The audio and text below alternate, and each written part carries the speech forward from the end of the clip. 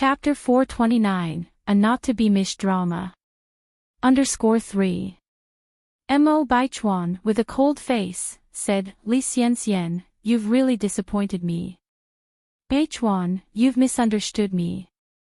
I didn't use that kind of drug, Li Xianxian cried, her tears streaking through her makeup. It broke Mo Baichuan's heart to see her like this. After all, he had known Li Xianxian for more than 2 years. She had always been good to him, and even published a book this year. Would Li Xianxian ever do something like drugging someone? Whether or not you've used the drug, wouldn't going to the doctor's office confirm it? Li Xianxian, are you willing to go? Jing Xianjing demanded fiercely. Baichuan, don't you trust me? Li Xianxian looked up at Mo Baichuan, her almond-shaped eyes red and swollen. Mo Baichuan looked at Li Xianxian, wavering in his resolve. Brother Baichuan, Jing Xianjing quickly countered, be calm. Don't be fooled by this woman. By the way, Brother Baichuan, did you drink the wine? If you did drink, there's no way you wouldn't react. Mo Baichuan hadn't realized until Jing Xianjing mentioned it, but he began to feel a heat rising from his lower abdomen. Mo Baichuan grabbed Li Xianxian's arm, come with me to the doctor's office. Jing Xianjing held the wine glass, her eyes gleaming with malicious pleasure. I didn't use that kind of drug. Li Xianxian cried out indignantly, exclaiming, I won't go. Jing Xianjing scoffed, the innocent are always without fear, if you're innocent, why are you afraid to go? Baichuan, I haven't.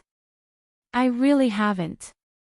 Believe me, Li Xianxian pleaded with teary eyes, directing her plaintive gaze at Mo Baichuan, this will affect my reputation for life.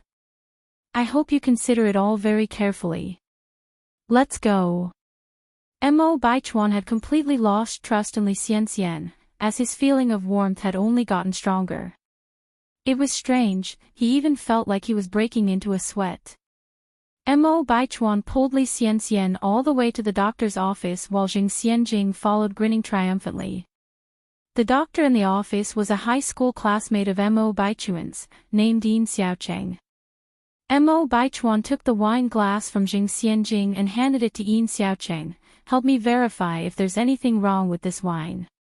Without asking any further questions, Yin Xiaocheng accepted the glass and retired into the lab, wait for me for 10 minutes.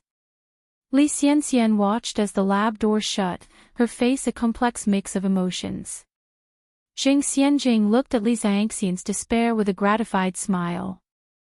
Who would have thought the impressive Li Xianxian would be reduced to this? After 10 minutes, the lab door reopened. Yin Xiaocheng, in his full lab gown, walked out. The smug look on Jing Xianjing's face was brighter than ever. Mo Baichuan rushed up to him immediately, so, how was it? Yin Xiaocheng removed his mask, nothing is wrong with the wine, but how about you two, what is the problem?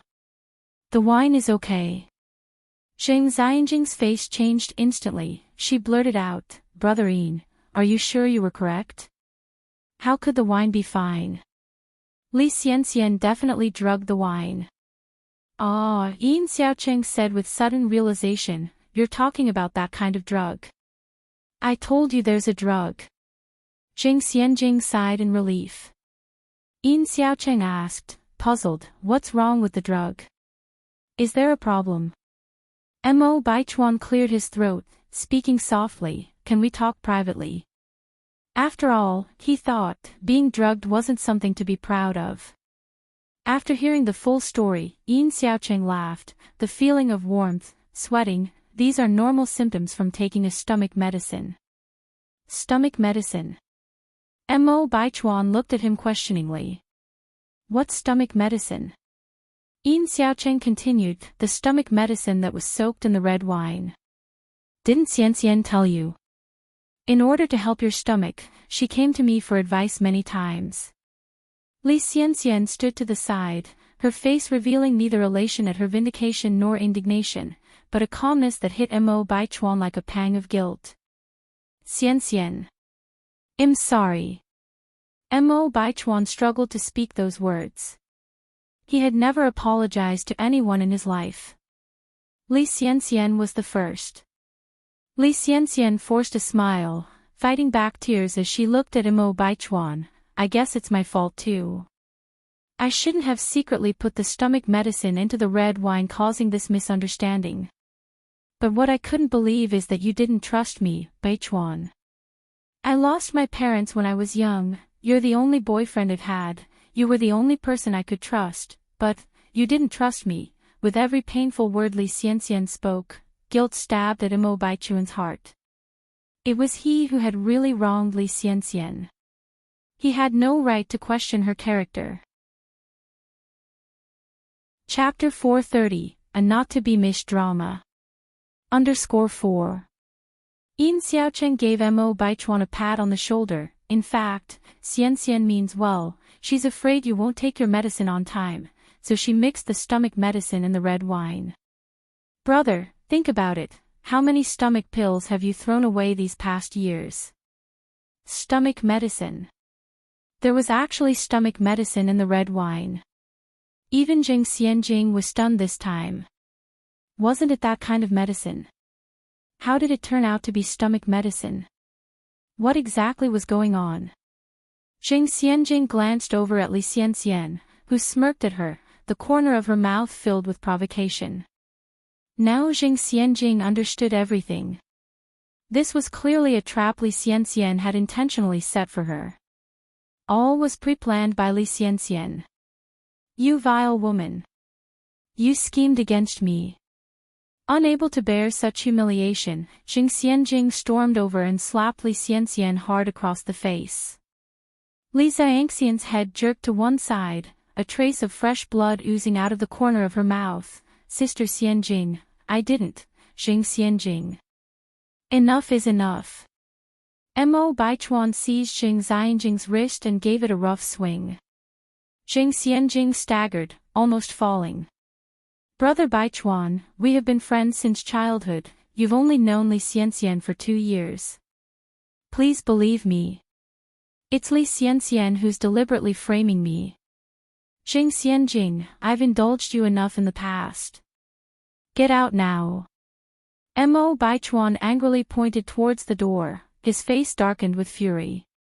Li Xianxian walked up to Mo Baichuan and seemingly understandingly said, Actually, Sister Xianjing means well, she's grown up with you and didn't mean to cause harm. It appeared that Li Xianxian was finding excuses for Jing Xianjing when in reality, she was adding fuel to the fire. Jing Xianjing almost died of anger. Damned Li Xianxian. She never dreamt that she would fall so miserably into Li Xianxian's trap one day. But she wouldn't admit defeat. Jing Xianjing immediately said, Brother Baichuan, I know I was wrong. Please don't be angry with me. Xianxian, please be magnanimous and forgive me, not being entirely a fool. A hint of surprise flashed in Li Xianxian's eyes, and she generously said, I hope that Sister Xianjing will think twice before doing anything next time. Jing Xianxian nodded hurriedly, Thank you, Xianxian, I promise there won't be a next time. The next time, she will repay Li Xianxian 100,000, tens of thousand times over for the humiliation she suffered today. Li Xianxian looked at Mo Baichuan, I'd like to take a day off to calm down. Okay. Without any hesitation, Mo Baichuan nodded in agreement. Then I'll leave first.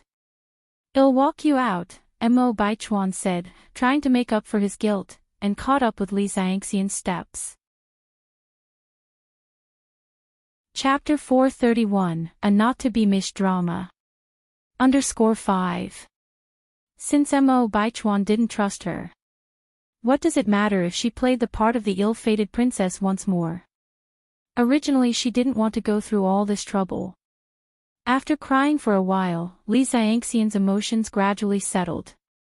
Li Ting softly said, Xianxian, it's getting late, let me take you home. Li Xianxian tightly hugged Li Ting and after a long while, she mumbled, Tingji, would you let me stay for the night? Li Xianxian was Li Ting's object of unfulfilled longing, so naturally, he was more than willing to agree to her request. Xianxian, aren't you concerned about your reputation? Li Ting hesitated. Despite his willingness, he had to consider Li Xiangxian's reputation. After all, she was a girl. Li Xianxian feigned a strong smile. Do you think I am the type who cares about appearances? You're my only confidant. Let's go, I'll take you home. Li Ting opened the passenger side of the car. For the sake of Li Xiangxian's reputation, Li Ting didn't take her back to Li family's villa, but brought her to his residence instead. Upon entering the residence, Li Ting busied himself with pouring hot water and preparing drinks for Li Xianxian. Li Xianxian said, I want to drink alcohol. Tingji, do you have any here? Li Ting handed a milk drink to Li Xianxian. It's not good for girls to drink alcohol, it's better to have some milk before bed. Li Xianxian looked at Li Ting and choked out, I feel awful, Tingji, just let me have a sip. In that moment, Li Ting gave in, taking a can of beer from the fridge. Cans came into existence in the 1950s. Li Xianxian handed Li Ting a can. Tingji, let's toast. Cheers. Li Xianxian chugged most of the beer in the can and drunkenly slumped onto Li Ting. Tingji, you're so kind. Li Ting sat there, barely daring to move. Tingji, I'm thirsty, I want to drink water. Li Xianxian requested. Li Ting handed her a cup of water. Li Xianxian pushed it away. I don't want the cold one, I want hot water. Helplessly, Li Ting rose to pour Li Xianxian some hot water. Hearing the sound of Li Ting's footsteps growing distant, Li Xianxian quickly pulled a green pill from her pocket, dropped it into Li Ting's beer and shook it. Soon, Li Ting came back with the hot water. Xianxian, have some water. Li Xianxian took the cup. Tingji, let's toast.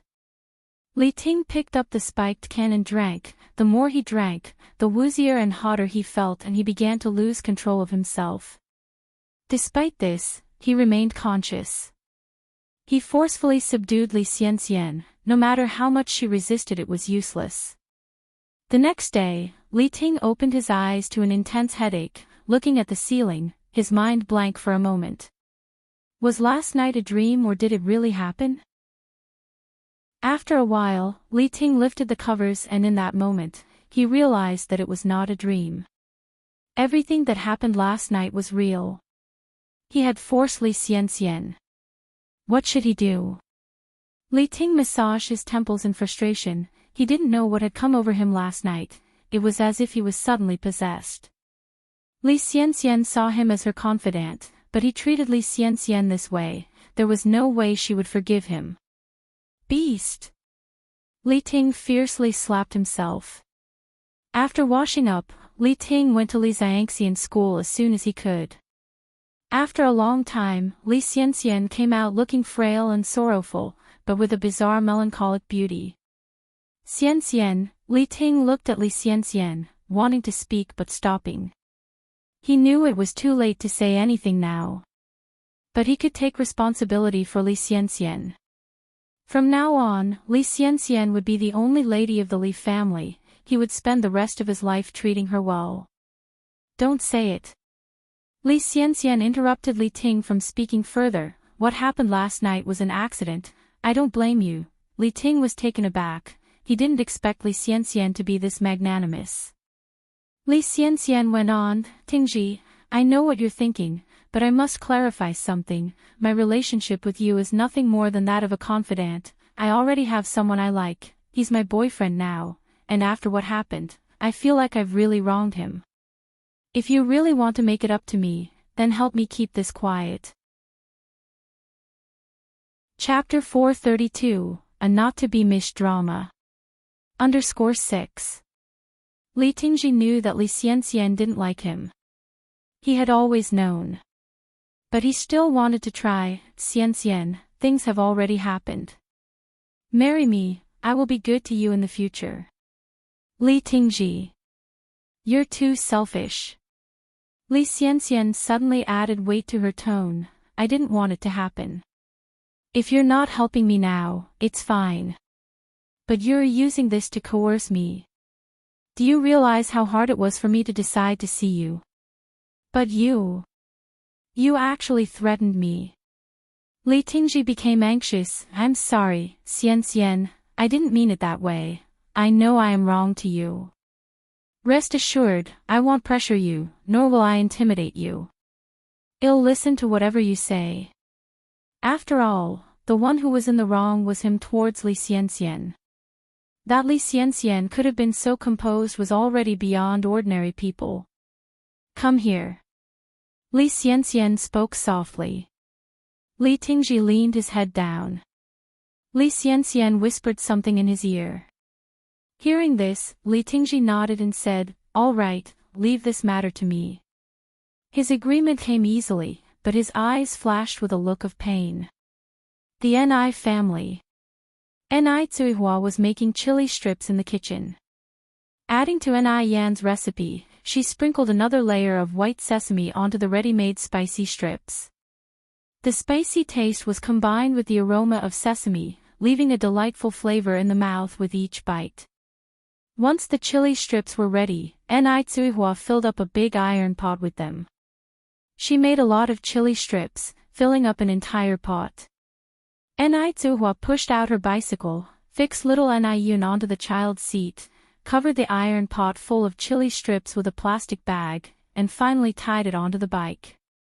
By the time all this was done, it was already 3:30 p.m. Ni Tsuihua rode her bike towards the city center.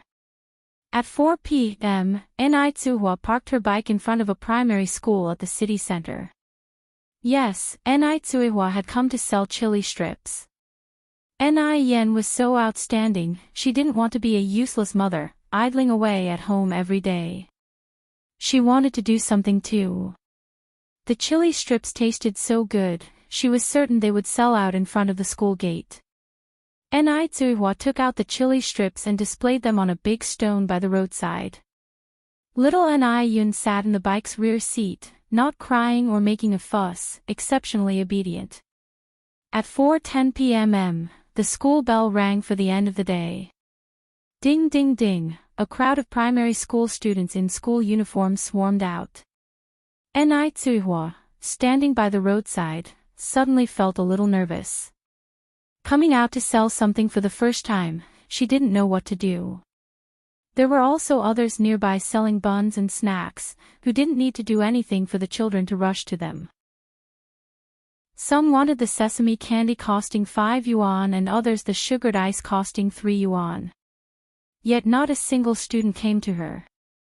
It was her first day setting up a stall and the big iron pot wasn't filled with colorful candies or delicious juice, so the children, not knowing what she was selling, naturally wouldn't come over. What should she do now? Ni Tsuihua wanted to call out, but lacked the courage. She didn't know how to call out and felt extremely embarrassed. So when all the students had left, Ni Tsuihua hadn't sold a single chili strip. This was a bit beyond Ni Tsuihua's expectations. She had thought that it would be easy to do business, but she encountered a setback the day she started selling chili strips. Sigh. At 5:30 p.m., Ni Tsuihua left with her cart, critically reviewing why she couldn't sell any chili strips. The main reason was pride. Others didn't know what she was selling or if it was nice, so naturally she couldn't sell anything. No, she needed to find a solution. Ni Tsuihua thought about this as she cycled. The next day, Ni Tsuihua went to the school gate as usual. Unlike yesterday, she brought along a cushion fan today.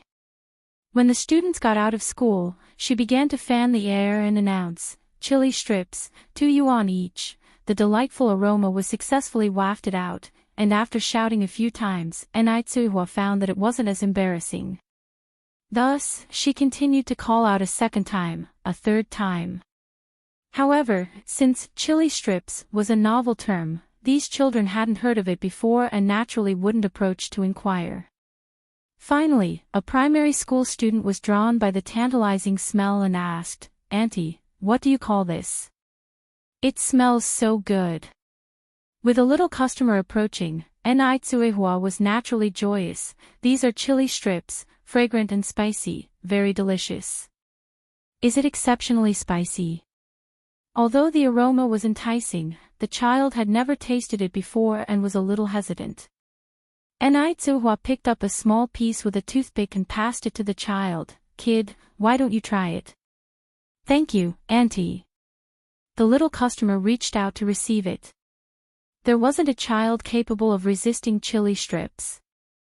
The spicy and numbing sensation was simply too good. Furthermore, Ni Tsuehua was generous with the seasonings, even adding her own special blend of spices, making the taste even more satisfying. People would hate to waste any bit, almost regretting not sucking their fingers clean. The little customer finished the bite-sized sample and was left wanting more. Immediately, she asked, Auntie, is it 2 yuan per chili strip? Yes. Ni Tsuehua nodded smilingly. It'll take 3. The little customer immediately took out 6 yuan to give to Ni Tsuehua. Ni Tsuehua promptly wrapped the chili strips and handed them to her.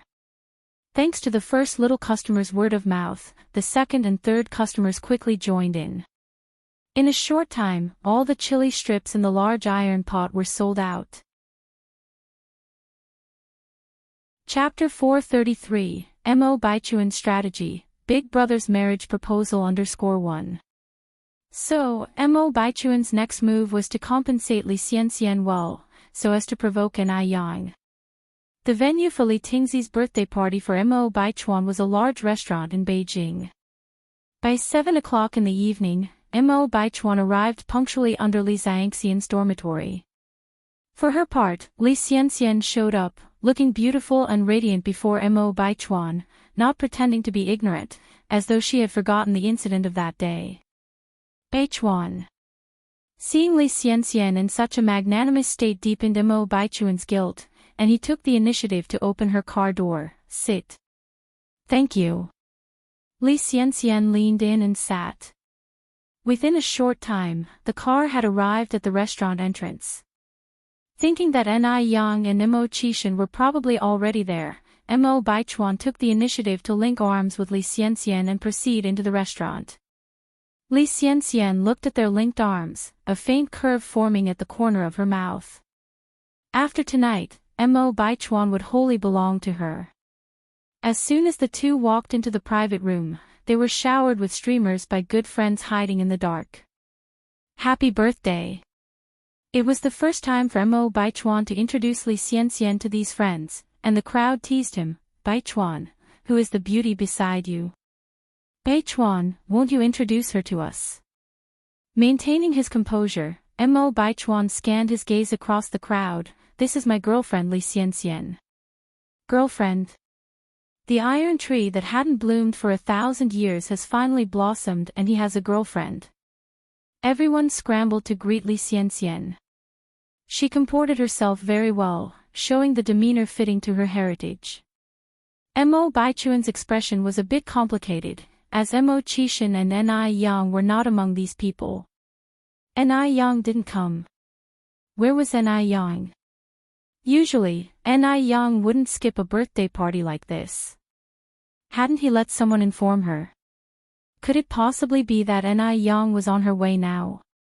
Yes, Ni Yang must be en route. Mo Baichuan withdrew his gaze nonchalantly.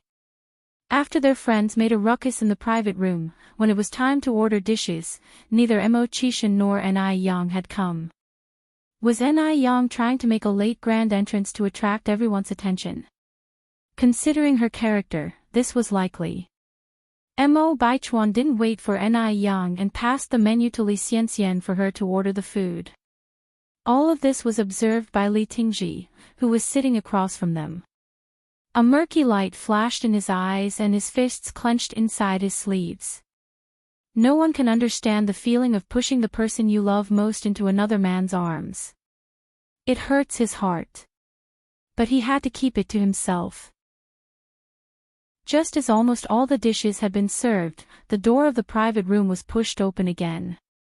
Without a second thought, he knew Mo Qishan and Ni Yang must be the ones who came. Looking up, Mo Baichuan saw Mo Qishan, as expected. He knew Ni Yang would come eventually. A mocking gleam flashed in Mo Baichuan's eyes.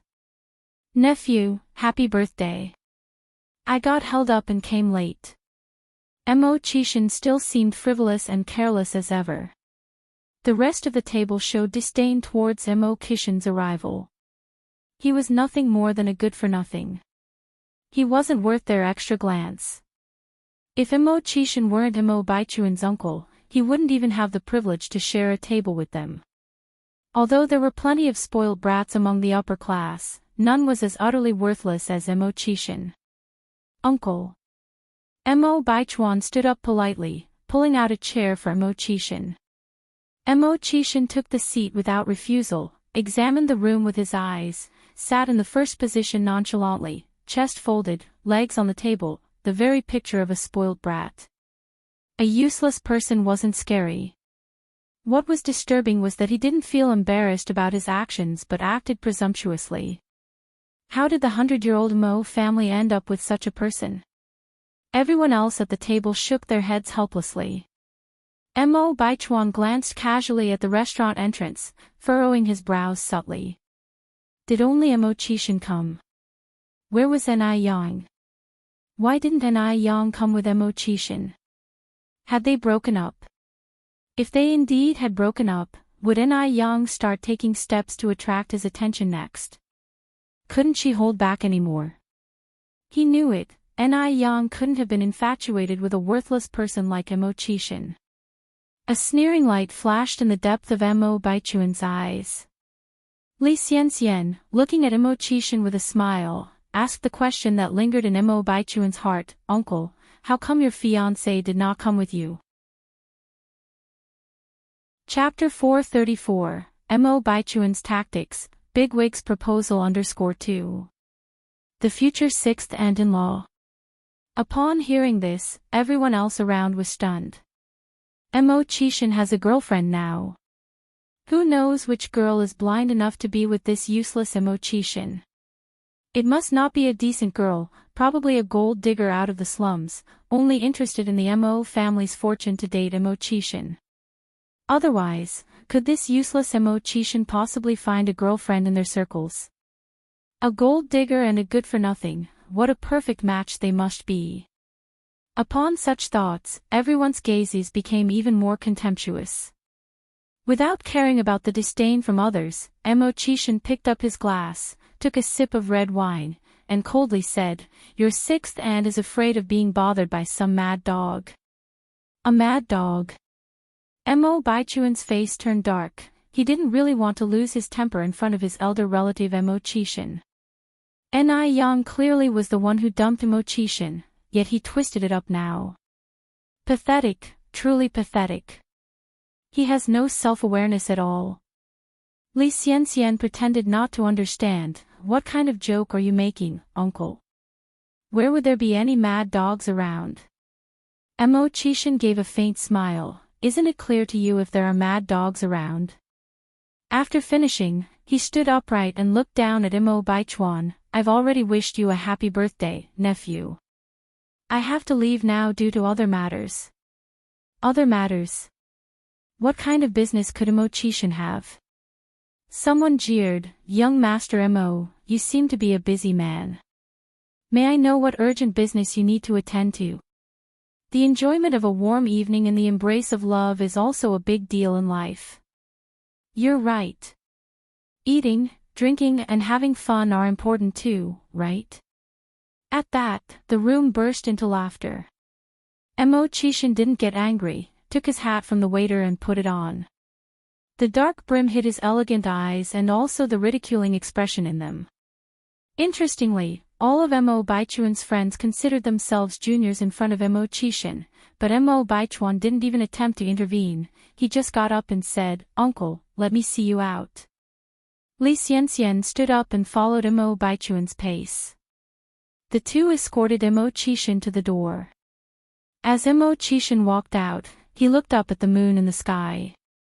The cold moonlight coated him with a silver halo, revealing a subtle mystique. Suddenly he missed Yang. Mo Chishan sighed lightly. Striving to present Ni Yang with all the finest things in the world, he had been busy all these days. Counting the time, they hadn't seen each other for over 10 days. Sir. A black luxury car pulled up in front of Immortality. Marcus got out of the car and respectfully opened the back door. Immortality leaned into the back seat. "Sir, in a few days, it will be Miss Nis' younger sister Yun's first birthday. Do you need us to prepare a gift?" Morris, who was sitting in the co-driver's seat, looked back at Immortality. A spark flickered in Immortality's eyes. "No need, I will prepare it myself." Prepare the gift himself? Upon hearing this, both Marcus and Morris were slightly taken aback. It seemed that this Miss Ni really was special. Immortality unbuttoned the second button on his white shirt and said, "Clear my schedule for tomorrow morning." "Understood." Marcus nodded his head. Inside the restaurant, in a private room, a group of people were clapping and singing happy birthday to Immortality. Li Xianxian cut the cake for Immortality herself. Looking at this beautiful and warm scene, Li Ting kept drinking, and even forgot about thing that Li Xianxian had asked him to do. "Tingji, have some cake." Li Xianxian placed a piece of cake in front of Li Ting. Li Ting took one look at her and came back to his senses. "Thank you, sister-in-law." Yes. Now, he ought to call Li Xianxian sister-in-law. Because everyone in the private room was calling her sister-in-law.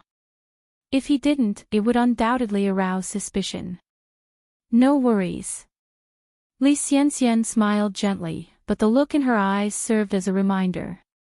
Li Ting immediately understood the meaning in Li Xianxian's eyes and raised his glass, looking towards Immortality. "Baichuan, you are the birthday boy. Hey, race to a happy birthday and to your everlasting happiness with sister-in-law." "Thank you." Immortality raised his glass to toast with Li Ting. Then Li Ting continued, "Let's all make sure we're drunk before we go home." "Yes, yes, yes. Let's get drunk."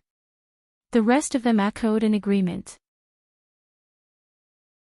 Chapter 435, Immortality's Tactic, Big Boss Proposal _3. One drink, then two. Gradually, Immortality's head was getting dizzy. Li Xianxian tried to dissuade him. "Baichuan, please stop drinking. You're becoming drunk." Li Tingji laughed. "Sister-in-law, Baichuan has a good alcohol tolerance. How could he be drunk?" "Exactly. Baichuan once drank a bottle of white wine in one gulp." Immortality was normally very disciplined and rarely drank. On the rare occasion that people had the chance to drink with him, they were not about to let him off so easily. Fine, don't worry." Immortality turned to look at Li Xianxian. Frustrated, Li Xianxian sighed. As the drinks continued for 3 hours, countless empty bottles littered the ground. Not only was Immortality drunk, everyone else in the private room was too. "Xian," Li Tingji began, lifting his gaze to her before quickly correcting, "Sister-in-law, why don't you take Baichuan home first? I can handle things here." Li Xianxian nodded and reached out to support Immortality. Immortality, standing 1.85 meters tall, was completely unconscious and limp from the alcohol. Li Xianxian was unable to muster the strength to move him. Seeing this, Li Tingji assisted by holding up the other side of Immortality. "It'll help take you guys home." "Thank you, Tingji." Li Xianxian looked gratefully at him. Agonizing regret flickered across Li Tingji's face. He didn't say anything, just continued helping Immortality forward while Li Xianxian hustled to keep up. Li Tingji drove directly to the base and helped Immortality into his dormitory room. Li Xianxian took out a key from Immortality's pocket and unlocked the door. The lavish dormitory, boasting a living room and bedroom suite, hardly resembled a student's dorm. Li Tingji dumped Immortality on the bed, telling Li Xianxian, "I'm leaving now." Li Xianxian nodded, her voice soft, "Take care on your way." As he turned to go, tears streamed down Li Tingji's face. As soon as the door shut, Li Xianxian walked to the bed and sneered down at Immortality, a satisfactory smirk on her face. Then, she bent over to unzip his clothes. Rip soon, a pile of torn clothes laid on the floor. Normally, men who are severely drunk have no physical reactions, but Li Xianxian did not care. She had calculated precisely that it would be her ovulation period the same night she spent with Li Tingji. Li Xianxian turned the unconscious Mo Baichuan over and positioned him on top of her. The next morning, as soon as the sunshine seeped in through the window, Mo Baichuan opened his eyes. Something's felt off underneath the covers. As if someone were hiding there. Was he dreaming? Mo Baichuan looked down and suddenly snapped awake. What the hell was happening? Why was Li Xianxian in his bed? Mo Baichuan felt a terrible headache. His mind was blank, unable to remember what had happened the night before. What had happened? He was pretty confident about his self-control. How could he have lost his inhibitions after drinking? Pinching his temples to alleviate his irritation, Mo Baichuan glanced at the torn clothing strewn on the ground, and immediately felt a pit in his stomach. Could it be that he had forced himself on Li Xianxian? Just then, a piercing scream echoed throughout the room. Ah! Li Xianxian, who had apparently woken up at some point, was gripping the bed covers, her face pale, her entire body trembling. Xianxian, I have no idea what happened. Mo Baichuan was at a loss, unsure of where to begin explaining. Gulping nervously, Li Xianxian tried to regain some calm. You, don't say anything. Let me collect my thoughts. After saying this, she wrapped herself in thin covers and walked toward the bathroom. With the blanket taken, a bright red stain was glaringly obvious on the white sheets. Almost too glaring. Was this Li Xianxian's first time? Mo Baichuan's frown deepened even further. After hurriedly dressing himself, he sat down on the sofa, lit a cigarette and began to furiously puff smoke. Did Li Xianxian set him up? Ordinarily, he had good tolerance. Even when drunk, he wouldn't become unruly or violent. He would only quietly sleep. How could something like this have happened? Also, why was Li Xianxian in his dormitory? Chinese name squinted his eyes. After a while, Li Xianxian finally emerged, wrapped in covers, from the bathroom. Baichuan.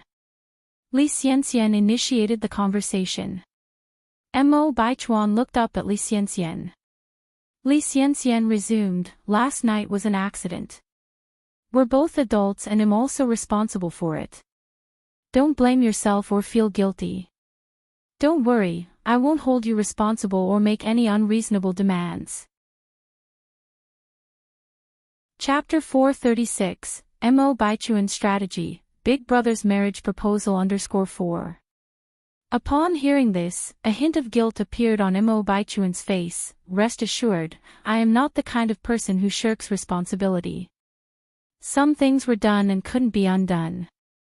Li Xianxian was an innocent young woman who had followed him. It would be unfathomable for Mo Baichuan to deny her now. Li Xianxian said solemnly, Baichuan, I don't want you to take responsibility just for the sake of it. Although we are boyfriend and girlfriend now, I can tell that you don't really like me. So, let's break up. Break up? Mo Baichuan was astounded.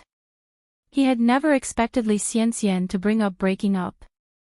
If this was truly a trap set by Li Xianxian, would she propose breaking up? Who would ever gamble with their own reputation and dignity? For a moment, Mo Baichuan suddenly found the situation confusing. Are you sure you want to break up? Mo Baichuan turned his head to look at Li Xianxian. Yes, I'm sure. Li Xianxian nodded firmly, let's break up. I will move out of the base as soon as possible, and that way there will be no pressure on either of us. All right. Mo Baichuan nodded, then let's break up. He was curious if Li Xianxian would really move out. As Li Xianxian curved her lips into an imperceptible smile, a flicker of disdain flashed in her eyes. So, this was how lightly he took her in his heart. He didn't even try to keep her when faced with a breakup. Luckily, she was prepared for this. This time, she was determined to hold on to Mo Baichuan's heart tightly. Goodbye. Li Xianxian wrapped herself tightly in the quilt and moved towards the door. Halfway there, she turned back to look at Mo Baichuan. Don't worry, I will leave quietly without causing any disturbance. After leaving Mo Baichuan's dorm, Li Xianxian went to her own dorm, changed her clothes, and took her luggage to leave the base. Without any reluctance or regret. Just as Li Xianxian left, the dorm phone rang. Mo Baichuan walked over and picked it up. Hello. Baichuan, it's me. Li Ting's voice came from the other end of the phone. Mo Baichuan cleared his throat, then asked, Tingji, what's up? Li Ting asked with concern, you and sister-in-law were all right last night, right? Why do you ask? Mo Baichuan furrowed his brows slightly. Li Ting then asked, Baichuan, do you really have no recollection of what happened last night? Last night, what exactly happened? Li Ting continued, this is what happened. Last night you drank too much and you were holding sister-in-law's hand tightly, not letting it go. In the end, you started acting unruly. There was no other way, so sister-in-law and I brought you back to your dorm. Chapter 437, Mo Baichuan Strategy, Big Brother's Marriage Proposal _5. His footsteps were light, very light. Ni Yang was engrossed in washing clothes, not noticing anything else. Mo Qishan quietly came to Ni Yang's side, covered her eyes with his hand and held his breath as he asked, guess who I am? Ni Yang was momentarily startled but played along, let me guess. First, using the process of elimination, you definitely aren't that scoundrel Mo Qishan. Her long eyelashes brushed against Mo Qishan's palm, causing a slight tickling sensation. From Mo Qishan's angle, he could see straight down Ni Yang's neckline. Don't peek when it's inappropriate. Mo Qishan quickly averted his gaze from the sight, looking at the wild ducks on the river, silently chanting a mantra to clear his mind several times. Ni Yang pinched Mo Qishan's hand, scoundrel, let go of me now. A patch of water immediately wet Mo Qishan's hand. He quickly came to his senses, releasing Ni Yang, somewhat surprised, Yang, how did you know it was me? Ni Yang raised an eyebrow slightly, playfully retorting, because our hearts are connected. As it turned out, Mo Qishan was indeed not immune to teasing. His face instantly turned red. Really? Really? Ni Yang laughed, of course it's true. So, brother Mo, what brings you here today? Mo Qishan held Ni Yang tightly, burying his head in her neck, deeply inhaling the fragrance of her hair, because I missed you. He really, really missed her. He didn't know how to describe this strange feeling. Yang, do you miss me? Mo Qishan continued to ask. Ni Yang nodded. Really? Mo Qishan was overjoyed. Really?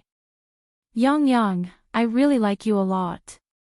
Mo Qishan said seriously, I feel like I can't live without you in this life, I want to be with you forever. Ni Yang asked, forever is a long time, are you certain that when I'm old and wrinkled, you'll still feel the same as you do now? Perhaps it was because of too many past experiences, Ni Yang had a hard time believing in love.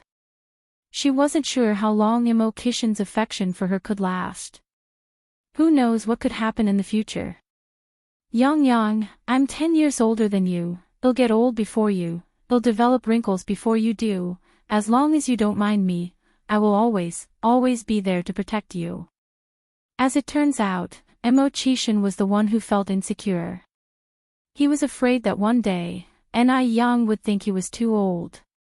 After all, there was a 10-year gap between them. Don't worry, I won't mind you getting old. Ni Yang tightened her hold around his waist. Really? Mo Qishan seemed to be in a dream. Ni Yang was serious, really. Mo Qishan continued, wife, when are we getting married? Cough, cough, cough. This scoundrel Imo-chishin is too presumptuous. She's just 18 and he's already thinking about marriage. Yang was nearly choked by her own saliva, and she pushed Imo-chishin away. Scoundrel, what are you thinking? Caught off guard, Imo-chishin plopped down into the water, sitting there. I'm sorry, brother Imo, are you okay? Yang immediately extended a hand to help Imo-chishin up. Imo-chishin refused to get up from the water, looking at Yang with a pitiful face. Wife, don't you want to marry me? Who are you planning to marry first? Have you stopped liking me? No, you misunderstand. It's not that I don't want to marry you. Yang didn't know how to explain herself. Upon hearing this, Imo-chishin brightened. Then when are we getting married? Seriously. Again with this problem. Yang kicked Imo-chishin lightly. Scoundrel, I'm only 18. Does that conflict with marriage? Imo-chishin asked innocently, a forlorn look on his face. Wife, we can't be dishonest. You just said you wouldn't mind me. I'm older than you, and you don't want to marry me now. I feel really insecure. At that moment, Yang had the strange illusion that Imo-chishin was like a homeless, pitiful little puppy. Yang softened at that, changing her tone. I'm not even of legal marrying age yet. There's a rule that states that the combined age of the couple must be at least 42 for the marriage to be legally recognized, and for girls, the legal age of marriage is 20. Imo-chishin considered this for a moment. Then we can get married in 2 years. Yang took hold of Imo-chishin's hand. Brother Imo, get up first. Imo-chishin, with a mischievous glint in his eyes, held Yang's hand. He slowly stood up, but just then, he suddenly pulled her. Chapter 438, Mo Baichuan Strategy, Big Brother's Marriage Proposal _6. Bang! Both of them fell into the water simultaneously, splashing water everywhere. Yang had not been prepared and ended up landed on Imo-chishin's body. Breathing entwined, they could clearly feel each other's heartbeat. Even Imo-chishin, the orchestrator of the whole thing, was stunned, his mind blank. Yang didn't get up in a rush. She reached out to pinch Imo-chishin's face. You dog, has your courage grown? You dare to conspire against me? I didn't, Imo-chishin stammered. Yang increased the strength in her grip, still defending herself. Imo-chishin controlled himself and said, Yang, could you get up first, please? Nope. Yang replied, didn't you not want to get up? Yang. Imo-chishin's pupils were as dark as ink, his voice low. Yang decided to back off, stood up, and said, we'll let you off this time. Phew. Imo-chishin let out a sigh of relief. If Yang hadn't gotten up, he just might have embarrassed himself. He might even have ended up scaring his wife away. Yang continued washing clothes. If you looked closely, her ears were slightly red. Imo-chishin stopped teasing her, took off his upper clothes, and dived into the river with vigor. Yang simply washed his clothes as well. The fell earlier had caused quite a bit of yellow mud to stick to Imo-chishin's white shirt. Yang's clothes were not spared either, got quite wet, but luckily, it was summer and the thin clothes dried quickly. Yang. Imo-chishin swam to the middle of the river, popped his head out, and called for Yang. What is it? Yang looked up. Can you guess what I caught? Imo-chishin continued. A fish? Yang guessed. Wrong. Imo-chishin shook his head. River clams. Imo-chishin still shook his head. It's not a snake, is it? Yang shivered at the thought.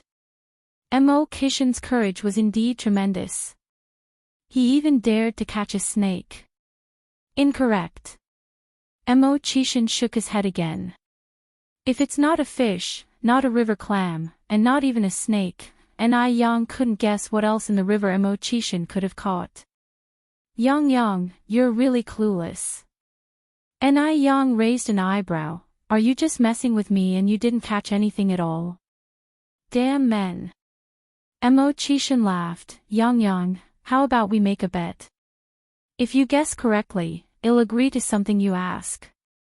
If you can't, you'll have to agree to do something for me. And I'll even give you a hint. Ni Yang nodded slightly. Okay, go ahead. Imo-chishin continued, the thing I caught is alive. You've seen it before and you might have even eaten it. River shrimp. Wrong. Imo-chishin chuckled. Yang, you lost. I admit defeat. Ni Yang added, can you tell me what you caught now? Imo-chishin raised his right hand. It's this. Suddenly, the sound of quack quack quack echoed in the air. A wild duck. Ni Yang would never have guessed that Imo-chishin would catch a wild duck. Wild ducks differ from domestic ducks. Not only are they much smaller in size, but they are also very agile and can fly high like birds. Under normal circumstances, it would be impossible to catch a wild duck barehanded. Even professional hunters need to use guns. Imo-chishin quickly swam over to Ni Yang and handed the wild duck to her, shamelessly asking, how awesome is your man? Ni Yang slapped his face. Mr. Imo, can you have some shame, please?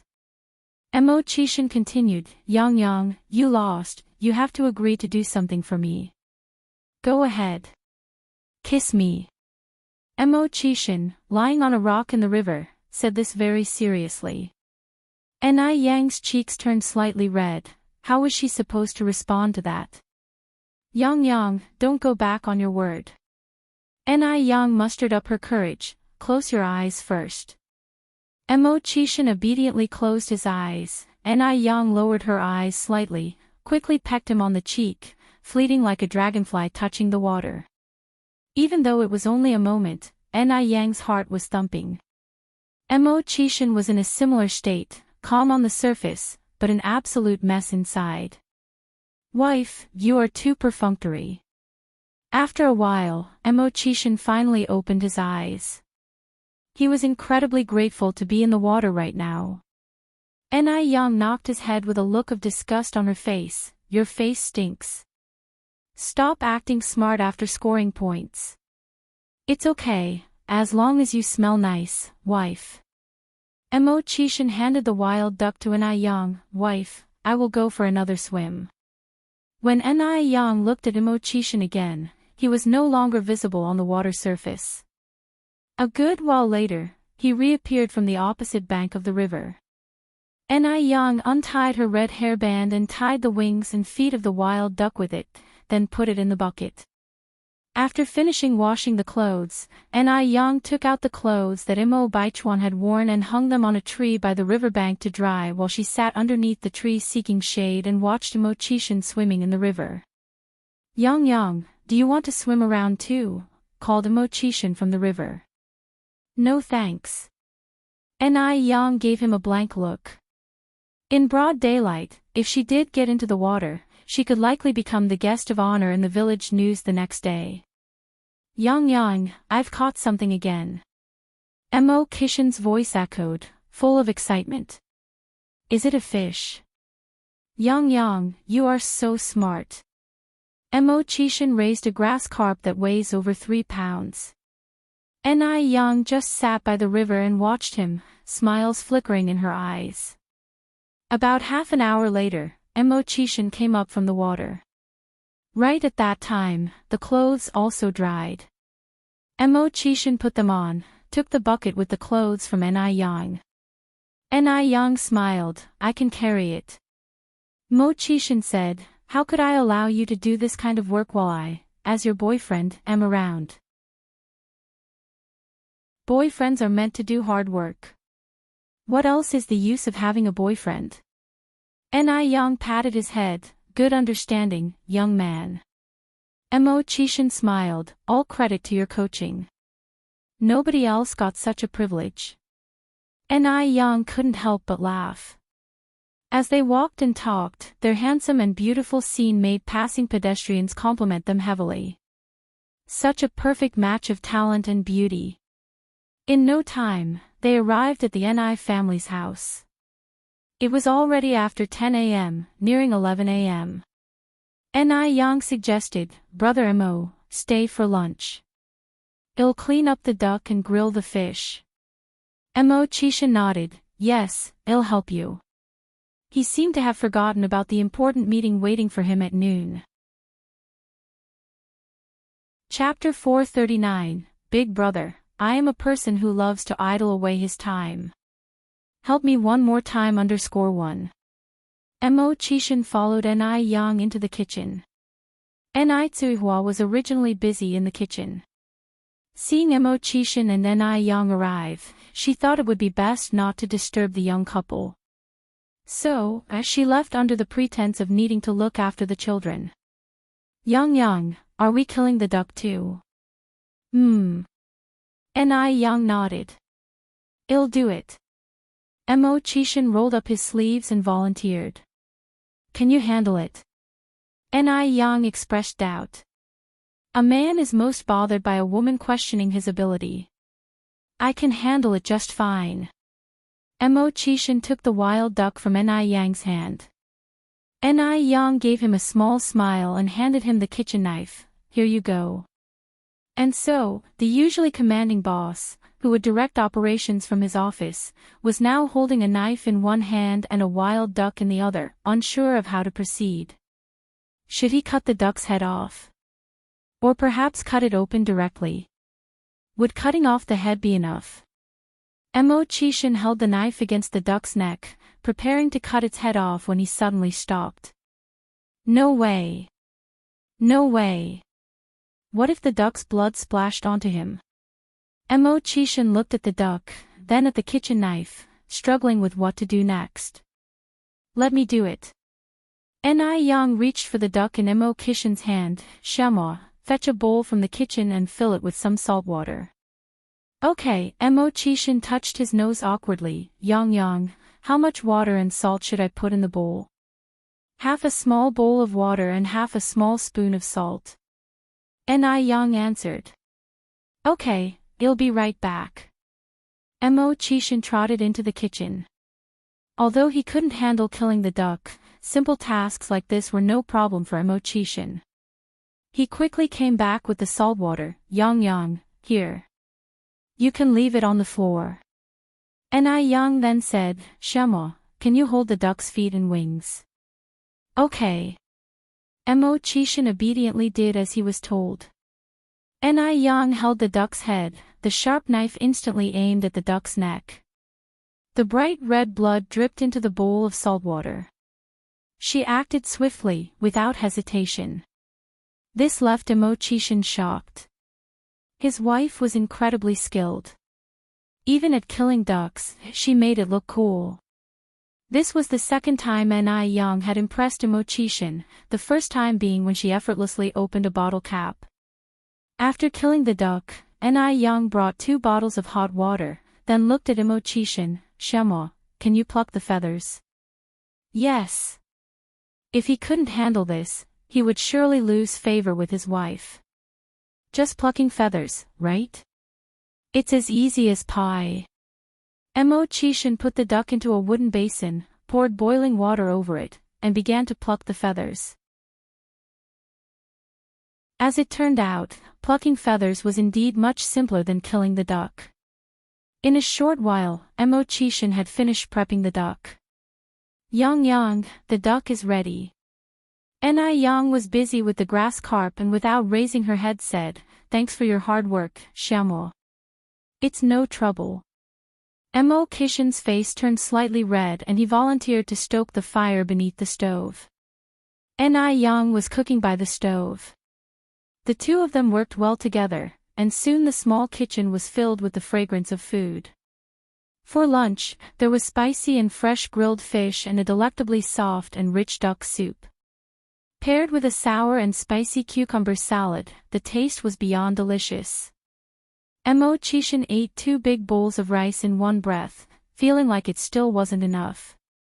After the meal, Emochishin volunteered to wash the dishes. Ni Tsuhua laughed. Shamo is such a good boy. Yang, you must cherish him. Don't bully him. Ni Tsuhua, having grown up in a different era, had never seen a man do so much for a woman before. In her generation, it was taken for granted that women should serve men. But Emochishin had completely overturned her old-fashioned viewpoints. Emochishin showed her equality and respect. He was a man deserving of Ni Yang's love. Ni Yang raised an eyebrow slightly. Mom, do you think I would bully anyone?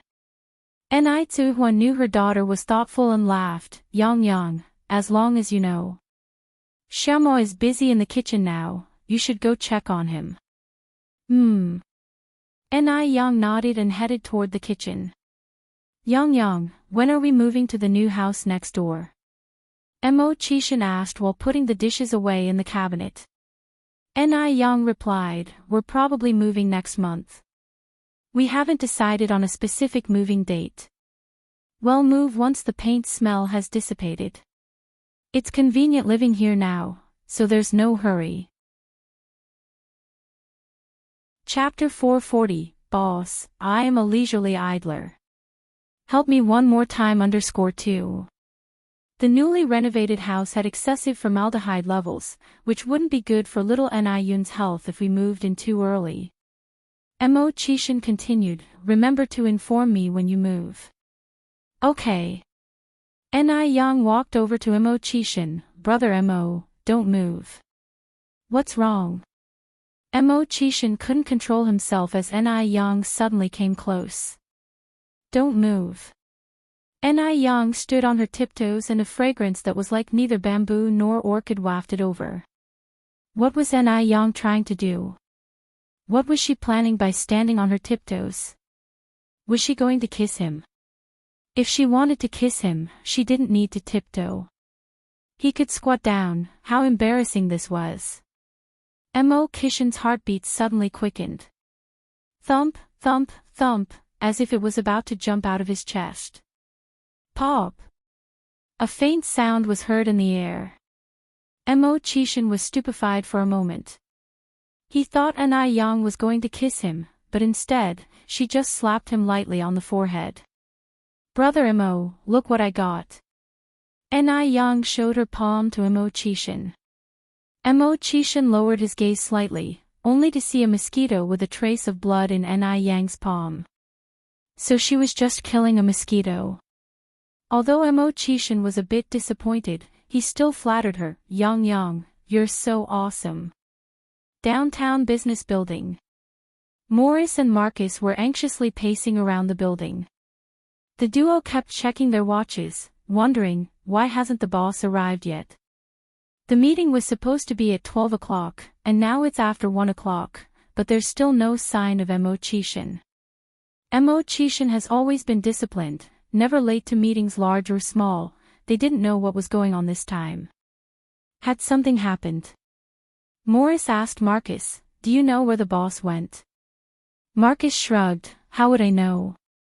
The boss asked me to clear all his schedules for this morning, but he didn't tell me where he was going.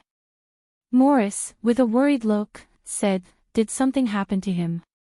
In this era of underdeveloped communications, it's so inconvenient. If anything happens, we don't have any means of communication and we can only worry. Marcus said, TSK. Shut your gloom-mongering mouth. How could anything happen to the boss? I think he must have gone to see Miss Ni. Morris scratched his head. Impossible, right? It's almost the first birthday of Miss Ni's sister. If the boss wants to see Miss Ni, he wouldn't be so urgent. Who knows? Marcus added, there's an old Chinese poem that goes, a day without seeing you is like a decade in torment. I think the boss is really fallen this time.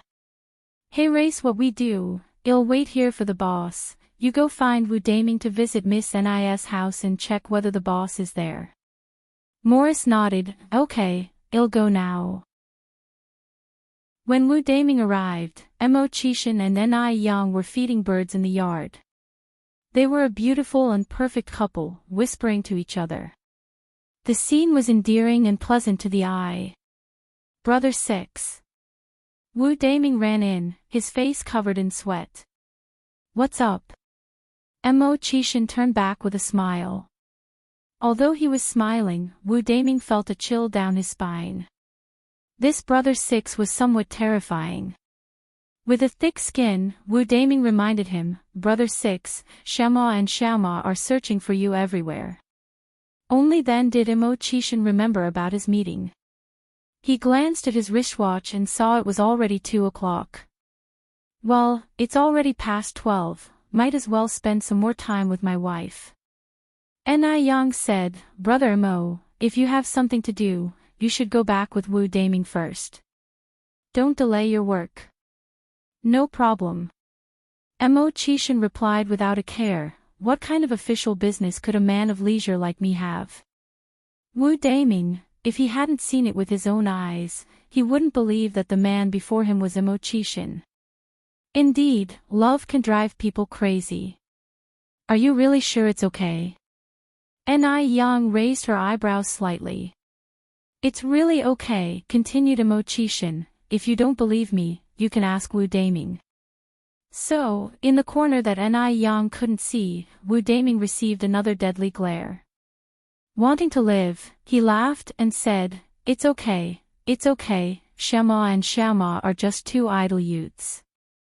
Apart from wanting to drink with Brother 6, what else could be so important? Sorry, Morris and Marcus, you're being blamed for being idle and unproductive by me. In his heart, Wu Daming apologized silently to the outstanding young men, Morris and Marcus. Yang smiled and said, that's good then, oh, Wu Daming, we're planning to eat roast rabbit tonight, why don't you stay and join us? Chapter 441, Big Boss, I am a person who enjoys idling around. Help me one more time _3. Thanks, sister-in-law and I, but I won't be joining for dinner, Wu Daming declined politely. The roast rabbit was delicious, but he didn't want to be a third wheel. Just join us, you don't have anything better to do anyways. The more, the merrier, right? Yang held Mo Qishan's hand tighter, right, Brother Mo? Wu Daming had helped her out a lot, and Yang sincerely wanted to show her gratitude. Yang was far from naive. She knew Wu Daming would listen to Mo Qishan, and if Mo Qishan nodded in approval, Wu Daming would certainly stay. Mo Qishan nodded his head, your sister-in-law is right. Wu Daming was about to say something else when Mo Qishan looked at him, his tone bland, are you too busy? Wu Daming immediately changed his tune, no, not busy at all, then, sorry for intruding, sister-in-law. Yang chuckled, you're not an outsider. Mo, why don't you go keep Daming company inside, while I catch the rabbit? The rabbit meat needed to be marinated in advance so it would be flavorful during the barbecue. Wu Daming said, I want to walk around the village. Don't bother with me, go about your business.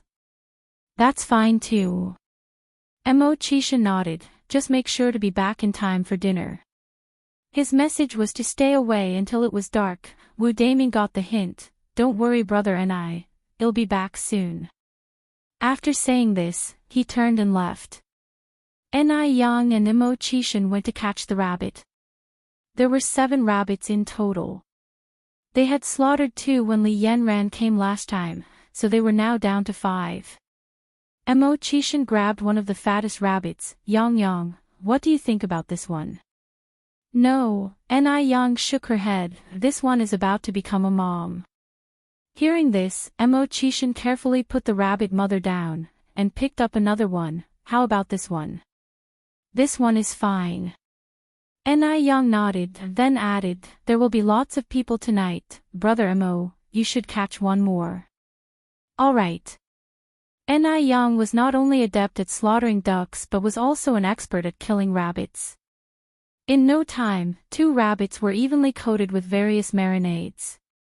Apart from rabbit meat, Yang had also prepared enoki mushrooms, baby cabbages, chili, lamb, eggplant, and vermicelli. At this time, barbecues were not yet as popular as they would become in later years, and skewers were not available in the countryside. So, Ni Yang and Mo Chishan went to the bamboo grove to cut some bamboo. Mo Chishan was very skilled with his hands. Ni Yang just described the shape of the skewers, and as he cut the bamboo, he also whittled the skewers for Ni Yang. They were of uniform size, just like what you could buy on the street. Ni Yang marveled, "Brother Mo, you're so skillful." Just as so. The champion of the China's swordsmanship competition, Missouri Chishan modestly downplayed his prowess. After making the skewers, Mo Chishan sat in the yard and skewered the food while Ni Yang made the charcoal. Time passed second by second. In a blink of an eye, it was evening. By the time Ni Chingue and Wu Daming returned, Ni Yang had already prepared everything.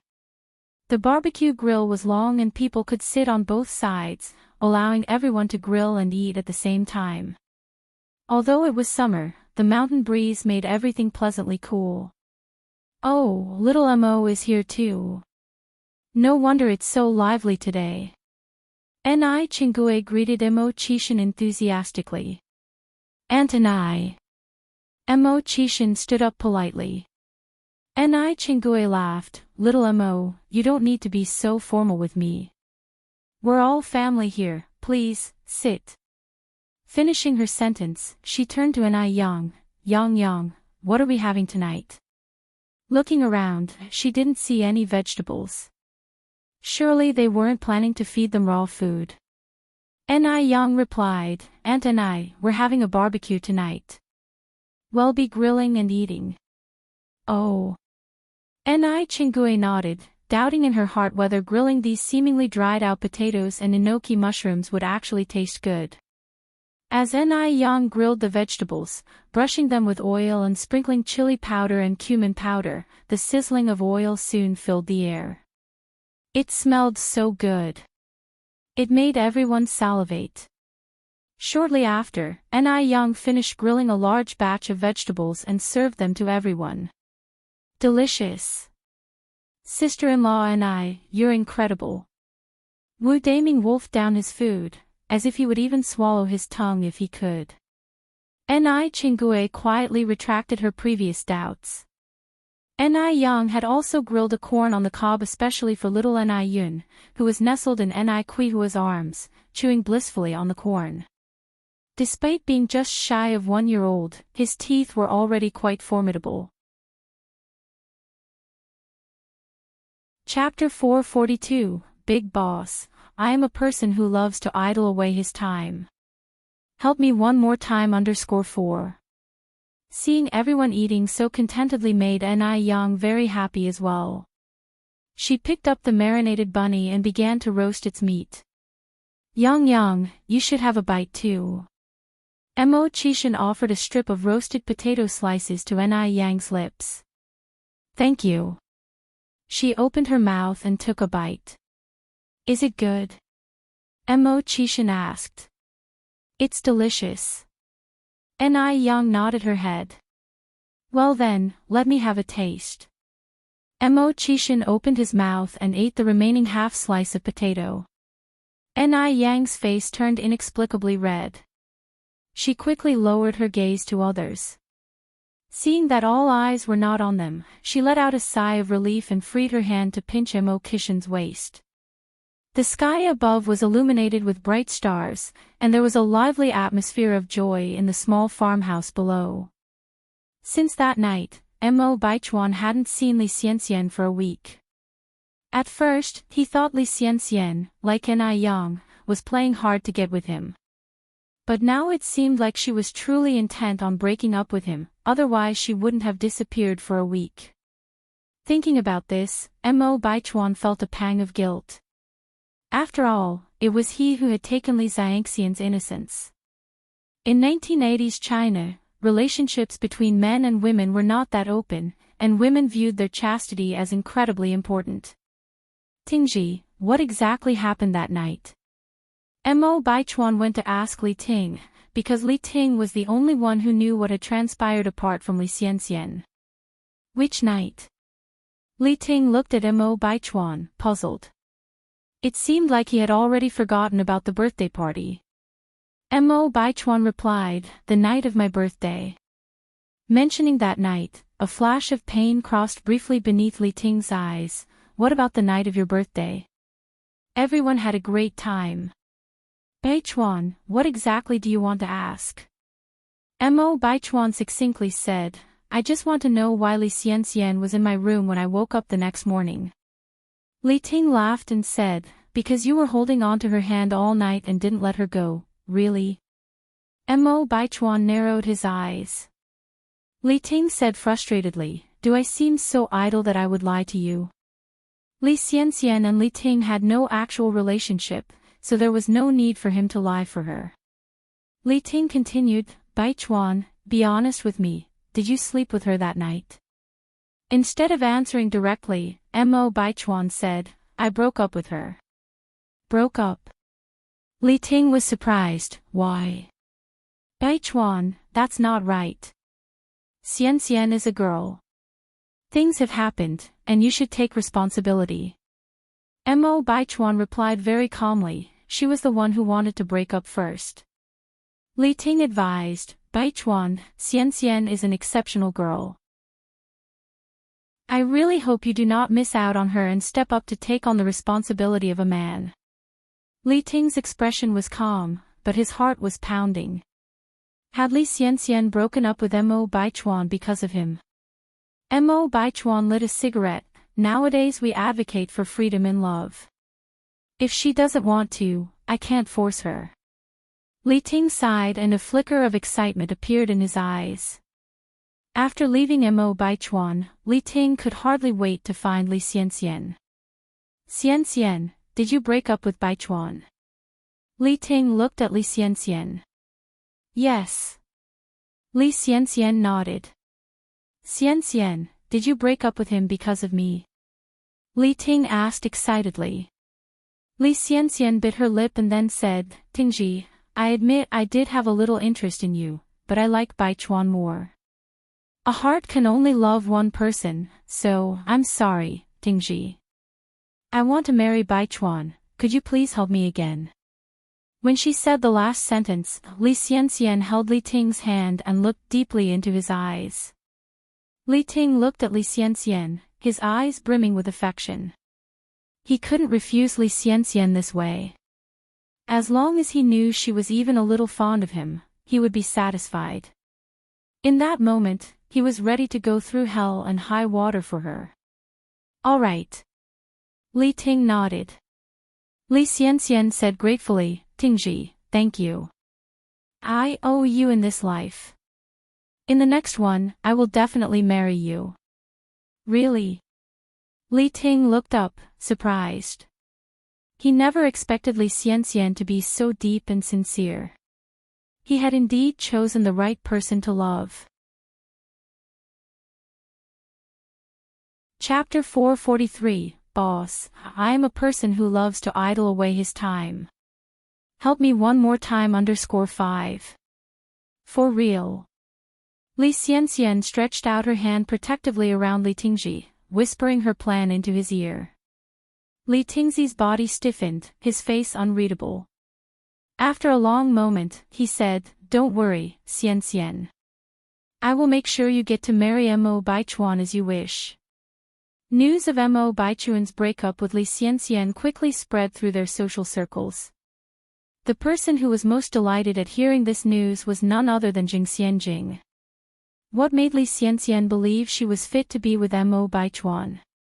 What has you in such high spirits? Zhang Lingling came in from outside.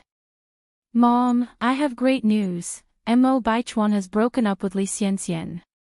Before Zhang Lingling, Jing Xianjing never hid her ambitions, because they were two peas in a pod. So what if they broke up? Surely there's nothing worth celebrate about that. Even without Mo Baichuan, there is still Song Beiqing. His family background is no worse than Mo Baichuan's. Moreover, I heard that Song family is about to get another promotion. By then, their power will be even greater. Zheng Lingling paused, then continued, So Xianjing, I advise you to focus your energy on Song Beiqing. He's the only heir of the Song family. Jing Xianjing grinned, Mom, you're just seeing the surface. To me, 100 Song Beiqing would not compare to one Mo Baichuan. What's so great about the Song family's power? Could they be greater than Mr. Mog? Jing Xianjing remained clear-headed. Jing Lingling poked Jing Xianjing's head in exasperation. What is with you? First Mo Qishan, now Mo Baichuan. Can't you just leave Mo family alone? Without pausing, Jing Lingling continued, Though Mo Baichuan is indeed not bad, he is slightly inferior to his cousin, Song Beiqing. Jing Xianjing laughed. Falling for a piece of waste in the past was a mistake of mine, but rest assured, I have a keen eye for the truth this time, and I will not make the same mistake again. Zheng Lingling, not being a fool herself, continued, Xianjing, are you hiding something from me? Jing Xianjing looked as if she wanted to say something but held back. Mom, if I tell you, you can't tell anyone else. Zheng Lingling rolled her eyes. Don't tell me you don't trust your own mother. Jing Xianjing revealed her suspicions to Zheng Lingling. Zheng Lingling took a while to recover from the shock. Mr. Mog. It's Mr. Mog. She had not seen it coming, that Mr. Mog, so mysterious and unpredictable, was actually Mo Baichuan, whom she had watched grow up. Xianjing, are you certain you're not mistaken? Zheng Lingling questioned. Jing Xianjing replied, I am sure. I initially thought Mr. Mog was the worthless Mo Qishan, that's why she left the rest unsaid. Zheng Lingling snorted, that useless person, Mo Qishan, isn't even worthy to shine Mr. Mog's shoes. Exactly, Jing Xianjing sighed regretfully. I was so foolish to waste so much time on such a loser. I almost overlooked the real Mr. Mog. I was lucky to uncover the truth in time. Every time she thought about this, Jing Xianjing felt extremely fortunate. Zheng Lingling continued, Baichuan has certainly played his cards close to his chest. Who can disagree? Jing Xianjing nodded. If I hadn't seen it with my own eyes, who would have believed that he is Mr. Mog? Zheng Lingling frowned slightly, looking worried. Xianjing, I've heard rumors that Zhao Jingrong of the Zhao family has declared that she won't marry anyone but Mr. Mog. You will need to keep an eye on her so she doesn't steal Baichuan away. The influence of the Zhao family in Beijing far exceeds that of the Mo family and the Jing family. Otherwise, Zhao Jingrong wouldn't be so bold to ditch Mo Qishan at will. Moreover, Zhao Jingrong not only boasts a prestigious family background but is also pretty and well-educated overseas. These exceptional attributes make her a force to be reckoned with. Jing Xianjing laughed, Mom, you can rest easy. Zhao Jingrong still doesn't know that Mo Baichuan is Mr. Mog. And even if she did, would Mo Baichuan marry someone who almost became his aunt through marriage with Mo Qishan? Even if Zhao Jingrong loses her dignity, the Mo family would still want to keep their face. Jing Xianjing was not worried about Zhao Jingrong, as she had no upper hand at all in front of Mo Baichuan. Chapter 444, Big Brother, I am a person who loves to idle away his time. Help me one more time _6. Mr. Mog isn't someone she can decide to marry just because she said so. On the contrary, Jing Xianjing was a bit worried about Li Xianxian. After all, she had once been in a relationship with Mo Baichuan. Jing Xianjing shared her concerns with Zheng Lingling. Zheng Lingling laughed and said, Xianjing, don't worry at all. I heard from your grandmother Mo before that they were not very satisfied with Li Xianxian, saying she's not good enough. Besides, they've already broken up, what else do you have to worry about? Hearing Zheng Lingling's words, Jing Xianjing felt much less worried. Zheng Lingling continued, Xianjing, your most important task now is to win over Baichuan's heart, make him notice you, be fond of you, and want to marry you.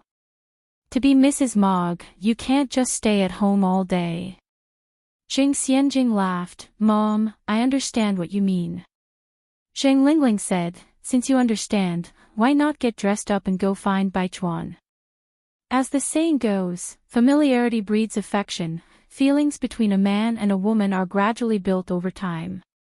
Jing Xianjing nodded in agreement. Ni Yang has been settled in the restaurant for a week now, and hasn't started the renovation because they were waiting for an auspicious time. Today is a good day. Early in the morning, Wang Tina brought a group of people to the front of the restaurant. In addition to local labor, Wang Tina also called many people from neighboring villages. Consequently, Ni Yang not only became the lucky star of Jinghua village, but also that of neighboring villages, and many people dreamed of moving to Jinghua village. It's important to know that Jinghua village's economy now far outstrips a few neighboring villages, and Ni Yang's fame as a lucky star is spreading further and further. Before starting the renovation, Ni Yang set off a string of firecrackers to bring good fortune. Wang Tina, with the blueprint in hand, was telling everyone where to start the renovation. The blueprint was designed by Ni Yang herself, based primarily on traditional Chinese elements. In today's Beijing, there are Japanese restaurants and Western restaurants, but there is no restaurant that promotes the beauty of traditional Chinese culture. Although the decor of Japanese restaurants is quite classical, it belongs to Japan's own classical style, which has nothing to do with China. Ni Yang now not only wants to expand her skincare business abroad, but also to export traditional Chinese culture through the restaurant industry, so that people all over the world can feel the charm of traditional Chinese culture. Yang, is this a column? Wang Tina asked, pointing at a black dot on the blueprint. That spot on the design seemed to be blurred by a water droplet. However, as the designer, Ni Yang knew clearly every detail on the blueprint. Uncle Tina, this is a screen. It was fortunate that Wang Tina was attentive, otherwise, if he had built a column, the consequences would be unthinkable. Wang Tina nodded. Oh, I see. Miss Ni, are you starting the renovation today?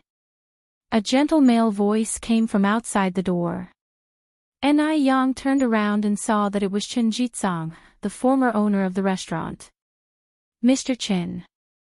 Ni Yang nodded slightly. Chen Jitsang said, I was just passing by and saw the door open, so I came in for a look. This was where he started his first business and also the last, so his sentimental attachment was understandable.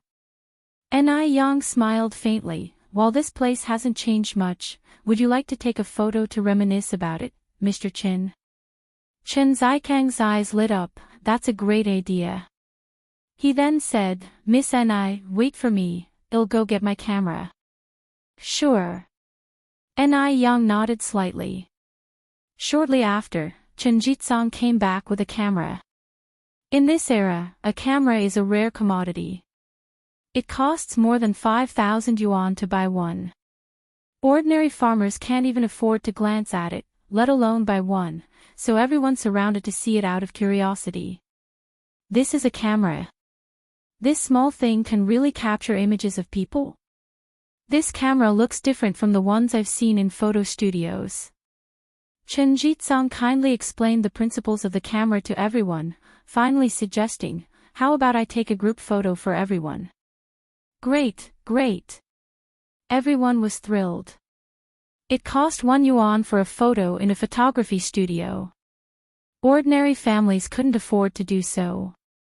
Chen Jitsang held the camera and asked, Miss Ni, would you like to take a group photo with everyone?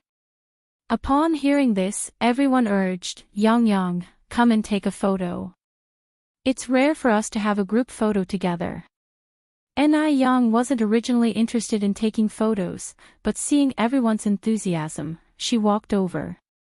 Standing in the crowd, she felt an obvious sense of standing out from the crowd. Chen Jitsang looked at her through the lens, his heart involuntarily quickened. He had never seen a girl who looked so good under the lens. Some girls, though beautiful, do not photograph well. But Ni Yang was different. She was not only beautiful in real life, but also very photogenic. Click, Chen Jitsang reluctantly pressed the shutter, because only when taking photos could he daringly gaze at Anai Yang.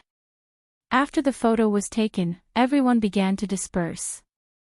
Chen Jitsang looked at Anai Yang and tentatively asked, "Miss Anai, would you mind if I took a picture with you?" Anai Yang smiled lightly. "I'm sorry, I do mind. I'm afraid my boyfriend might misunderstand." Anai Yang wasn't the type to remain ambiguous. A photo of a man and a woman together would easily lead to misunderstandings. "Has a boyfriend already?" Chen Zikang's expression dimmed somewhat. God knows which man had such good fortune to be Anai Yang's boyfriend. Chen Jitsang laughed. "It's okay, your concern is very reasonable. Could I trouble Miss Anai to take a few pictures of me?" "I can do that." Anai Yang took the camera and took several photos of Chen Jitsang. "I'm not very good at taking photos, I hope you won't mind, Mr. Chen." Chen Jitsang responded, "How could I? I should be thanking Miss Anai."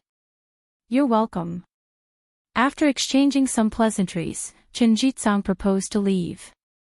Anai Yang didn't stay long at the restaurant either, but went to the detective agency instead. Now, Xiaozhou regarded Anai Yang as her best friend. Because Anai Yang was generous, reasonable, knowledgeable, and beautiful, she was a person worth getting to know. Yang. As soon as Anai Yang entered the detective agency, Xiaozhou came to greet her. Anai Yang followed Xiaozhou to the VIP room inside. "Xiaozhou, do you have any recent news about Li Xianxian?" Anai Yang is a person who thinks ahead. She would not forget the ticking time bomb Li Xianxian just because she was comfortable for a moment. Chapter 445, She is the person I'm looking for. _1.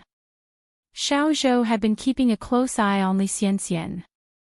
He poured a cup of tea for Anai Yang, then said, "She hasn't made any big moves. Just that she recently broke up with Mo Baichuan." Regarding Li Xianxian, this seemed to be the only significant recent event. Broke up? Anai Yang raised an eyebrow slightly. Xiaozhou nodded, and it was Li Xianxian who initiated the breakup. This move was somewhat confusing. Li Xianxian had gone to great lengths to get close to the Mo family, finally becoming Mo Baichuan's girlfriend. Would she so casually break up? Unless there was a bigger plot behind it. Anai Yang narrowed her eyes slightly, then asked, "Are there any other news aside from these?" Xiaozhou paused to think, then said, "Additionally, I noticed recently that Li Xianxian and Li Ting have been meeting each other quite frequently." Li Ting. Anai Yang had had contact with Li Ting before, so she knew that he had a crush on Li Xianxian. Even though the Li family was wealthy, it couldn't compare to the Mo family. Anai Yang didn't think that Li Xianxian would give up on Mo Baichuan for Li Ting. It was now a critical time for Li Xianxian's breakup with Mo Baichuan. Why would she be meeting with Li Ting so frequently? Was she planning to use Li Ting to achieve her goal? Given Li Xianxian's character, it wasn't impossible. Anai Yang had her answer in mind, then she said, "Xiaozhou, could you please keep a close eye on Li Xianxian's movements these few days for me? If there's anything unusual, let me know immediately." "All right." Xiaozhou nodded. Yang, don't worry about me." Anai Yang took out 800 yuan from her bag and gave it to Xiaozhou. "Then I'll have to trouble you." Xiaozhou refused. Yang, we're friends, mentioning money feels too crude." Anai Yang laughed. "Even blood brothers keep clear accounts. If you don't accept it, I would feel bad asking for your help next time." Building connections with a detective wasn't easy. Anai Yang never wanted to take advantage of anyone. Hearing this, Xiaozhou had no choice but to take it. After leaving the detective agency, Anai Yang rode her bike to the noodle restaurant. Just after crossing an intersection, she saw a group of people huddled at the roadside, whispering about something. The poor old lady. Did she come out alone? Does anyone recognize this old lady? let's contact her family quickly. Is there a doctor among us? The 80s were a relatively pure era. No one was trying to scam anyone yet. Everyone was genuinely concerned when they saw an old lady faint. On a quick glance, Ni Yang saw a familiar face. Was that Mrs. Shengwan?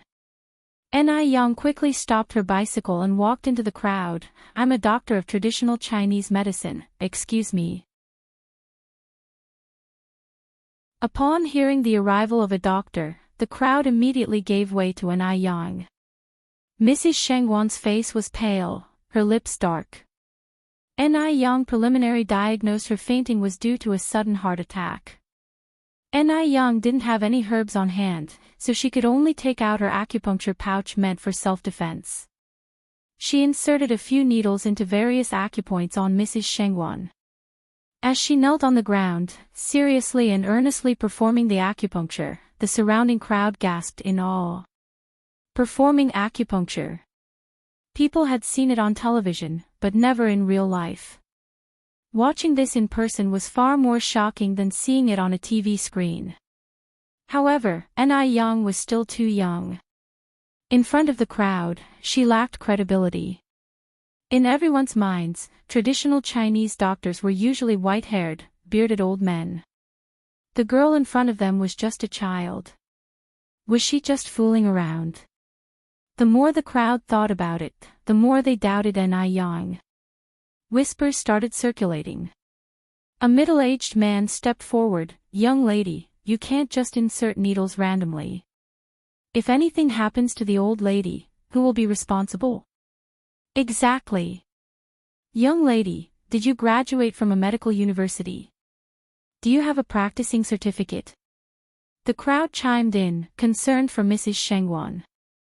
As Ni Yang continued the acupuncture, she said, everyone, rest assured, my family has practiced traditional Chinese medicine for generations. Acupuncture is simply a basic skill, there won't be any mistakes. Young lady, are you sure this will work? Young lady, if anything happens to the old lady, you won't be able to leave. Ni Yang smiled faintly, with so many of us present, even if I wanted to, where could I run off to? Chapter 446, She is the person I'm looking for. _2. Everyone saw that Ni Yang indeed had a point. They didn't try to stop her, but they warned, young lady, we need to be clear up front. If there are any unforeseen incidents, don't blame us for not warning you. Ni Yang responded, everyone, rest assured, I take responsibility for my actions. Upon hearing her words, the crowd didn't say much, but kept their eyes fixed on Ni Yang. They wanted to see if she really was as good as she claimed to be. Ni Yang calmly continued her acupuncture. The crowd's attention and questioning didn't affect her at all. She remained composed, poised and casually refined. Stop the car. A foreign luxury car abruptly stopped at the roadside. In the back seat, a handsome golden-haired, green-eyed foreign man, watching Ni Yang tend to her patient, his eyes full of hope, exclaimed, is this traditional Chinese medicine? It's truly amazing. He turned to the beautiful young Chinese woman beside him. Miss G, I believe she's the one I've been looking for. Miss G, a strikingly pretty woman, glanced out of the window, her eyes flickering with disgust. Speaking perfect French, she warned, Mr. Abner, there are numerous talented people in China, as well as quite a few charlatans. You're a stranger here, so you must be careful not to be deceived. The atmosphere here has really deteriorated. She had originally planned to introduce Abner to Chinese culture, but never thought that on the first day, had witnessed such decay. How embarrassing. Miss G frowned deeply. Abner turned to her, incredulous, you're saying she's a fraud? Miss G nodded, Chinese medicine works slowly and is only suitable for health maintenance rather than treating illnesses. Western medicine, as we know, accurately targets symptoms and gives quick results, it is so much faster. That's why the Qing dynasty fell so quickly, because of people like this, perpetuating outdated traditions and deceiving others with their smooth talk. By the end, Miss Jis' voice was full of anger. Western medicine is universal and has benefited countless people, yet some remain stubbornly resistant, still asserting the efficacy of Chinese medicine. If Chinese medicine were truly effective, the Qing dynasty would not have fallen so quickly. Miss G continued, Mr. Abner, don't worry, we live in a time where medical technology is incredibly advanced. There will certainly be a doctor who can cure your mother. If even Western medicine couldn't cure an illness, what chance would Chinese medicine have? Wasn't this a joke?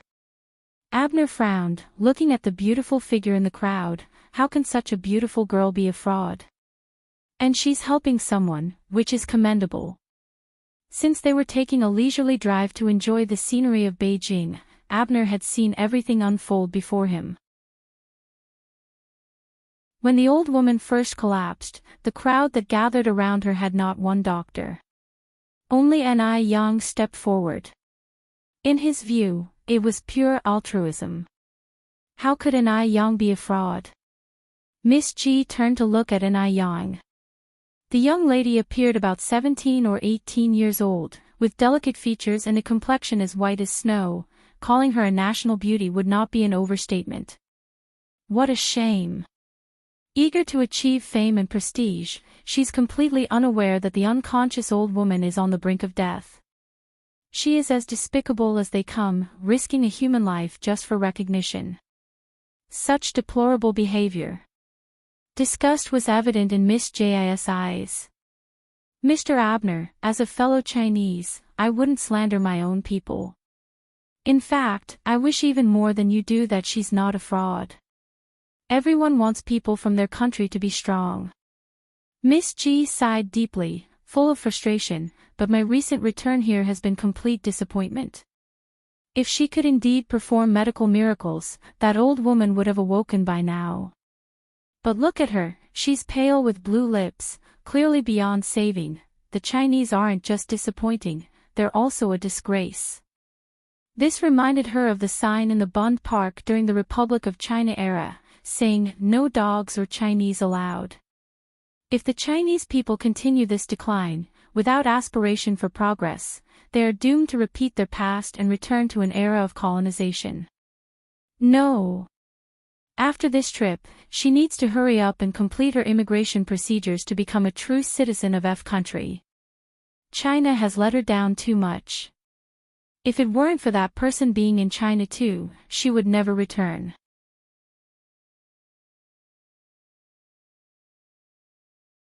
Chapter 447, She is the person I'm looking for. _3. Although Miss G expressed complete disdain for traditional Chinese medicine, Abner was not ready to give up.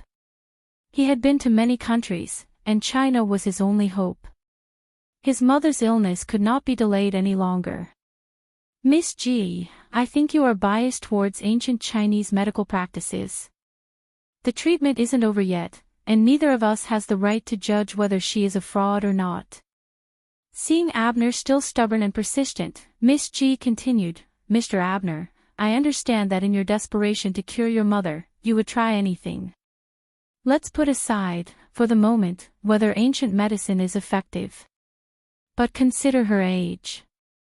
Do you think she, merely a child, is capable of performing life-saving surgeries? He had to concede the point. She was too young. At most 17 or 18, in their country people of this age are still in high school and haven't even entered college yet. How could such a child possibly have the skills to treat patients and save lives? He must have been insane to believe that this small child possessed medical skills. Abner withdrew his gaze, the fire of hope in his eyes extinguished completely. He looked at Miss G, let's go. All right. Miss G nodded and said to the driver, drive to De Rue restaurant. The driver started the engine, and the black car soon disappeared down the road. 2 minutes after the car left, the previously unconscious old lady Shangwan slowly opened her eyes. The world spun around her, surrounded by faces, which made her somewhat dazed. Was she dreaming? She's awake. She's awake. She's really awake. Excited voices came from the crowd. Turns out the girl does have some real skills. Old lady, how are you feeling now? Ni Yang slowly helped old lady Shangwan up. Old lady Shangwan gradually regained consciousness. Yang. Why are you here too? Someone immediately said, Old lady, you have to thank this young girl. If it wasn't for her, you would be in danger. Yes, you really need to thank her. The crowd was buzzing, and old lady Shangwan understood what had happened. She had suddenly fainted on the road and Ni Yang was passing by and saved her. Yang, thank you. Old lady Shangwan held Ni Yang's hand tightly. Ni Yang smiled and said, Thank goodness you're okay. I'll take you to the hospital to get checked out, just to be safe. Ni Yang had already performed acupuncture on old lady Shangwan, and was certain the addition of Western medical instruments would be doubly effective. These days, Western medicine is popular globally, and people are increasingly dismissing traditional Chinese medicine. Actually, both traditional and Western medicine have their strengths and weaknesses. Traditional medicine treats the root cause, while Western medicine treats the symptoms. Combining the two is the best way to benefit humanity. Okay. Old lady Shangwan nodded, I appreciate it, Yang. Ni Yang gently smiled and added, By the way, where is Xiaoxi today? Old lady Shangwan replied, Xiaoxi had something to do today, so he didn't come with me. Oh. Ni Yang nodded. The hospital was not far from here. Ni Yang helped old lady Shangwan and they arrived at the hospital in no time. No matter the era, hospitals are always crowded. While Ni Yang was registering for a number, old lady Shangwan found a public phone booth on the first floor and made a call. Ni Yang successfully registered and helped old lady Shangwan to the cardiology department. On their way up, she unexpectedly saw a familiar figure in the first floor lobby. Was that Li Xianxian? Ni Yang squinted. What was she doing at the hospital? And the direction Li Xianxian was heading toward seemed to be the gynecology and obstetrics department. The gynecology and obstetrics department. Could it be that Li Xianxian was pregnant? Ni Yang smirked slightly. This was interesting. In a short while, Shangwan Su appeared in the cardiology department. He ran over, sweat splotches appearing on his forehead, even dampening the tips of his hair. Grandma, are you okay? I'm fine, thanks to Yang. Otherwise, it would have been a real disaster, old lady Shangwan said with a beaming smile. Where is Miss Ni? Shangwan Su looked around but didn't see Ni Yang's figure. Old lady Shangwan replied, Yang went to get my report. Oh. Shangwan Su nodded. While Ni Yang was fetching the report for old lady Shangwan, she also managed to make a trip to the second-floor gynecology and obstetrics department. Over there, she saw Li Xianxian sitting on a blue plastic chair with her Q number. Considering Li Xianxian's current condition, she was very likely to be pregnant. Could the baby be Baichuan's? If Li Xianxian was really pregnant with Baichuan's child, would she still deliberately break up with him and still be entangled with Li Ting? Chapter 448, She is the person I'm looking for. _4. Ni Yang squinted her eyes and didn't stay on the second floor for too long, quickly returning to the third floor instead. Shangwan Su was accompanying old lady Shangwan. When he saw Ni Yang approaching, he promptly came forward and said, Miss Ni, I can't thank you enough for today. If it weren't for you, my grandmother's life might have been in danger. It was nothing, no need to mention it. Ni Yang handed the report to Shangwan Su, since you're here now, I'll be on my way. Shangwan Su continued, You're leaving so soon. Why not join us for a meal? Old Lady Shangwan chimed in, Xiaoxiu is right, Yang Yang, you did us a huge favor. It would be improper if you left without having a meal. Ni Yang replied with a smile, you're being too kind, but I need to attend to a few things at my shop. Goodbye, Old Lady Shangwan, Mr. Shangwan. With these words, Ni Yang turned and walked away. Watching Ni Yang's receding figure, Old Lady Shangwan remarked, Yang Yang is really a good child. Shangwan Su watched Ni Yang's retreating figure in silence. Outside, the sun was bright and slightly scorching. As Ni Yang walked out of the hospital, she unconsciously raised her hand to shield her forehead from the sun, allowing a sliver of light to penetrate through her fingers, casting a faint shadow on her curled eyelashes. Miss Ni, wait a moment. A gentle male voice sounded behind her. Ni Yang slightly turned her head, a wisp of hair swept past her lips. Under the sunlight, her clear and sparkling peach blossom eyes were utterly captivating. This was the charm of a woman's graceful turn and enchanting smile.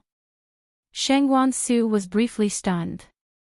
He approached Ni Yang and handed her 100 yuan note. I forgot to give you the fee for the medicine and registration. Ni Yang reached out to accept it, smiling, actually, you didn't have to bother coming all the way here. Old Lady Shangwan and I meet often. Shangwan Su said, my grandmother has poor memory and feared she might forget, which is why she asked me to deliver this to you. Ni Yang flashed a small smile, it's just a small amount of money, it wouldn't matter even if she forgot. How could that be? Shangwan Su continued, you've already helped my grandmother so much, it's only proper to compensate you for the medical expenses. By the way, did you come on foot? Could I offer you a ride home? Ni Yang declined with a smile, thank you but there's no need, my bike is parked not far from here. With his handsome features, distinguished background, and the prestigious position he held, few women would reject Shangwan Su. Yet, Ni Yang was one of those rare few. Shangwan Su, who had planned to drive Ni Yang home, was taken aback. He hesitated for a moment, before saying, okay, please be careful on your way. Ni Yang nodded slightly, I will, goodbye. Goodbye. Shangwan Su waved at her before turning around to walk back into the hospital. When he returned alone, Old Lady Shangwan asked unhappily, why did you come back alone? Didn't I ask you to accompany Yang Yang home? Shangwan Su replied, she came on her bicycle, so there was no need for me to send her. Old Lady Shangwan shook her head in frustration, you really? This grandson of hers was beyond help. He didn't seize opportunities, even laid in front of him. No wonder he was still alone.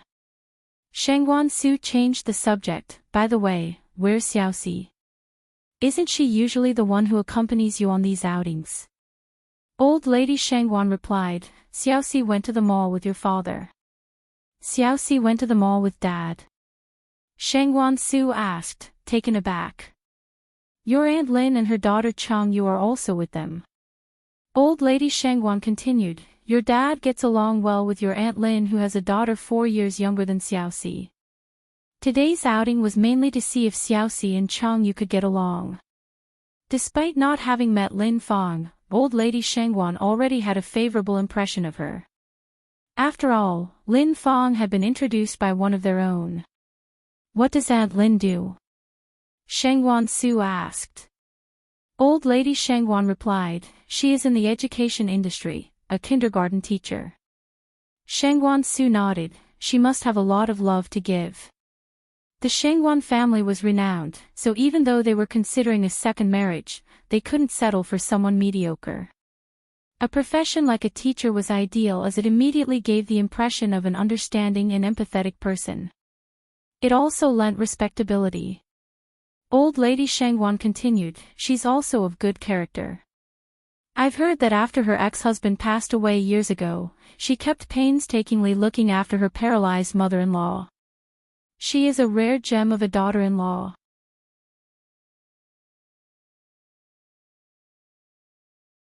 Chapter 449, She is the person I'm looking for.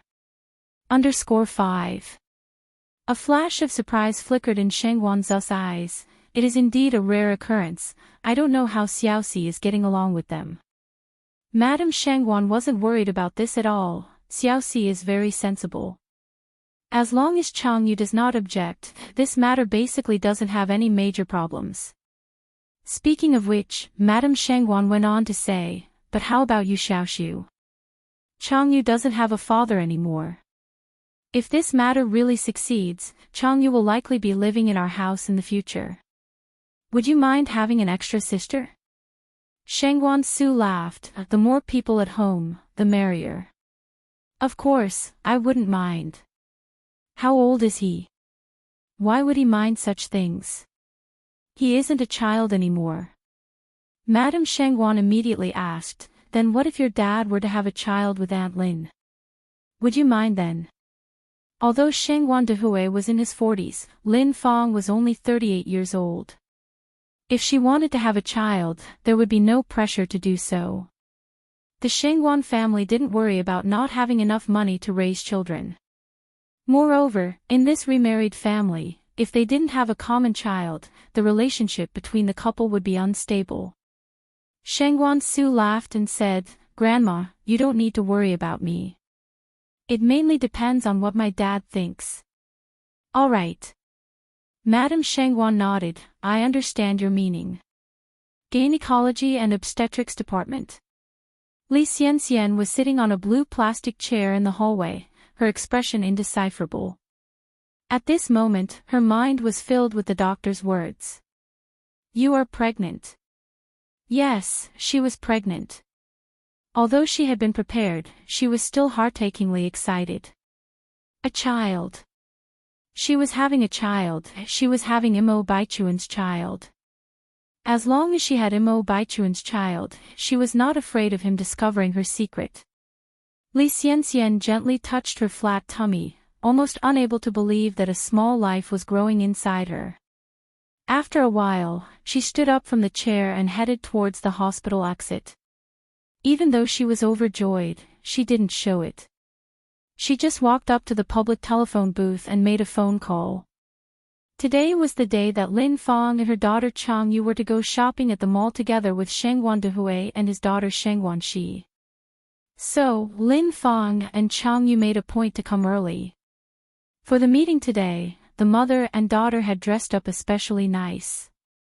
Chang Yu put on a dress worth 58 yuan and a pair of real leather shoes.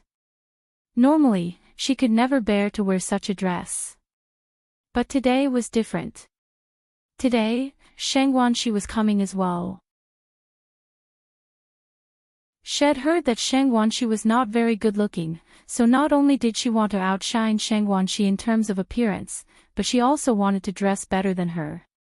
She wanted to seem more like a rich heiress than Shengwan Shi. Only then could she leave a good impression on Shengwan Dehui. As Lin Fang was touching up her makeup in front of a mirror, she said, Xiaoya, be sweet when you meet them later. But try not to talk too much when you can just smile. Families like the Shengwans view behavior and speech very importantly. The more you say, the more likely you'll make mistakes. Whether you can become a young lady of a wealthy family and make your way up the social ladder all depends on your performance today. If their meeting today went smoothly, then the next time they meet, Shengwan Dehui would suggest that she meet Madame Shengwan. Once she had met with Madame Shengwan, marriage would not be far off. Therefore, today's meeting was vitally important. Mom, rest assured, Chang Yu said with a smile. It'll definitely charm the father and daughter pair so much that they won't know which way is north. Chang Yu didn't have many talents, but she was certainly good at flattering and coaxing people. Besides, who wouldn't want such a huge fortune? As long as she performed well, she could marry Shengwan Su in the future and become the lady of the Shengwan family. With this thought, a light filled Chang Yu's eyes. Lin Fang nodded with a smile. Amichim, that's my good girl. Chang Yu continued, is it only Shengwan Shi coming today? Is Shengwan Su not coming? Lin Fang replied, Shangguan Su is a bank manager, he doesn't have the time to come. You just need to get along with Shangguan Shi. Oh, a flash of disappointment flickered in Chang Yu's eyes. As a mother, how can Lin Fang not know what Chang Yu was thinking? She put away her makeup mirror and looked at Chang Yu. Once your mom successfully marries into the Shangguan family, do you still worry about not having the chance to meet Shangguan Su? Chang Yu nodded. You're right, Mom. After a while, the figure of Shangguan Dehui appeared in the distance. As he approached, he greeted them. Hello, Xiaolin.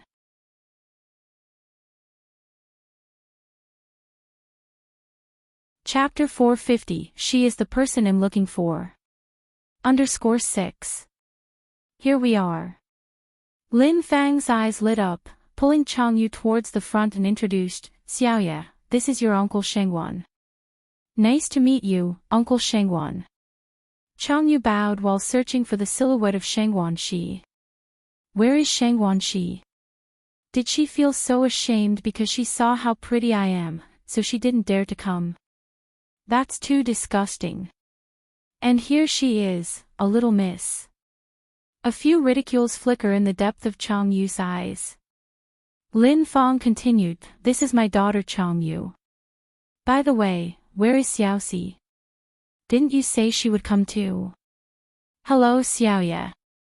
Shangguan Dehui nodded, and continued, Xiaoxi ran into a classmate outside the mall, she should be here soon. Oh, right. While they were talking, a tall figure in a small suit walked over. Dad. Shangguan Dehui turned his head. Xiaoxi, let me introduce you. This is Auntie Lin, and this is her daughter Chang Yu. Not only is Shangguan's eyes' facial features exquisite, her tall figure accentuates her good looks. In her neat short hair and small suit that highlight her figure, her pair of beautiful eyes scan over Lin Fang and Chang Yu, projecting great charisma. She is indeed born of a wealthy family. Chang Yu, when compared to her, wasn't even fit to hold a candle. The high-spirited Chang Yu suddenly became low-spirited after seeing Shangguan Shi. Nice to meet you, Auntie Lin and Xiaoya. Shangguan Shi greeted politely. Lin Fang smiled and said, Xiaoxi, you are so beautiful. Unlike Xiaoya, who has been an ugly duckling since she was little.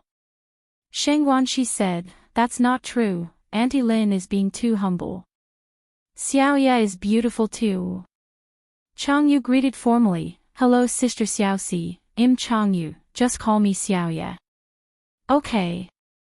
Shangguan Shi tucked a loose strand of hair behind her ear. As she moved, a jade bracelet on her wrist became visible. Chang Yu's eyes almost popped out. The jade bracelet was so beautiful. It must be super expensive. Seeing how Shangguan Shi was dressed, Chang Yu suddenly thought that her own 58 yuan dress was downright shabby. Lin Fang subtly pinched Chang Yu's arm, and Chang Yu withdrew her gaze. They chatted while wandering around the mall. Shangguan Shi offered to buy some clothes for Chang Yu, but Chang Yu politely refused. Thank you, Sister Xiaoxi, I appreciate your kind gesture.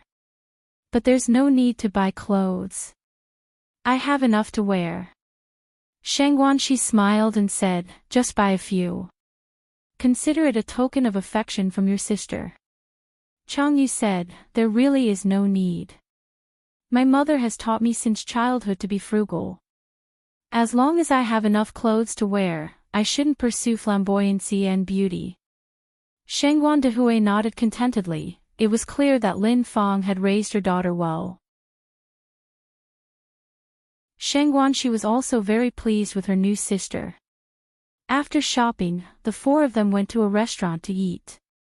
In order to leave a better impression on Shangguan Dehui and Shangguan Shi, Lin Fang secretly paid the bill. The rich sure are rich. A regular meal cost 368 yuan. Thinking about it made Lin Fang's heart ache. But again, if 368 yuan were to be exchanged for a lifetime of wealth, it didn't seem to matter so much. After all, no pain, no gain. When Shangguan Dehui tried to settle the bill and found out that Lin Fang had already paid, he said embarrassingly, we agreed that it was my treat. How could I let you pay? Lin Fang laughed and said, nowadays, we advocate gender equality and freedom of love. If you always pay, wouldn't this contradict the concept of gender equality?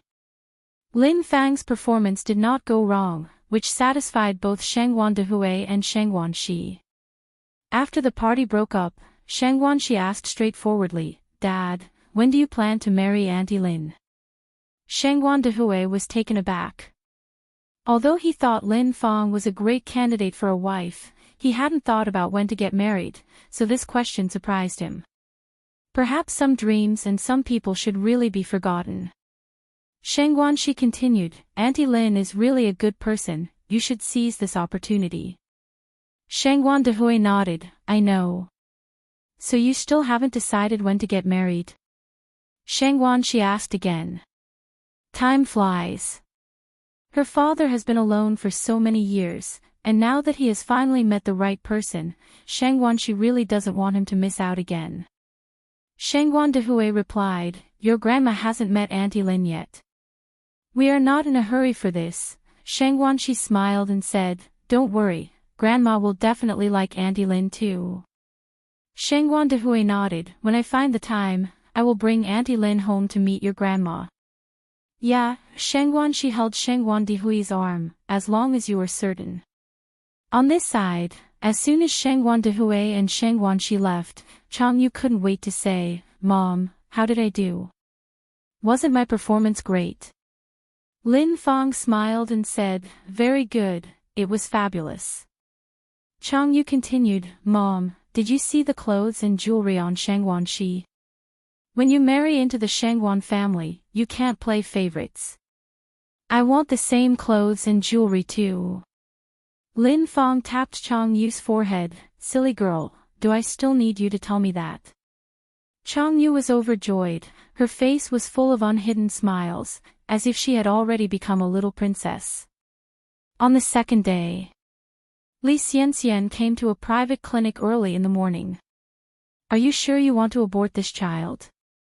The private clinic's doctor repeatedly confirmed with Li Xianxian. Yes, I'm sure. Li Xianxian nodded, her face pale. The doctor continued, although abortion is a minor surgery, accidents may happen. If no family members can guarantee, I'm afraid we cannot perform the surgery for you. Li Xianxian said, I can be my own guarantor. That's not the way. The doctor shook his head. If an accident happens during the abortion procedure, it could cost both lives, and the doctor does not dare to take this risk. Unable to find a guarantor, Li Xianxian had no choice but to find Li Tingji. When Li Tingji received this call, he immediately turned to Mo Baichuan. Baichuan, has sister-in-law called you? You're talking about Li Xianxian. Mo Baichuan tuned to look at Li Tingji. Yes. Li Tingji nodded. Mo Baichuan continued, what happened to her?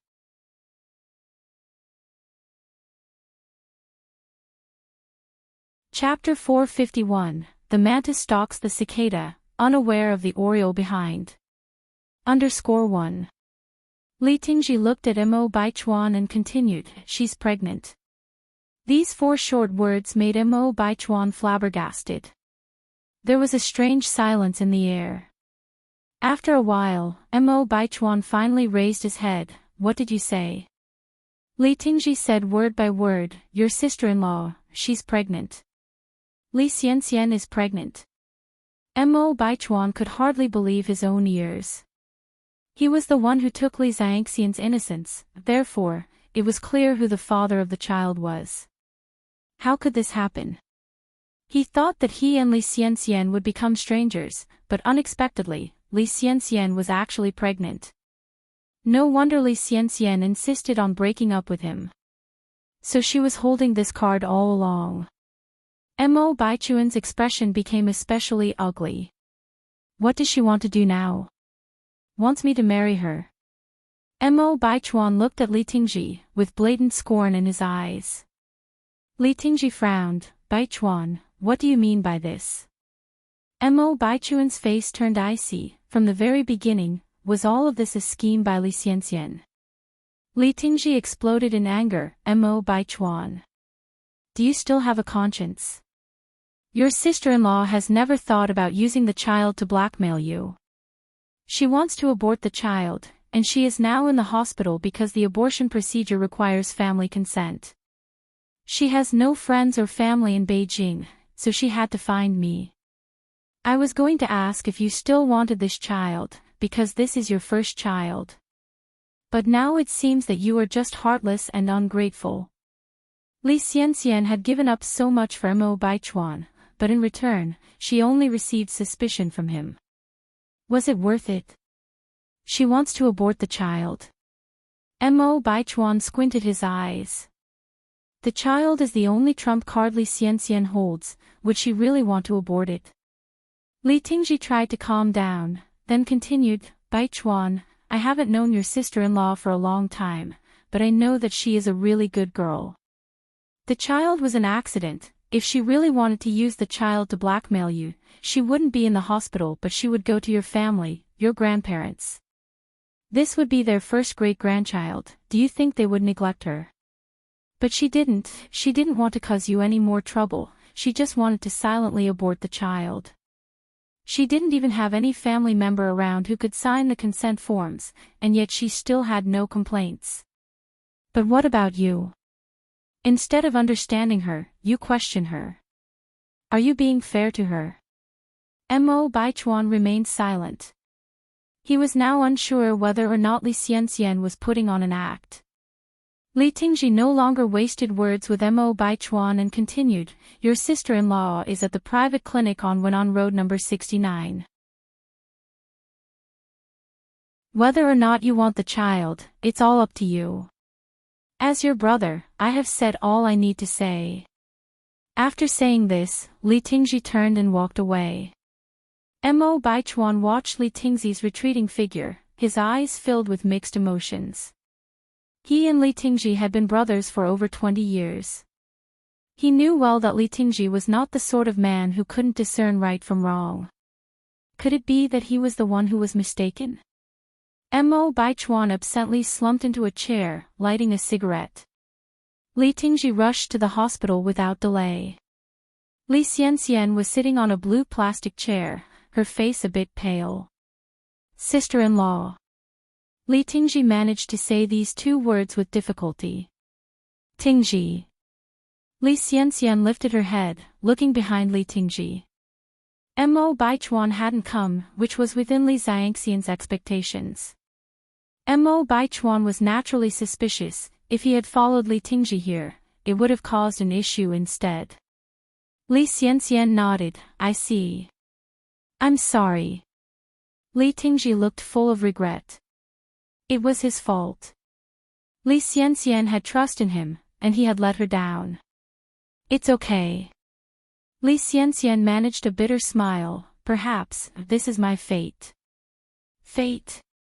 She never believed in fate. If she did, she wouldn't have managed to leave the mountains in the first place. She believed that after today, her fate would change for the better, bringing prosperity with it. This, Li Tingji wanted to continue, but Li Xianxian interrupted him, go and sign the papers. Okay. Li Tingji nodded and headed towards the doctor's office to sign the paperwork, followed by Li Xianxian. As he was about to sign, he hesitated, looking at Li Xianxian with a wish to say something. The doctor said, I have something to attend to, why don't you two discuss a bit more? Okay, thank you, doctor. Li Tingji quickly expressed his thanks.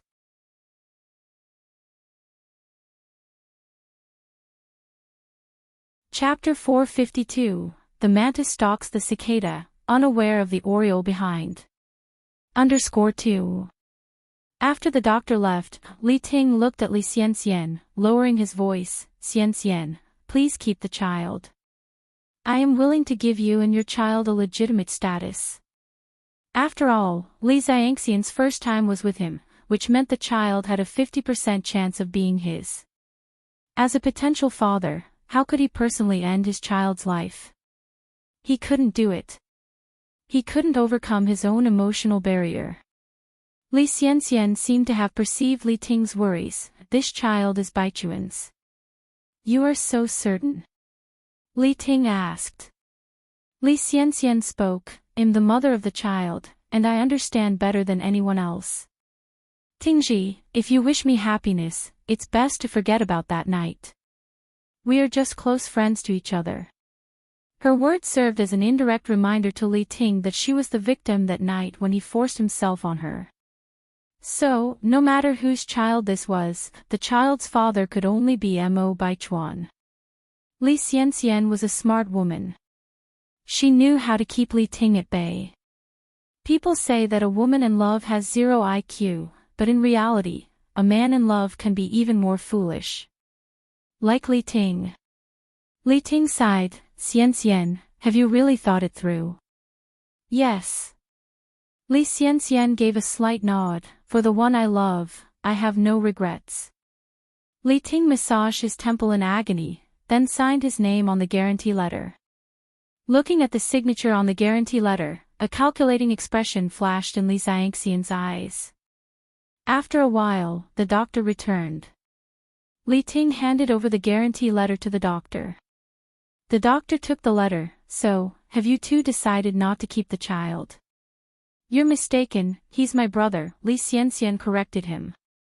Brother. Hearing this, Li Ting's eyes were full of bitterness. Oh. The doctor nodded, then said, since you've decided, I have to make clear some precautions before the surgery. The abortion might affect your fertility in the future, it could even lead to infertility. Li Xianxian hesitated for a moment, then said, I am willing to take any consequences. All right, the doctor sighed, let's prepare for the operation. Li Ting glanced at Li Xianxian, wanting to say something, but in the end, he remained silent. At the base. Mo Baichuan sat in his office, chain-smoking. In no time at all, the ashtray was filled with cigarette butts. After a while, he picked up the phone and dialed a number. Hello, check on Li Xianxian for me. After all, the child that Li Xianxian was carrying was his. Mo Baichuan couldn't be indifferent. About 10 minutes later, his phone rang again. Mo Baichuan picked up the call with a blank expression. How are things going? Li Xianxian is currently at a private clinic on Wenan Road, lining up for an abortion. Mo Baichuan frowned slightly. Is Li Ting the guarantor? The guarantor is Mr. Li. Is the information accurate? Mo Baichuan asked. The person on the other end of the line confirmed it, the information is accurate. Li Xianxian is scheduled to have the operation in half an hour. Mo Baichuan continued, keep an eye on her. All right. Soon, half an hour passed. The phone rang again. Miss Li is in the operating room. The cigarette in Mo Baichuan's hand dropped to the floor at that moment. It seemed that Li Xianxian wasn't putting on a show for him. She was truly determined to abort the child. No, he couldn't let this happen. The child was innocent. Mo Baichuan's upbringing taught him that he couldn't commit such a conscienceless act. Li Xianxian lay on the cold operating table. The surgeon was a kind middle-aged woman in her 40s. Holding the surgical instruments, she asked with a tone of reluctance, Miss Li, are you sure about this? Was she really sure? Li Xianxian didn't know. She was gambling. She was gambling that Mo Baichuan would come. If Mo Baichuan didn't come, then all her efforts would have been in vain. Li Xianxian firmly gripped the sheets beneath her. Her knuckles had slowly turned white from the force. Doctor, could you give me a few more minutes to think? All right. The surgeon nodded. Outside. Li Ting sat anxiously on the blue plastic chair. Just then, Mo Baichuan burst in with a group of people. Seeing this, Li Ting's eyes brightened. He quickly stood up and said, Baichuan, you're here.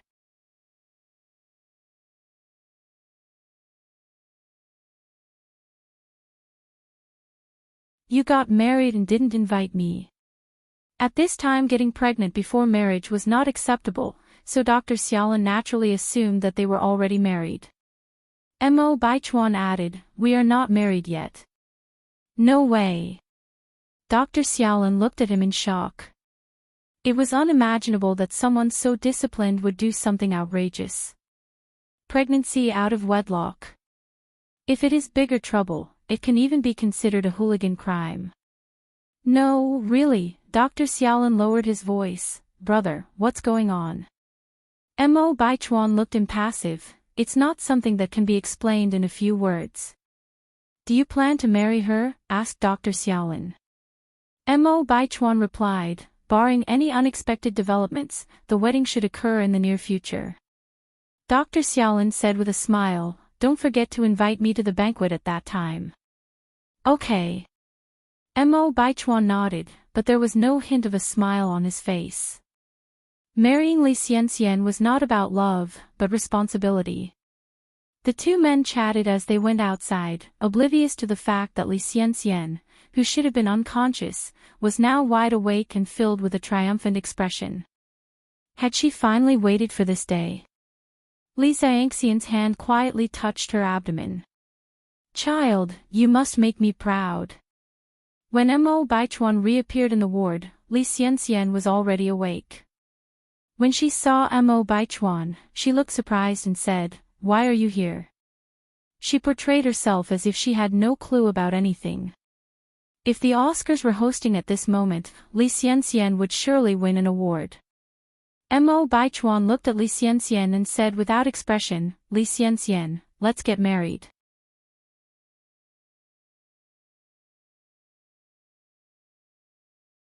Chapter 454, The Mantis Stalks the Cicada, Unaware of the Oriole Behind. _4. Marriage? Li Xianxian furrowed her brows slightly. "You already know about it." "Yes." Mo Baichuan nodded. "We have broken up already. The child inside me has nothing to do with you. I don't need you to be responsible.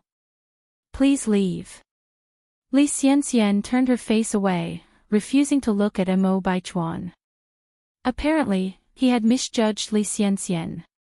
Guilt clouded Mo Baichuan's face. "I've made my decision. We are getting married." "I disagree." Li Xianxian bit her lip and continued. "Baichuan, you are still young with a prosperous future up ahead. I don't want to trap you with this child. Please leave. I will not marry you." Li Xianxian knew Mo Baichuan too well. She knew what to do to make Mo Baichuan feel even more guilty. If she acted too dramatically at this point, Mo Baichuan would definitely be suspicious. If she flatly refused, Mo Baichuan would also grow suspicious. Therefore, Li Xianxian had to refuse this from the perspective of considering Mo Baichuan's best interest. No man would question a woman who wholeheartedly treated him well. Especially a person as suspicious as Mo Baichuan. "It's just a child. It won't affect my future," Mo Baichuan responded indifferently. Li Xianxian continued, "I have made up my mind. I am going to abort the child. Baichuan, I can't drag you down because of my selfish love. There aren't many people like Li Xianxian who so selflessly think of the person they love. People eventually have to get married anyway, it's better to choose a virtuous woman like Li Xianxian." These words from Li Xianxian further confirmed Mo Baichuan's desire to marry her. "Xianxian, don't worry. I will take responsibility for you and the child. I will give you a complete home in the future." Mo Baichuan held Li Xianxian's hand emotionally. Li Xianxian was extremely excited inside, but showed hesitation on her face. But Mo Baichuan interrupted her directly. "No buts. I will call my parents and notify them. By my calculations, they should arrive in Beijing no later than the day after tomorrow. Then, I'll take you to meet them." Li Xianxian looked at Mo Baichuan. "Baichuan, are you really not going to regret it?" "I want." Mo Baichuan shook his head. Although Mo Baichuan said he wouldn't regret it, the image of a woman with beautifully painted features appeared once again before his eyes. Ni Yang. If Ni Yang found out about this, she would be heartbroken and might even take drastic actions. But nobody could be blamed for this. He had given Ni Yang opportunities before. It was her who didn't cherish them. Now, it would be useless for Ni Yang to regret. Xiao Zhou informed Ni Yang of Li Xiangxian's pregnancy as soon as he found out. Ni Yang raised her eyebrows slightly. Is the child Mo Baichuan's? Xiao Zhou didn't directly answer her question. Instead, he said, I don't know whose child it is. But Mo Baichuan believes it to be his and is even considering marrying Li Xianxian. Is that so? Ni Yang smiled faintly. By the way, Yang, we also bought these pictures from a photography enthusiast. Xiao Zhou handed a stack of pictures to Ni Yang. Ni Yang took them and flipped through them one by one, the corner of her mouth curled up faintly. I'll take all of these pictures. How much are they? Xiao Zhou chuckled. These pictures are not expensive, and didn't you already pay me before? Ni Yang took out 200 yuan and placed it on the table. Last time was last time, this time is this time. Li Xianxian is getting married. As her sixth aunt, she should prepare a generous gift, of course. She would definitely give Li Xianxian a big surprise on their wedding day. However, Xiao Zhou refused. It's only a small favor. You really don't need to be so formal with me, Yang.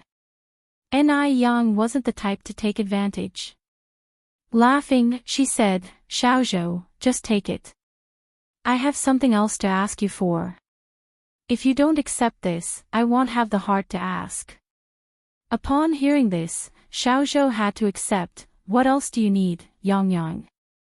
Just say it. Ni Yang continued, can you get the Jing family's contact information from your side?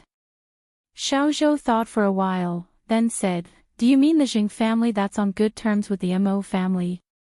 Ni Yang nodded, yes. Xiao Zhou said, that's easy. After a pause, he continued, did you know that the Jing family lost a daughter a long time ago? I'm not sure if they found her. The Jing family lost a daughter. Ni Yang was surprised. Xiao Zhou continued, actually, Jing Lingling is not the biological daughter of the old Mrs. Zheng. The old Mrs. Zheng's real daughter went missing more than 30 years ago. As it turns out, Jing Lingling was her sister's daughter. After her sister's family suffered an unexpected tragedy, she entrusted Jing Lingling to Mrs. Zheng, coincidentally around the same time that Mrs. Zheng's own daughter went missing.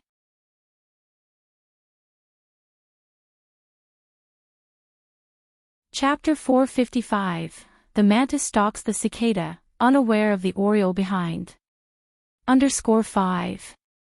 Xiao Zhou, after all, is a detective, and he has a clear understanding of these matters. Ordinary people can't afford a detective. To do business with the rich, he naturally has to familiarize himself with the details of every high-ranking official and nobleman in Suzhou City. Ni Yan was surprised to hear that Jing Xianjing is not the biological granddaughter of old Madame Zheng. The Mo family exploded at the news of Li Xiangxian's pregnancy. In theory, it should be a joyous occasion for Mo Baichuan, who's already in his prime, to have a child. After all, old Master Mo and old Madame Mo are hoping to hold their great-grandchild. However, the problem lies in the fact that the woman got pregnant before marriage, and that woman happens to be Li Xianxian. In the past, the Mo family was quite satisfied with Li Xianxian as a potential daughter-in-law, but lately, her behavior has been a disappointment to them. Additionally, Mo Baichuan's parents aren't fond of Li Xianxian.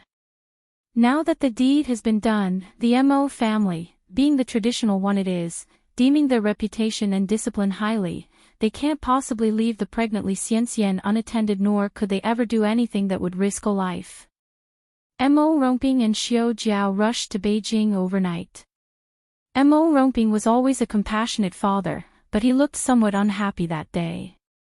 In front of the entire Mo family, he made Mo Baichuan kneel. Mo Baichuan knelt down on the spot.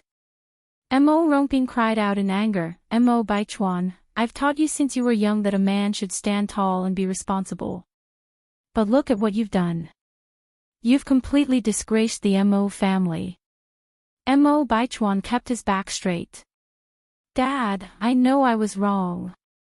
I will take responsibility for Li Xianxian. Where are the family rules? Bring them here." The butler immediately brought a whip. The older generation of the Mo family were all veterans, and they wouldn't hold back when it comes to discipline. With one whip, Mo Baichuan's back tore open with blood pouring out. Mo Romping was not the least bit distressed, and dealt 3 vicious blows. Although old Madam Mo and old Master Mo pitied him, they could not intervene. The atmosphere in the living room was extremely oppressive, and everyone's faces were tense. Everyone was worried for Mo Baichuan, only Mo Qishan seemed relaxed. He lounged on the couch, eating sweet grapes, and watched the spectacle unfold almost like a spectacle. He thought to himself, this nephew of his was bound to be killed by his own stupidity one day. As Mo Romping went to deliver the 4th blow, Xiao Jiao grabbed the whip. "What's done is done, hitting him now won't help anything." Old Madam Mo chimed in, "Xiao Jiao is right, Romping, even if you beat Baichuan to death now, it wouldn't change the situation. We should discuss when to hold the wedding. Regardless, the child in Xiangxian's belly is the first heir of our Mo family. In wealthy households like theirs, the first child always holds significant meaning." Mo Romping sighed deeply, dropped the whip at hand, and continued, "How can we decide this matter unilaterally? We should invite the girl's parents to discuss together." Mo Romping was not the type of person who disregarded proper etiquette. Old Madam Mo added, "You don't have to worry about that. Xianxian is an orphan without any family. Let Baichuan bring Xianxian here tomorrow." Mo Romping nodded, "That should be fine." Xiao Jiao said, "Now that she's pregnant, we cannot delay the wedding. The sooner the better, otherwise when she starts to show, others will laugh at our Mo family for lacking discipline and decorum." Originally, Xiao Jiao didn't like Li Xianxian. She thought Li Xianxian was too vain and not a good match for Mo Baichuan. But now, even if she was dissatisfied, she had no choice but to accept it. The next day, Mo Baichuan brought Li Xianxian home to meet his parents. This time, Li Xianxian behaved very well and did not use her pregnancy as an excuse to be difficult, which changed Mo Baichuan's parents' impression of her. Moreover, Li Xianxian is a poor child with no parents. Xiao Jiao held Li Xiangxian's hand and said, "Xianxian, the first 3 months of pregnancy are the most critical. You must take care of your health, avoid catching a cold or taking medications, avoid getting angry, maintain a happy mood, and also be careful with your diet. You cannot have hawthorn, spinach, strong tea, or coffee." Li Xianxian doesn't have a mother, so these things must be taught by her mother-in-law. Li Xianxian nodded obediently, "Okay, auntie, I'll keep that in mind." Xiao Jiao was fairly satisfied with her future daughter-in-law. She continued, "Now that you're carrying a child, it's not appropriate for you to stay in a dormitory. I have a small villa on Holy Mile Road, where you can stay temporarily during this time."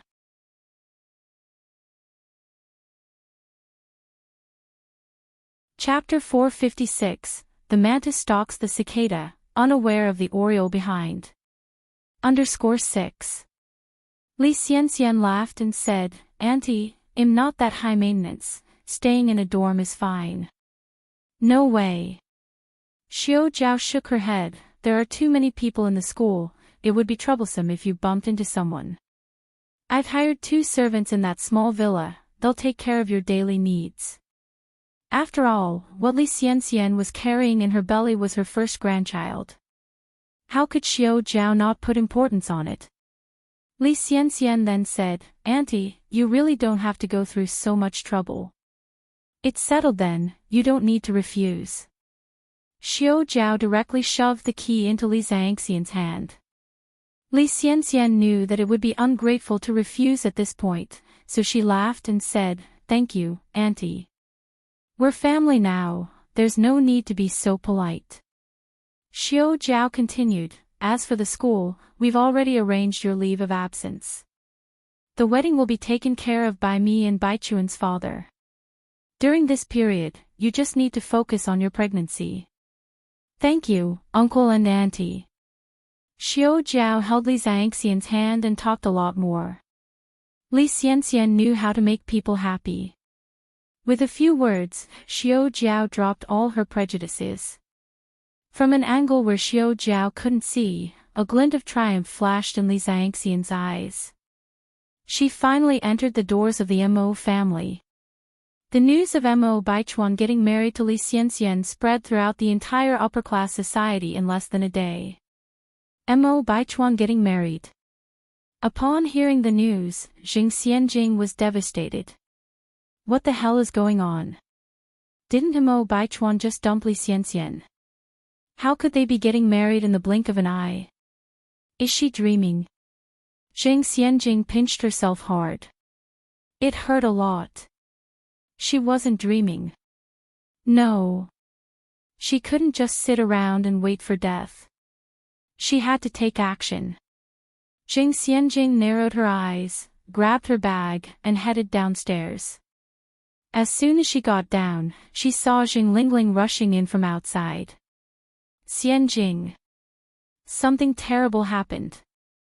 Jing Lingling grabbed Jing Xianjing's hand, looked around and said, Let's go inside to talk. Okay. Jing Xianjing nodded. The mother and daughter went inside. Jing Lingling closed the door. Xianjing, Baichuan and Li Xianxian are getting married.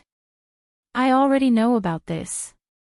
Jing Xianjing seemed relatively calm. Mom, don't panic, they're just getting married. As long as they're not married yet, I still have a chance. Jing Lingling frowned. It's not as simple as you think. What do you mean? Jing Lingling continued, I went to the Mo's this morning. Your grandma Mo quietly told me that Li Xianxian is pregnant. What? Jing Xianjing's face turned pale. Pregnant. She never imagined that Li Xianxian would get pregnant. No wonder they are in such a hurry to get married. So it turns out there's a bun in the oven. Didn't they just break up a few days ago? How could she get pregnant so quickly? That little bitch Li Xianxian, how could she be so shameless? Jing Lingling sighed, how smart she is.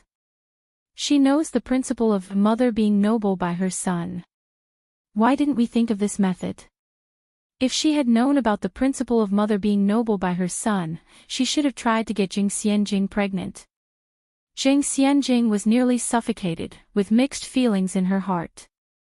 It took her a great deal of effort to find out who Mr. Mogg was, and now the prize was snatched away by someone else when it was nearly in her grasp. Mom, what if Li Xianxian's baby were to accidentally be lost? Would she still have a chance of marrying into the Mo family? Jing Xianjing hatched a plan and turned to look at Jing Lingling, her eyes filled with malicious intent. Li Xianxian gained nobility by her child? If there's no child, how could she be noble? Jing Xianjing wouldn't let anyone steal the throne of Mrs. Mogg. Jing Lingling narrowed her eyes. Xianjing, you mean? Jing Xianjing nodded. Jing Lingling continued, this matter sounds easy, but it's not so easy to do. Once we're discovered, we'll be in big trouble. At this moment, there was a knock on the door from outside. The mother and daughter immediately stopped talking. Who is it? The voice of the servant came from outside. Madam, it's me. Someone on the phone is looking for Miss Xianjing. Who's looking for me? Jing Xianjing asked. She was not in mood to take a call right now. The servant continued, a Mr. Mogg. Mr. Mogg. Could it be Mo Baichuan? Zhang Xianjing brightened up and immediately said, "I'll come down right now." Zhang Xianjing came downstairs and carefully picked up the phone. "Hello." But the voice that came was not Mo Baichuan's, but a deep and mellow voice, as if the person was speaking right beside her. "Miss Zhang, hello. Who are you?" Zhang Xianjing frowned slightly, losing much of her enthusiasm upon realizing the caller wasn't Mo Baichuan. The other side chuckled, "It doesn't matter who I am. What matters is that I can help you. Who exactly are you?" Zhang Xianjing was getting impatient. "I don't have time to play riddles with you. As I said, I'm someone who can help you. I don't need your help." Saying this, Zhang Xianjing was about to hang up the phone. But the person on the other end, as if knowing that Zhang Xianjing wanted to hang up, continued, "Miss Zhang, don't be in a rush to hang up. I know a secret about Li Xianxian that no one else knows."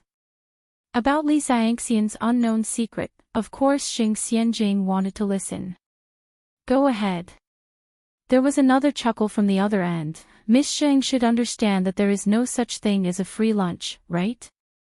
"What do you mean?" "Quid pro quo." He continued, 30,000 yuan for Li Xianxian's hidden secret. 30,000 yuan is not a small sum. Currently, the financial power was still in the hands of old lady Zhang. It would not be easy for Zhang Xianjing to get the money. Zhang Xianjing remained silent, her eyes thoughtful. The person on the other end of the phone continued, "Strike the snake at its weakest point. This secret is Li Xianxian's weak point. Miss Zhang, don't you want to take a gamble? Or do you want to just watch Li Xianxian marry Mo Baichuan?" Regardless of whether the secret was Li Xianxian's weak point or not, the mysterious man's words successfully hit Zhang Xianjing's weak point. She absolutely could not let Li Xianxian steal Mo Baichuan away. "Who are you exactly?" Zhang Xianjing narrowed her eyes. "Why should I believe you?"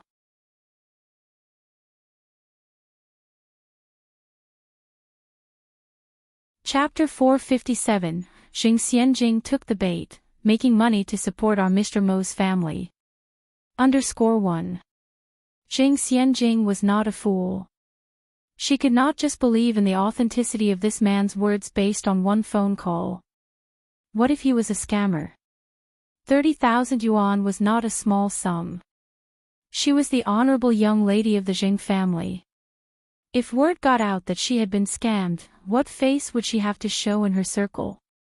"Miss Zhang doesn't believe me. I don't even know who you are, how do you expect me to believe you?" Zhang Xianjing retorted. The man chuckled, "The chance to overthrow Li Xianxian only comes once, whether or not you can seize this opportunity is up to Miss Zhang." He added, "My surname is Mo. If Miss Zhang trusts me, please send 30,000 yuan to Qingyi Detective Agency within 10 days. With that, he abruptly hung up the phone. Zhang Xianjing looked at the disconnected call, looking confused. She quickly dialed back, only to find the line was busy. "Xianjing, who was that on the phone?" Zhang Lingling came down from upstairs. "Just a casual friend." Zhang Xianjing calmly replied, scanning the surroundings, then continued, "Mom, boo." Just then, a figure suddenly jumped beside them, pulling a scary face. The mother-daughter pair was significantly startled. Especially Zhang Lingling, her face turned pale, and she reached out to hit Jing Suyu. Catching sight of the old lady, Zhang, at the top of the stairs, her expression changed. She giggled, "Aunt Suyu, you're all right? Xianjing and I didn't scare you, did we?" Zhang Suyu grinned foolishly. "Fun, so much fun." Zhang Xianjing took Jing Suyu by the arm and said, "Aunt Grandma, let me take you back to rest." Zhang Xianjing turned into a considerate niece, helping Jing Suyu upstairs. Stars, such beautiful stars. "Ah! Ghost! You are a ghost. You want to hurt me." Jing Suyu suddenly screamed and shoved Jing Xianjing away, running towards the old lady Jing's room. "A ghost wants to hurt me. Ah-ching, help. Aunt Grandma. Impatience flashed in Jing Xianjing's eyes as she chased after her. Suyu. Old Mrs. Jing opened the door, reaching out to hold Jing Suyu's hand. Jing Suyu hid behind old lady Jing, visibly trembling, her eyes filled with terror as she looked at Jing Xianjing. A primal fear radiating from within her. Strangely enough, ever since Jing Suyu lost her sanity, she saw everyone as a ghost, except for old lady Jing. She could even remember her name. Grandma. Jing Xianjing respectfully said. Old Mrs. Jing nodded, looking at Jing Suyu. Don't be afraid, Suyu. This is Xianjing. Do you remember Xianjing? She is your great niece. Jing Suyu was on the verge of tears, her voice trembling as she said, Ghost. She is a ghost. Old Mrs. Jing sighed, holding in a severe cough. Xianjing, your Aunt Grandma is like this, don't take offense. Jing Xianjing acted understanding. Grandma, I know, we are all a family, how could I blame Aunt Grandma? Cough, cough, cough. Old Mrs. Jing couldn't hold back her coughing, she covered her mouth with a handkerchief, coughing violently. Grandma, are you okay? Jing Xianjing started patting old Mrs. Jing's back. Jing Suyu, frightened, retreated several steps, hiding under the table, warily looking at Jing Xianjing. Old Mrs. Jing was coughing so hard her face turned pale. After a while, her coughing stopped, she continued, It's nothing, just an old ailment. After 3 years of coughing, old Mrs. Jing had become accustomed to it. However, her condition in recent times was far worse than in the previous 2 years. She always felt her end was nearing. But she kept telling herself to persist. Her daughter was still missing. Jing Suyu hadn't recovered. In this state, even in death, she wouldn't be able to rest in peace. Madam, Dr. Jiang is here, a servant entered with an elderly person. Dr. Jiang was a woman in her 50s or 60s, an old friend of old Mrs. Jing. With her excellent medical skills and old Mrs. Jing's trust in her, she had been serving as the personal doctor for old Mrs. Jing, helping her regulate her body over the years. Aunt Jiang. Jing Lingling immediately greeted her. Dr. Jiang nodded. Lingling, where's the old lady? Jing Lingling looked at Dr. Jiang. My mom is upstairs, I'll take you to her. Okay. Dr. Jiang nodded.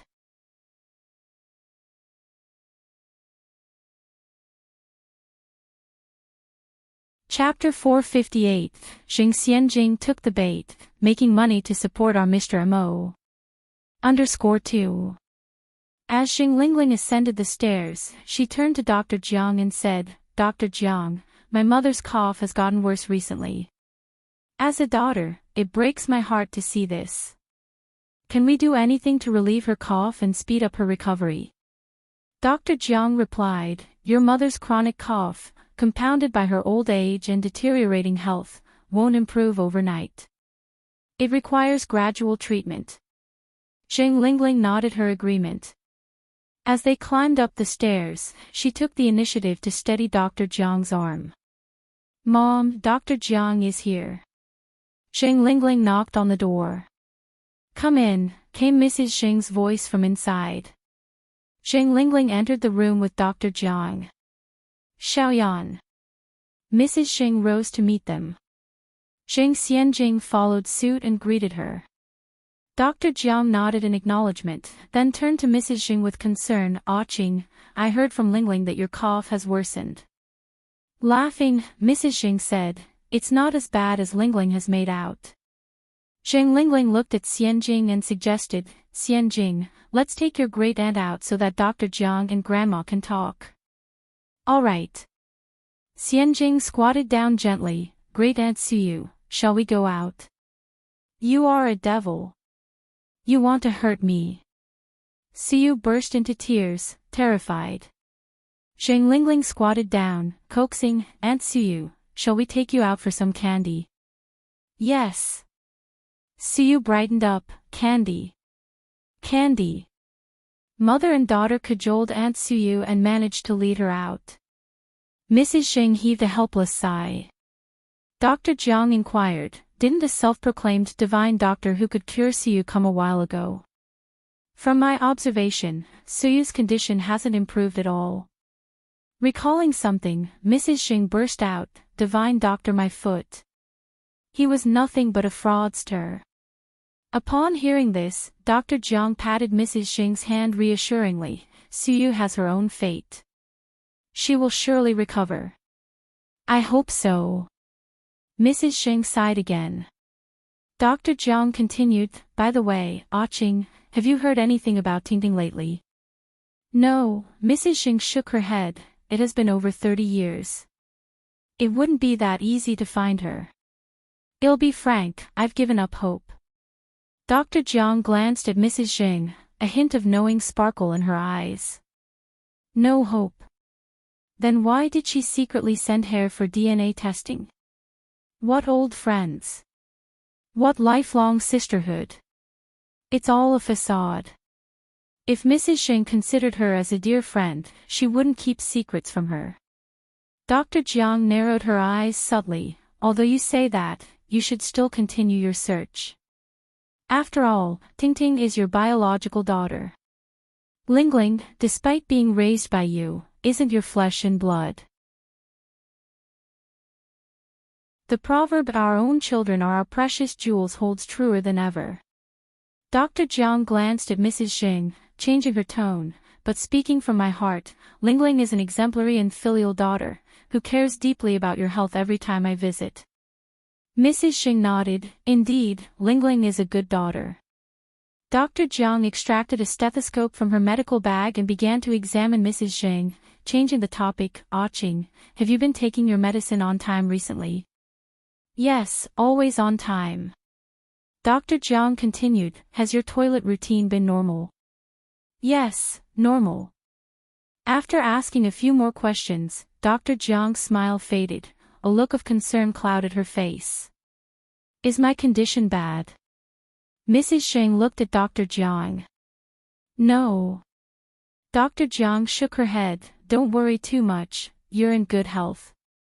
Mrs. Xing wasn't a fool, she had already perceived the answer from Dr. Jiang's expression. Xiaoyan, I'm now in my 60s and have weathered many storms. You can tell me straight, there's no need to tiptoe around it. Really, it's nothing. Dr. Jiang smilingly responded, Qing, you worry too much. I remember when you were younger, you would always fight and make a fuss with Jing Jun because of this. Upon mentioning youth, Mrs. Xing's face lit up with a faint smile. She appeared lost in old memories, as if back in those days. Back then, Tingting was still here. Suyu hadn't gone mad yet. Their family was so happy.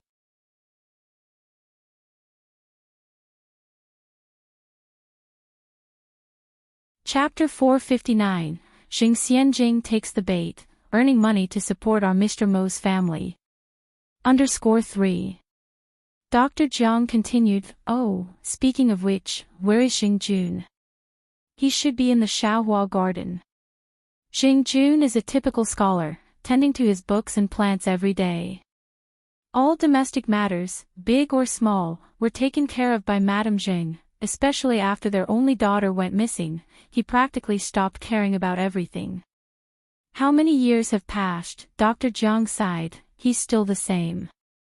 You've broken your heart for this family while he behaves as if nothing's wrong.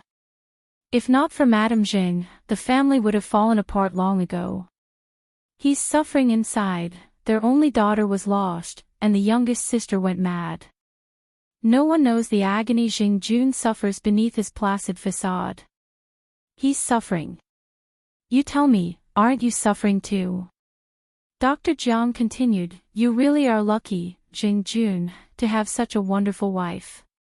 Madame Xing chuckled, Xiaoyan, be honest with me, how's my health really? I've lived long enough to bear pretty much anything. You're really fine, stop overthinking, Dr. Chao said while writing out a prescription. Madame Xing turned to Dr. Jiang, Xiaoyan, do you remember how old Lingling was when you first brought her home? Dr. Jiang gave it some thought. She was around 7, I think. I remember you had just lost Tingting, and Lingling's arrival helped you out of your grief. Zheng Lingling wasn't originally a Zheng. Her name was Chao Lingrue, Madame Zheng's sister's daughter. A plane crash took away both of Lingling's parents.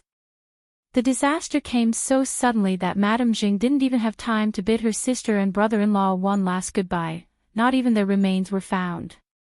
Fortunately, Zheng Lingling wasn't on that plane. After the disaster, Dr. Jiang crossed half the Pacific to bring Lingling to Madame Zheng's side. Both of them, one lost her parents, and the other lost her only daughter. Having shared this sympathetic experience and being kin, Madame Zheng transferred all her affection from her biological daughter to Lingling. She would welcome others with a smile in the day, like nothing was wrong, and would only sob in silence when the night was deep and still. Yes, Madame Zheng looked out the window, an indescribable look in her eyes. It's been 33 years in the blink of an eye. Lingling has grown up, and Xianjing is now 19. I don't have any more reservations. Ah Qing, you need to continue searching for Tingting. Dr. Jiang patted Madame Zheng's hand. Well, let fate decide. Dr. Jiang continued, Ah Qing, at least you're better off than me, you have a daughter. Even though Lingling isn't blood-related, she's so devoted. What about me? I fear when I die, no one will even know, just like Ms. Zhang. Ms. Zhang is a renowned figure in their circle. She was very modern and romantic in her youth, pursuing the spiritual world. She never married and died at 55 from a sudden heart attack. She fell into a coma in her villa, and because there were no relatives or friends nearby, she wasn't rescued in time, resulting in her death.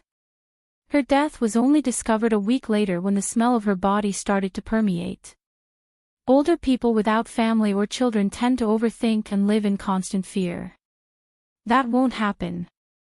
Madame Zheng comforted Dr. Jiang and patted her hand. Stop thinking nonsense. You still have your thoughtful nephews and nieces. Dr. Jiang sighed. Ah Qing, I've recently thought about drawing up my will. Drawing up a will. Madame Zheng looked unbelieving. Dr. Jiang was her age, about 61 this year, but was much healthier and had no known illnesses. Even she hadn't yet thought about drawing up her will. Why was Dr. Jiang doing so? Outside the door, Jing Xianjing, holding a tray with tea, was about to knock and enter. She stopped in her tracks and held her breath, listening to the conversation inside. Dr. Jiang chuckled. Honestly, I don't have much money, just a 5-figure number in my bank account, which is nothing to you. Dr. Jiang is an average doctor without a distinguished background. She was just an ordinary person before meeting Madame Zheng. Though it's just a few 10,000s of yuan, for an ordinary person, it's still a huge sum.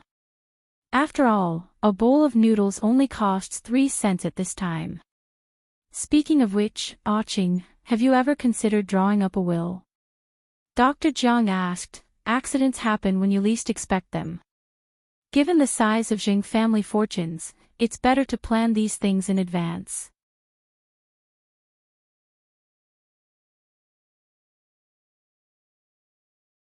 Chapter 460, Zheng Xianjing took the bait, making money to support our Mr. Mo. _4. Hearing this, Zheng Xianjing's heart jumped into her throat. Madame Zheng nodded. To be honest, I've been considering this matter recently. Dr. Jiang said, you don't really need to think about this. Tingting is your biological daughter, all the Zheng family's property should naturally go to her. Zheng Tingting. A cold light flashed in Zheng Xianjing's eyes. This Dr. Jiang was certainly a troublemaker.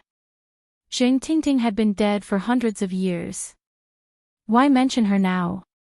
Madame Zheng laughed. Lingling is also my daughter, I can't leave all the property to just Tingting. I've decided, if we find Tingting, they'll split the wealth equally, half for Tingting and half for Lingling. They're both my daughters, I won't favor one over the other. Madame Zheng was a good mother, although Zheng Lingling wasn't her biological daughter. she raised her with her own hands. In her heart, Lingling made no difference from her own birth child. So, she would treat them fairly. Dr. Jiang smiled. Lingling is fortunate to have such a good aunt. In my heart, she has long been my own daughter. Own daughter. A mocking glint flashed in Jing Xianjing's eyes outside the door. If this old witch seriously thought of Jing Lingling as her own daughter, then she wouldn't be leaving only half the property to Jing Lingling. After all, the one who's been by Madame Jing's side all these years, showing filial piety, was Jing Lingling. Jing Tingting hasn't contributed anything, she didn't even call her mother. Why is she entitled to half of Jing Lingling's inheritance? All of the Jing family's properties should belong to Jing Lingling. Adopted ones are never as close as real ones. Jing Xianjing bit her lip, her face darkened. Dr. Jiang continued, "Qing, we must be prepared for all scenarios. What if you can't find Tingting?" Madame Jing continued, "If we can't find her, I'll donate all the money to the orphanage in Tingting's name." This could also be seen as accumulating blessings for the child Tingting. Donate to the orphanage. Madame Jing would rather donate it to the orphanage than leave it to Jing Lingling, such a good mother indeed. Jing Xianjing was almost furious to death. So all these years, she and Jing Lingling's efforts were in vain. This old hag is an ungrateful wretch. At the moment, all Jing Xianjing wanted to do was to barge into the room and splash the hot tea in her hand all over that old witch's face, to wake her up. Otherwise, she would never know right from wrong. Dr. Jiang nodded. "Qing, you've thought it through." The conversation inside was still going on, but Jing Xianjing had heard the most important part. She hurried back to her room, telling Jing Lingling everything she had heard. Upon hearing the news, Jing Lingling said coldly, "I knew that old witch wasn't easy to deal with. After all, she wasn't born from the old hag's womb. No matter how good she was to that old witch, she wouldn't pay it back." But Jing Lingling couldn't make peace. Why? She had been serving this old witch so carefully for so many years. And in the end, it turned out that she had to compete with a dead person for property. How ridiculous. "Mom, what should we do now?" Jing Xianjing was getting anxious. She didn't want to give up what was hers to someone else. Jing Lingling said, "We don't need to rush on this matter. The immediate concern is how to stop the wedding of Li Xianxian and Mo Baichuan. Once you're married to Mr. Mog, that old witch won't dare to look down on us." Jing Xianjing nodded. "Mom, you're right. But what should I do now?" The issue of Li Xianxian and the will were entangled together, and it made Jing Xianjing's head swell. Jing Lingling said, "We need to think it through. Getting Li Xianxian to miscarry isn't easy." As if remembering something, Jing Xianjing said, "Oh yes, Mom, she told Jing Lingling about the phone call from Mr. Mo. Mom, what do you think?" Jing Xianjing was still undecided. She didn't know whether she should believe that Mr. Mo. Jing Lingling squinted her eyes. "Xianjing, how about we take a gamble?" "Mom." Jing Lingling calmly took a sip of water. "If we win the gamble, you can marry Mr. Mog. If we lose, well, just be out 30,000 yuan. Spending 30,000 yuan to buy the ultimate honor is worth it."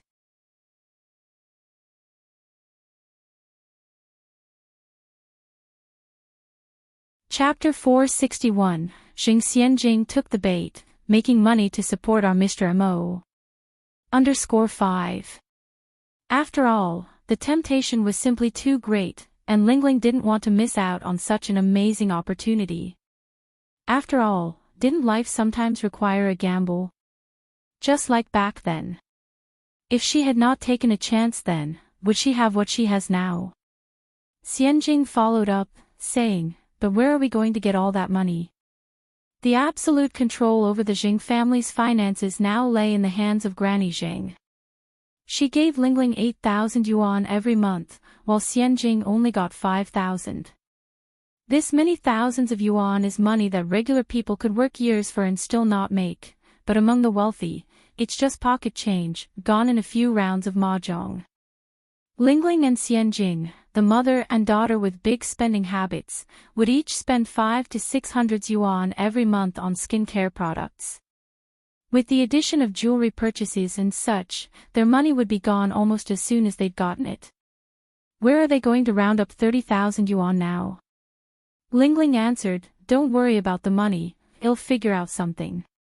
Mom, do you have some hidden stash of money? Lingling didn't answer Xianjing directly, instead saying, Xianjing, were you not just about to take some tea to Granny and Granny Jiang? I'll go with you so I can check on how Granny's health is doing. Xianjing picked up on faint footsteps outside the door and said with a smile, okay, Mom, you don't need to worry, Granny will be fine. The mother-daughter duo walked out the door to take tea to Dr. Jiang and Granny Jing. Dr. Jiang gave Lingling a list of food that Granny Jing should avoid and daily practices she should pay attention to before saying her farewells. Lingling said with a smile, Dr. Jiang, let me see you out. Xianjing didn't exactly get along with Dr. Jiang. Ever since she had heard the conversation between Dr. Jiang and Granny Jing, she disliked Dr. Jiang even more. It baffled her why Lingling was so nice to Dr. Jiang. Xianjing, come with me to see Dr. Jiang off, Lingling turned to Xianjing. All right. Xianjing obediently followed Lingling. Dr. Jiang laughed very kindly and said, back when Xianjing was just a baby you could hold in your arms and now she has grown into such a lovely young lady. Lingling asked, Xianjing, do you remember when you were a baby that Granny Jiang used to hold you? Xianjing laughed and said, that was so long ago, how can I possibly remember? Lingling seemed dissatisfied as she glanced at Xianjing, but Dr. Jiang seemed unbothered and said, oh, it's not a big deal, children have short memories. Lingling said, it's fortunate that you're not picky with her. When they got to the door, Dr. Jiang stopped, this is far enough. She then seemed to recall something and took a bottle of medicine out of her bag. I almost forgot, this medicine is very effective against coughing. Lingling, just put half a pill in the chicken soup when you're making it. Lingling very solemnly took the bottle and said, thank you for your trouble, Dr. Jiang. Dr. Jiang laughed and said, your mother and I have been as close as sisters for many years, there's no need for such courtesy. Lingling continued, Dr. Jiang, are you free tomorrow morning? I have a friend who isn't feeling well, and I want to bring her over tomorrow. Sure, I'll see you tomorrow morning then. Goodbye, Dr. Jiang, Lingling pushed Xianjing, say goodbye to Granny Jiang. Xianjing carelessly said, goodbye, Granny Jiang. As soon as Dr. Jiang left, Lingling scolded Xianjing angrily, Xianjing, this is a warning. From now on, you will not disrespect Granny Jiang. Xianjing sniffed dismissively and replied, what's the point in you being so nice to her? You don't know what she says about you behind your back. Dr. Jiang clearly wasn't a good person. She said one thing to your face and another behind your back. Lingling breathed out a sigh and gravely said, regardless, Granny Jiang is your elder. Remember to show her respect. She's hardly an elder. Xianjing muttered, more like a shit-stirrer. Lingling's expression darkened, Xianjing. Do you remember who you are? Sorry Mom, I was wrong. Lingling carried on, do you know that if you keep acting like this, people will say that you have no manners? Xianjing responded, Mom, I only act like this around you. I never act this way around other people. Lingling sternly said, you're not allowed to behave this way around me either, habits form naturally.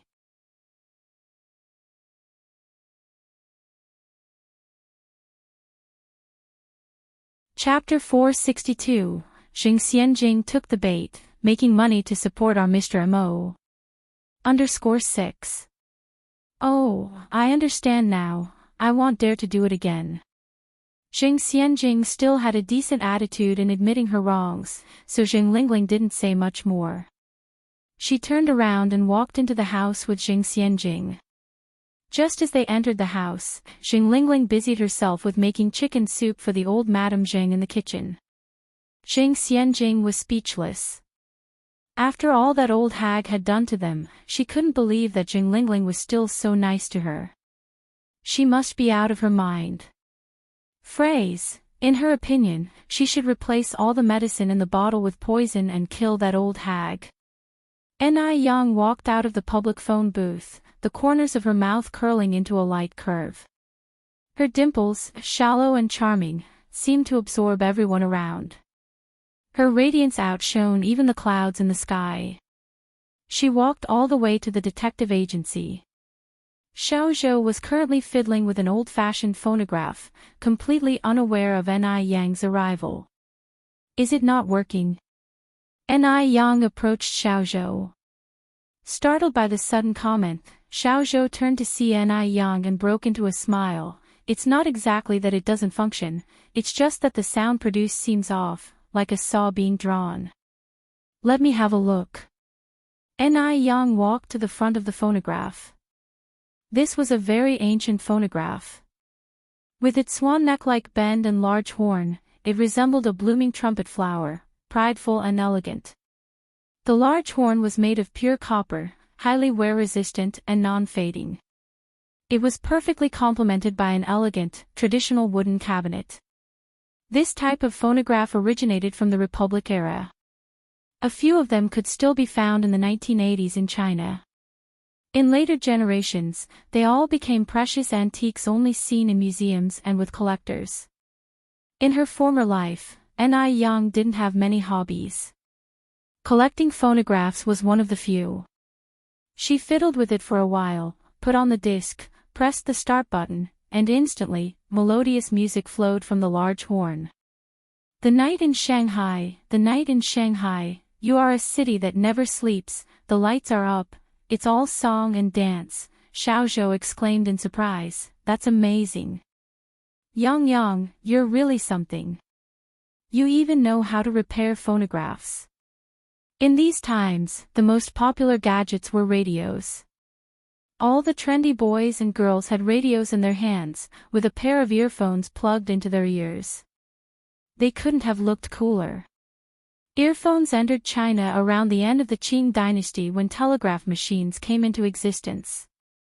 Now, hardly anyone bothered with big, heavy, old-fashioned gadgets like phonographs. Xiao Zhou sometimes found it hard to figure out Ni Yang.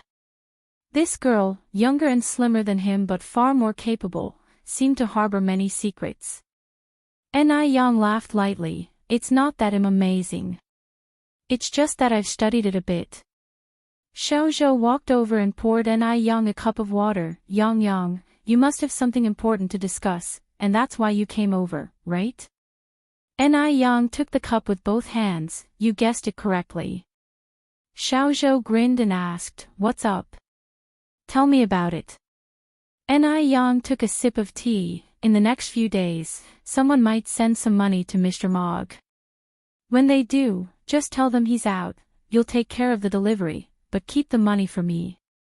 It wouldn't be appropriate for her to handle this in person, so Xiao Zhou would have to help. Sending money to Mr. Mogg. Ni Yang nodded slightly. This Mr. Mogg, is you? Xiao Zhou asked further. It's me. Ni Yang replied with a smile in her eyes. Xiao Zhou couldn't resist teasing, are you getting married and following your husband's title? Ni Yang answered with a faint smile, I suppose you could say that.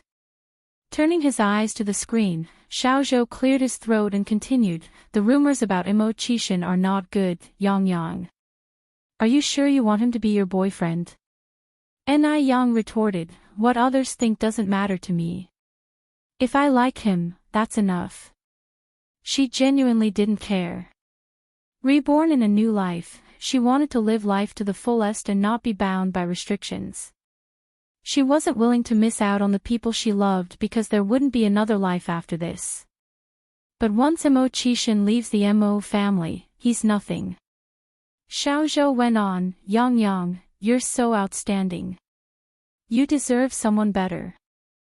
Mo Chishan was known for his worthlessness, idleness, and even a broken engagement, totally ruining his reputation.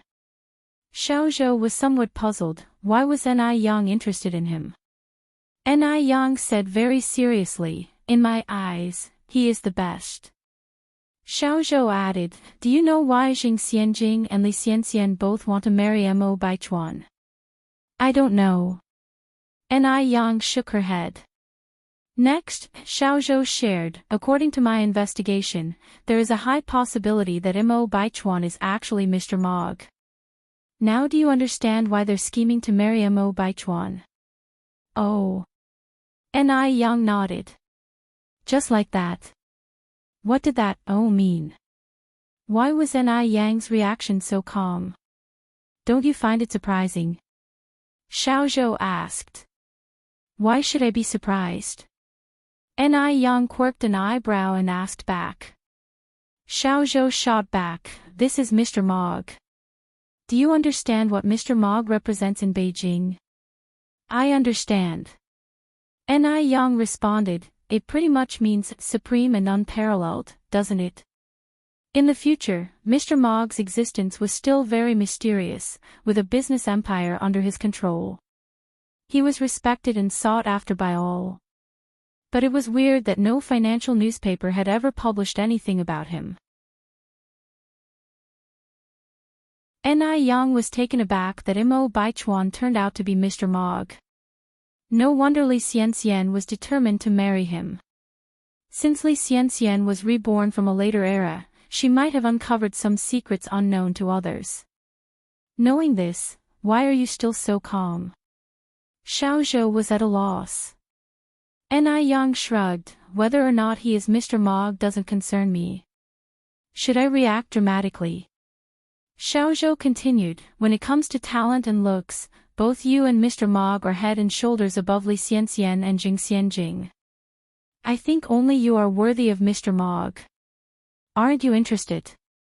Ni Yang, who had just taken a sip of water, almost choked upon hearing this. She spat out all the water in her mouth onto the ground. "I'm not interested in him at all, so don't talk nonsense." Xiao Zhou replied quite seriously, "But I really do think that you and Mr. Mog are a good match." Ni Yang retorted, "I'm only interested in Mo Chishan. Is that clear?" She didn't really care about Mr. Mog or any of his titles.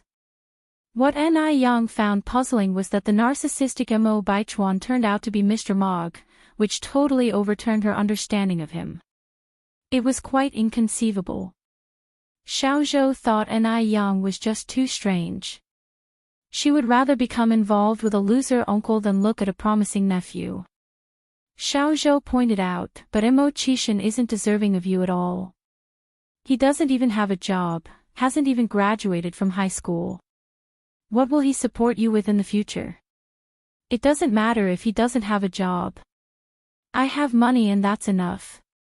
I can support him." Ni Yang replied directly.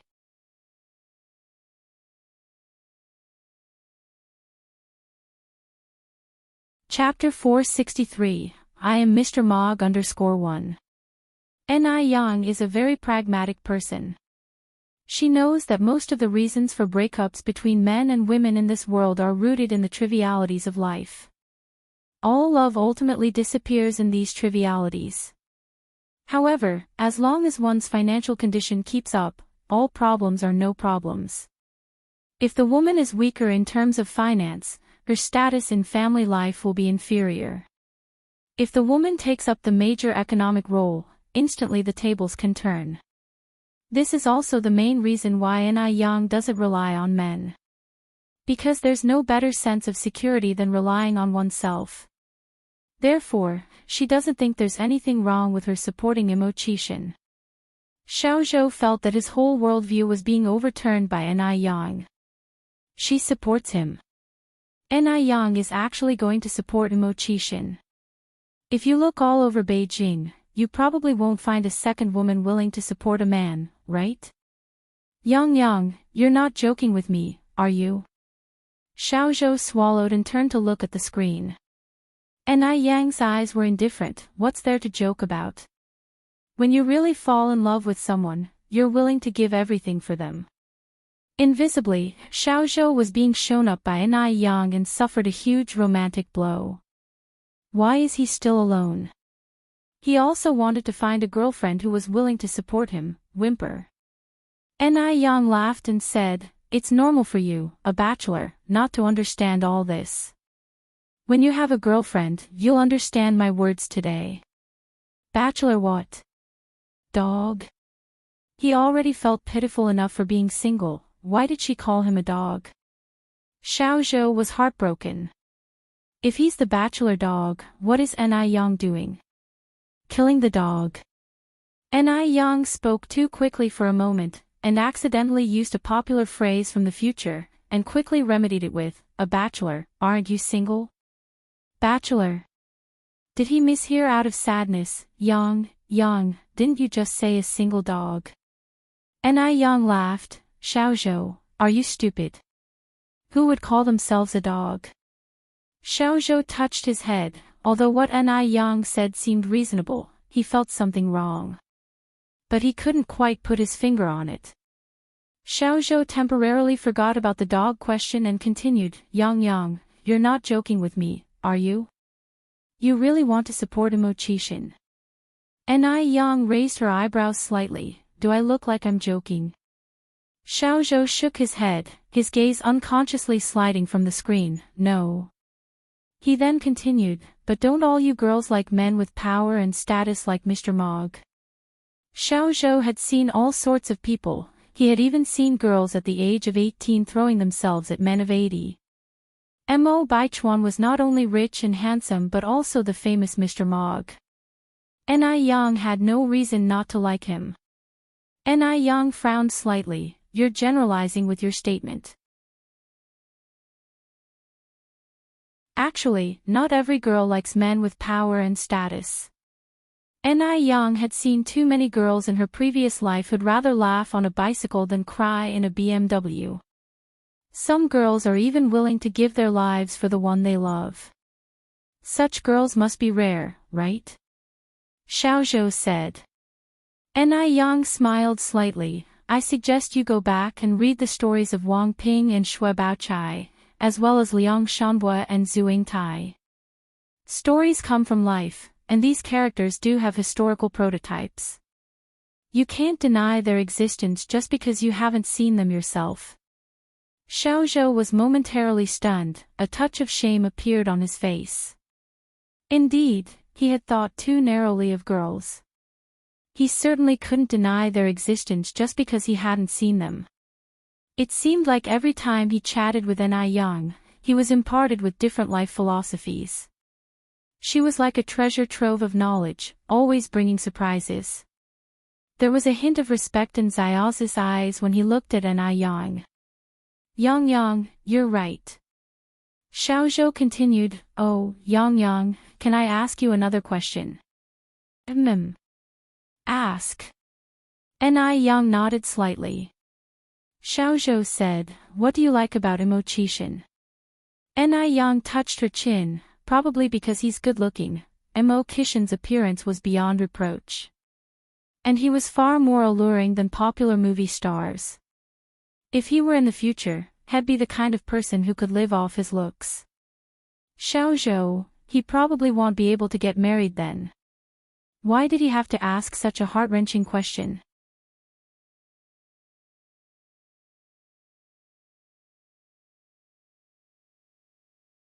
Chapter 464, I am Mr. Mog _2. Xiaozhou turned his head to look at the screen. Ni Yang, chuckling, asked, why are you always looking at the screen? Hiding a beauty behind it? Xiaozhou touched his nose, no, it's just that I think the patterns on the screen are fascinating.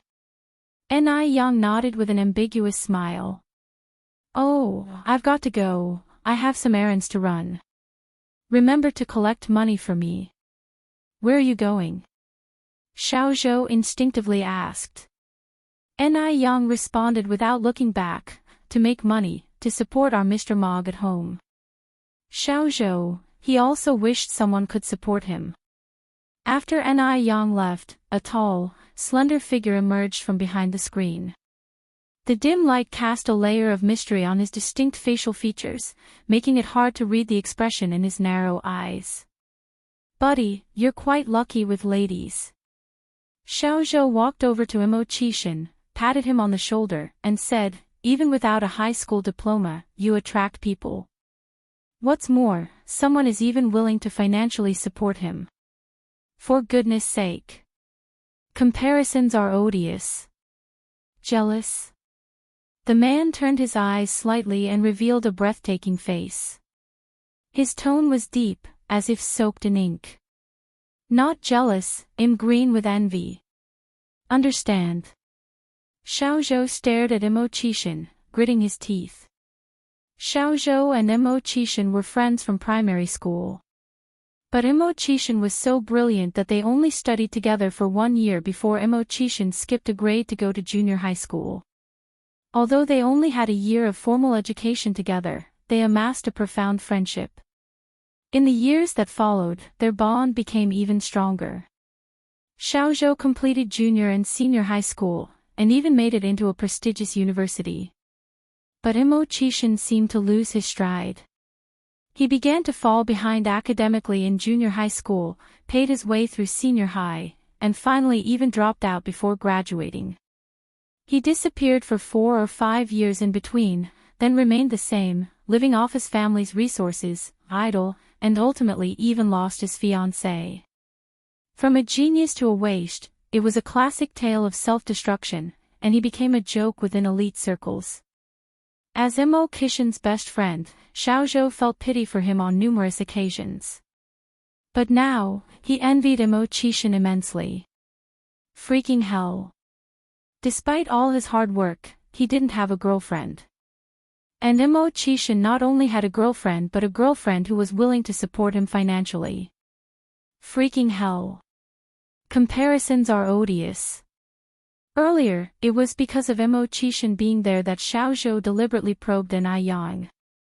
He even told Enai Yang that Immortal was Mr. Mog, but she seemed unaffected. Immortal hadn't expected his woman to love him so much. He knew he had chosen correctly. Xiaozhou continued, "But the most surprising to me is your grandnephew. He seemed unassuming, but turns out to be the famous Mr. Mog. That's just too incredible." Mr. Mog. Xiaozhou had never imagined that Mr. Mog would turn out to be his good friend's grandnephew. Immortal's facial expression remained unchanged, but his eyes hinted heavily, "Indeed, he's quite impressive. Not just impressive, he's freaking impressive." Xiaozhou continued, "Your grandnephew is so accomplished, you, as his uncle, have to buck up too." Xiaozhou was a true friend to Immortal, so he spoke without pretense and genuinely cared for him. As he finished, Xiaozhou solemnly added, "You're not getting any younger. You can't go on like this. You need to accomplish something, to show those who look down on you and mock you." Immortal was a very smart man. Xiaozhou believed that, as long as Immortal put in the effort, he would definitely make great achievements. The condition being that he should make an effort. Immortal touched his nose, responding in a lukewarm tone, "Why should I work so hard? After all, someone is supporting me, unlike you, who's still single." Xiaozhou, he suspected there was a dog slaughter but had no evidence. After a silence, Xiaozhou expressed his frustration, "Don't you want to one-up Zhao Jingrong?"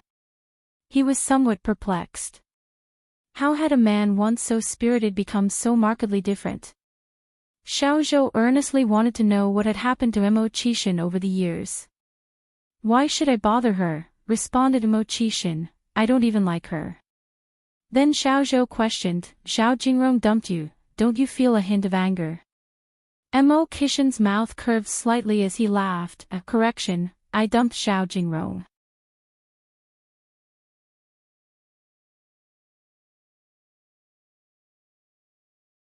Chapter 465, I am Mr. Mog _3.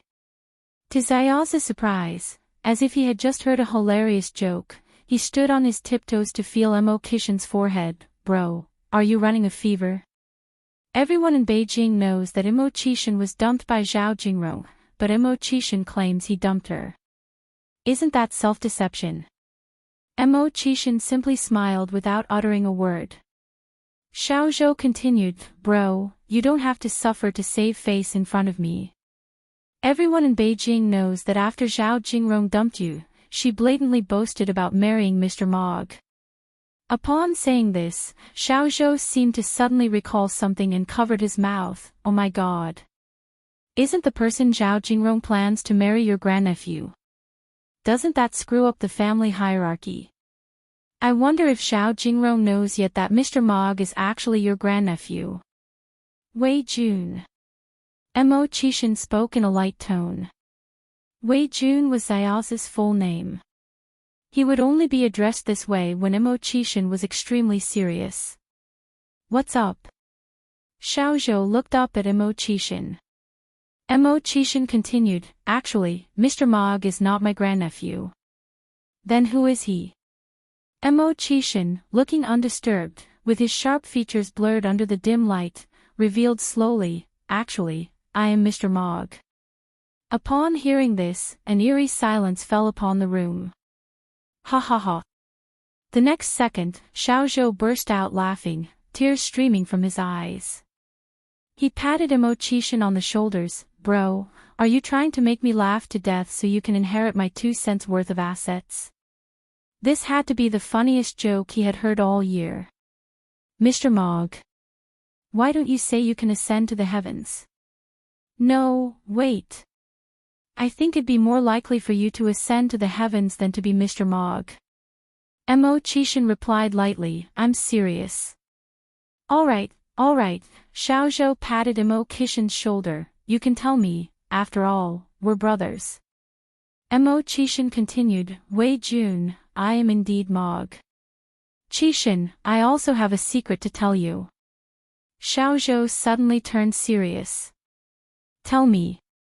Xiao Zhou looked at Mo Qixin and continued, Qixin, actually I am the Jade Emperor. Whispering, he added, I came to the mortal world to endure trials and tribulations. Mo Qixin stared at Xiao Zhou as if looking at a deranged person, and spoke with an incredulous expression, that joke isn't funny at all. Xiao Zhou responded, so you do know it's not a funny joke. Mo Qixin, I really am Mog. Xiao Zhou, I am really the Jade Emperor. Mo Qixin, how was he supposed to respond to that? In the end, Xiao Zhou added, if you're Mog, I'll eat shit. Mo Qixin didn't respond and just stroked his nose. Xiao Zhou gave Mo Qixin a pat on the back, keep working hard, bro. Snap out of your dreams. Do you know how many people are laughing at you in Beijing? Mo Qixin responded with a small smile, only by doing so can I see people's true colors more clearly. Otherwise, you'll never know whether you're surrounded by friends or foes. Xiao Zhou rolled his eyes in disbelief, you talk as if you're really Mr. Mog. Sigh, did the fact that your grandnephew is Mog affect you? Mo Qixin remained silent and took 4 stacks of bills from his briefcase, this is for you. What is this? USD. Mo Qixin replied indifferently. Considering USD is 8 times the value of RMB, these 4 stacks were worth at least several 100,000 RMB. Xiao Zhou was no longer calm, where did you get so much money? Earned it. Mo Qixin stated concisely, you need money right now, right? This is for you. Even though I really need money right now, I can't accept this. Xiao Zhou pushed the money back. Mo Qixin was currently unemployed, this money was surely leached from his both parents, how could he use an elderly couple's money? It seemed that Mo Qixin saw through Xiao's thoughts, he added, go ahead and take it, this money really was made by me and has nothing to do with my parents. I really can't take it. Xiao Zhou responded adamantly. Mo Qixin picked up his briefcase and stood up, consider it an investment from me. Just remember to share the profits with me at the end of the year. Hearing this, Xiaozhou finally decided to accept. Don't worry, bro, I definitely won't let you lose out. But even now, Xiaozhou wouldn't believe that this money was his own.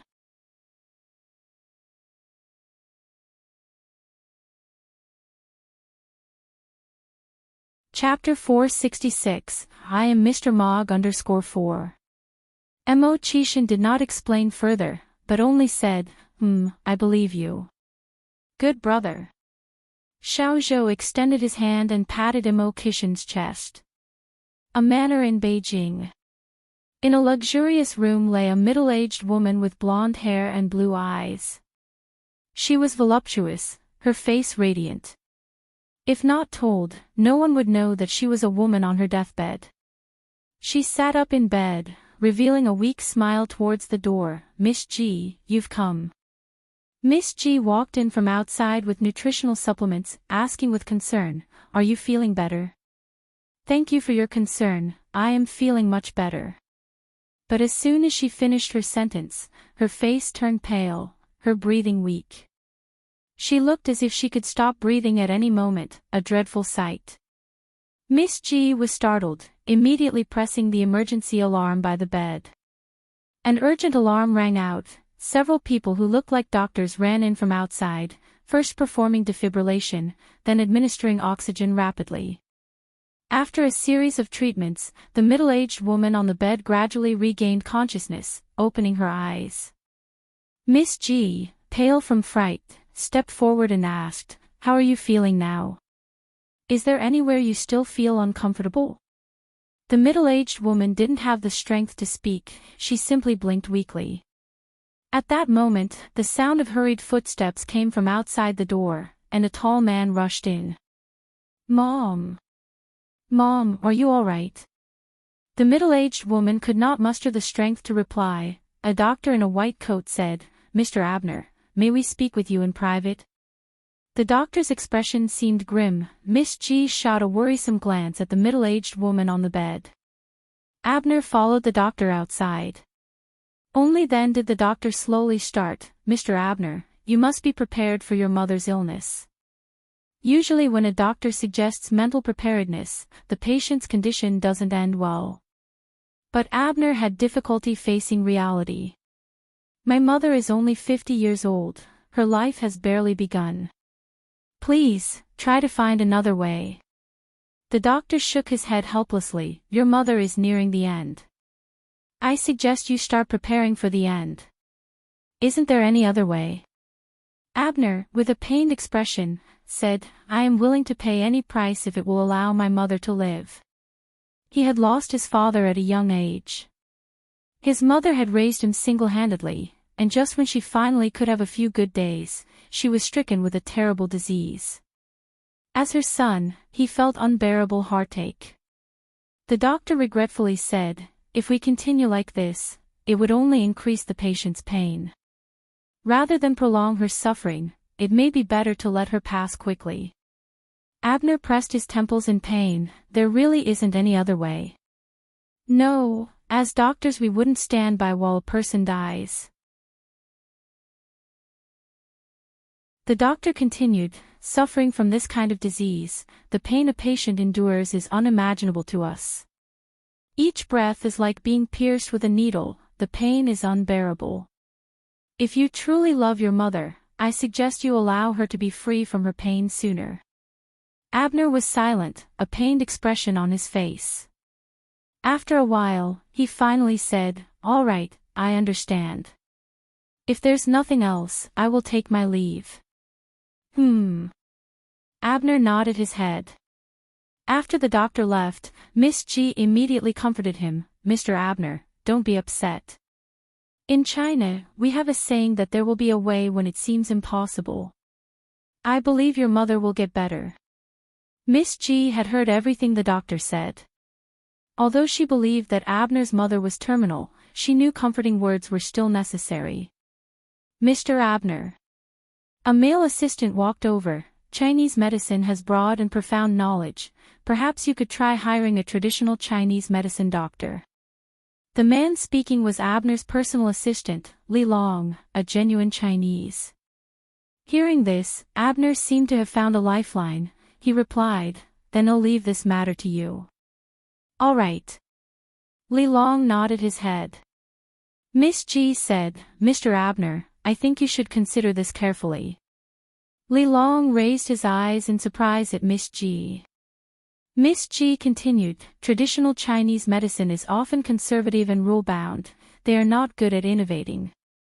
Your mother's illness is quite serious. If they can't treat her successfully and even worsen her condition, it would be a disastrous mistake." At this moment, Li Long even doubted if Miss G was actually Chinese.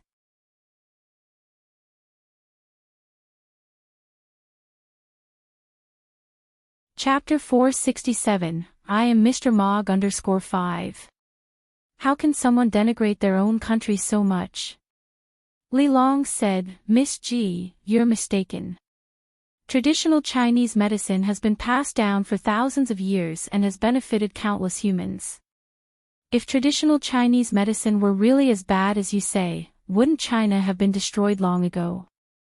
Miss G laughed lightly and replied, "If traditional Chinese medicine is really that good, why is it that you can't find a traditional Chinese medicine hospital on every street corner? The few existing traditional Chinese medicine stores are on the brink of closure.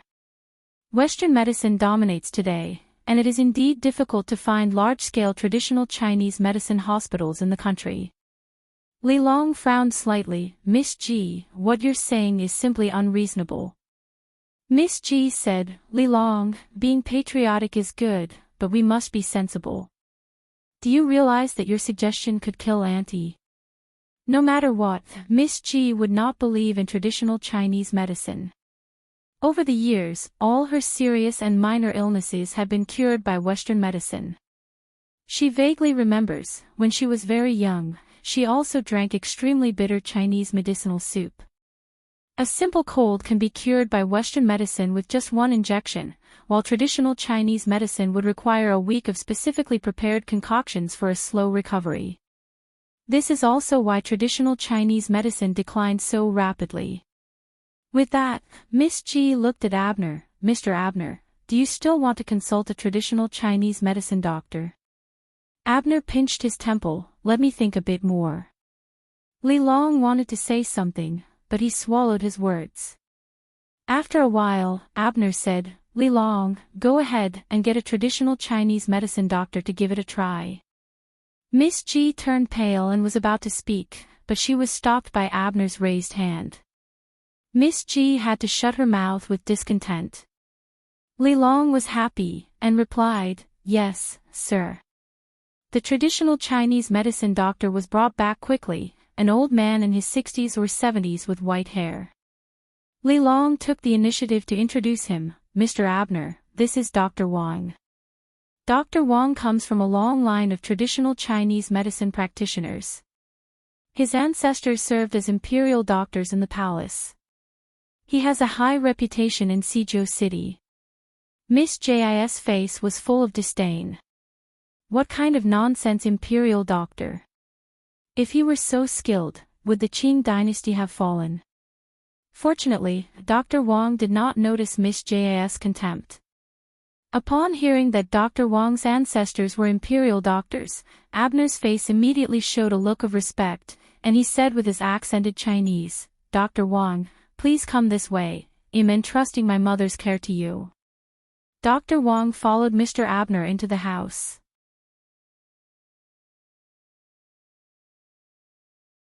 After examining Abner's mother's condition, Dr. Wang shook his head. "This disease is too strange. I have been practicing medicine for more than a decade, and I have never seen such a strange disease. Not to mention ever encountering this disease, even the medical books of his family did not have any record of it." Upon hearing this, ridicule flashed in Miss J's eyes. She thought he was an incredibly famous doctor, but it turns out he couldn't even diagnose the disease. How embarrassing. Mr. Abner then asked, "Dr. Wang, what do you mean?" Dr. Wang stroked his beard. "You might want to seek out someone more skilled." The light in Abner's eyes dimmed bit by bit. Was there really no hope for his mother's illness? Li Long then spoke up, "Dr. Wang, you're the most skilled traditional Chinese medicine doctor in Suzhou City. If even you can't treat it, who else can we turn to? Dr. Wang replied, thank you for your compliment, but there's always a bigger fish. The depth and breadth of traditional Chinese medicine are vast. Just because I can't treat the disease, doesn't mean others can't. Miss G snorted, I told you long ago that traditional Chinese medicine is outdated, inflexible, and incapable of treating serious diseases. Li Long, you didn't believe me. Now do you see it with your own eyes? She belittled and dismissed traditional Chinese medicine in her words, infuriating Dr. Wang, who was listening. Young lady, how dare you speak this way? Miss G laughed, don't get worked up. I'm not targeting you, I'm simply stating facts. What facts? You're insulting traditional Chinese medicine. As a practitioner of traditional Chinese medicine, Dr. Wang would not allow anyone to insult it. Miss G retorted, if traditional Chinese medicine is truly effective, why couldn't you cure Auntie's illness? I'll tell you a hard truth, don't take it to heart. We're now living in an era dominated by Western medicine. Traditional Chinese medicine should have been overthrown long ago. If our people don't strive, sooner or later, they will be enslaved. The tragedy of invasion will be repeated. This is due to my personal limitations and has nothing to do with traditional Chinese medicine. Dr. Wang replied, since you think Western medicine is so powerful, why couldn't it cure this lattice illness? Miss G was left speechless.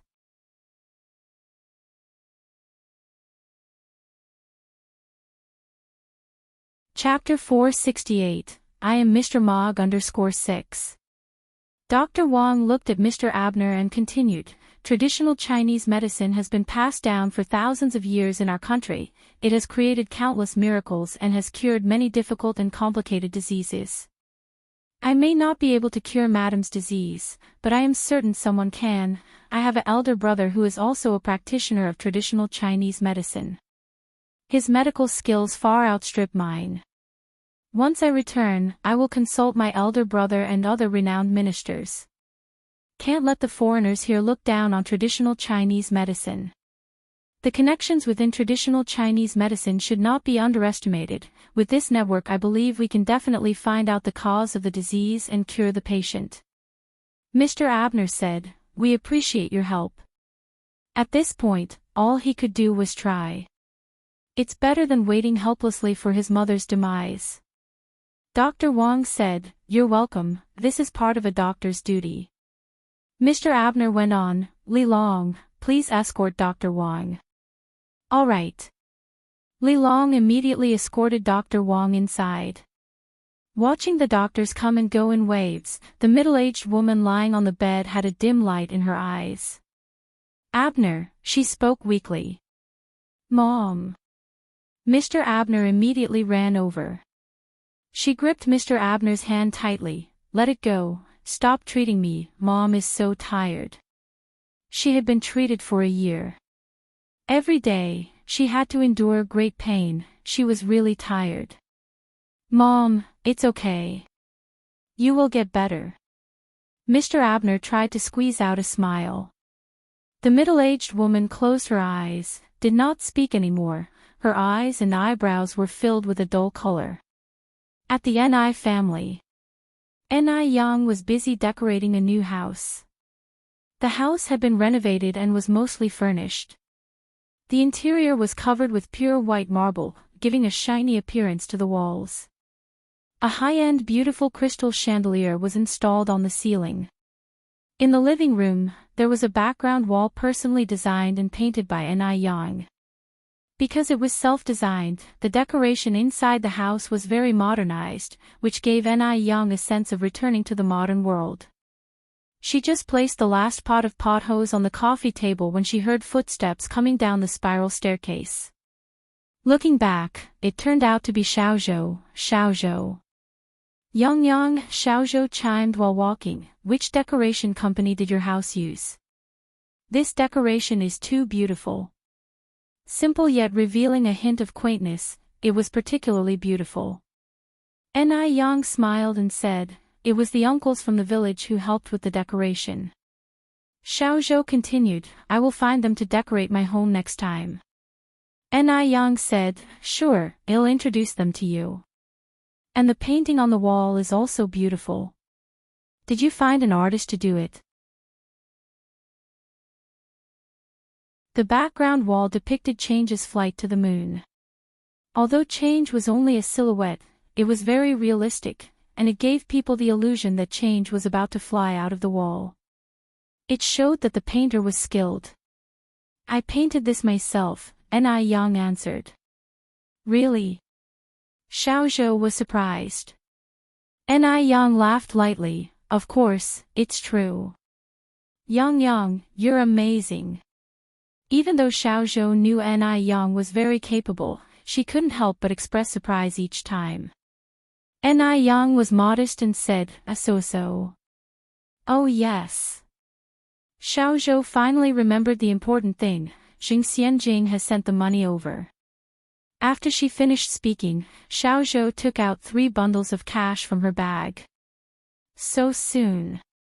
Ni Yang was somewhat surprised. This wealthy family really didn't lack money, just one phone call from Jing Xianjing and the money was already delivered. "You count it." Xiao Zhou pushed the money in front of Ni Yang. Ni Yang split the 3 bundles of cash into 2 parts and pushed one of them in front of Xiao Zhou. Xiao Zhou was surprised and said, "What are you doing?" Ni Yang smiled and said, "We split this money 50-50. No remuneration without merit." "I can't accept this money," Xiao Zhou refused. Ni Yang said with a smile, "Who said you are remuneration without merit? If it weren't for you, I wouldn't have earned this money at all. It's a fair split." Ni Yang could not appear in public and it would have been hard to get this money without Xiaozi's help. Ni Yang had always been generous and understood the principle of repaying kindness with kindness. "I really can't accept." Both Immortality and Ni Yang didn't seem to care about money and they were all very generous. It appears that the saying of birds of a feather flock together really does hold true. "Go ahead and take it," Ni Yang said. "Or I won't have the nerve to ask for your help next time." Only then did Xiao Zhou accept. Ni Yang took out an envelope and gave it to Xiao Zhou, then said, "Could you help me mail this to Jing Xianjing in Mr. Mo's name?" "Sure. Consider it done." Xiao Zhou nodded her head, took the envelope with stretched hand. "Aren't you afraid that I will sneak a peek?" Since the envelope wasn't sealed, it would be very easy to sneak a peek.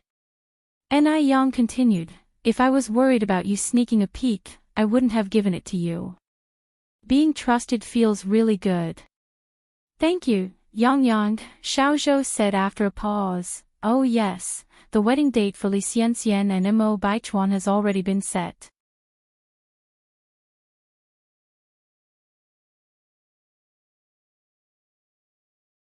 Chapter 469, Jing Xianjing seeks out Fuo father and son _1. They've set a date already. Ni Yang raised her eyebrows slightly. Xiao Zhou nodded, maybe they're worried about waiting too long and causing a fuss. The wedding is set for the 18th of this month. Ni Yang nodded less noticeably, a faint smile in her eyes. It was hard to tell what she was thinking. Xiao Zhou continued, Mo Baichuan is getting married, shouldn't you, as his sixth aunt, prepare a big gift? Ni Yang gave a soft smile, of course. Xiao Zhou couldn't tell if he was imagining it, but he felt like Ni Yang looked a bit gleeful. Yang, what gift have you prepared? It's a secret. Ni Yang's red lips slightly parting, then added, it's getting late. Why don't you stay for dinner, Xiao Zhou? With nothing else planned for the evening and a curiosity about Ni Yang's cooking skills, Xiao Zhou agreed. As they headed downstairs, Xiao Zhou asked, Yang, when are you planning to move in? Ni Yang replied, in a few days, once the paint smell in the house has dispersed. Xiao Zhou nodded. As they passed through the yard, Ni Yang casually fed a few bugs to the myna bird in the tree. Over the past month, the little bird's uneven feathers had all grown out. The feathers were shiny and stood out brilliantly while nibbling on the bugs. The bird nuzzled against Yang's palm. It couldn't have looked more docile and cute.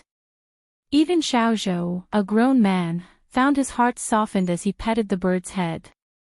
"Is this bird yours?" he asked. The docile bird suddenly turned hostile, lashing out and pecking Xiao's hand. Yang laughed. "Be careful, Duo is pretty aggressive." Hearing this, Duo seemed to understand Yang's words. It flapped its wings and glared threateningly at Xiaozhou as if it wanted to eat him. Riding the momentum of others indeed. Duo. That's its name. Yes. Yang nodded slightly. Xiaozhou joked, Duo. More like evil bird, chirp. Duo pecked Xiaozhou again. "If you're so tough, do it again. Chirp." Xiaozhou was furious. "You evil bird. Try pecking me one more time." And Duo did exactly that, proving it was fearless. Xiaozhou was so angry, he rolled up his sleeves and said, "You're going down today." Duo took off into the air and continuously mocked Xiaozhou. The war between man and bird officially began. Yang. A sweet voice suddenly echoed through the air. Suddenly, a lovely girl in a princess dress ran in from outside. Ran. Seeing who it was, Yang's face softened into a smile. Li Ran gave Yang a big hug. Yang, I've missed you so much. Yang patted her back and asked with a smile, "Where have you been recently?" Li Ran replied, "I went to M country."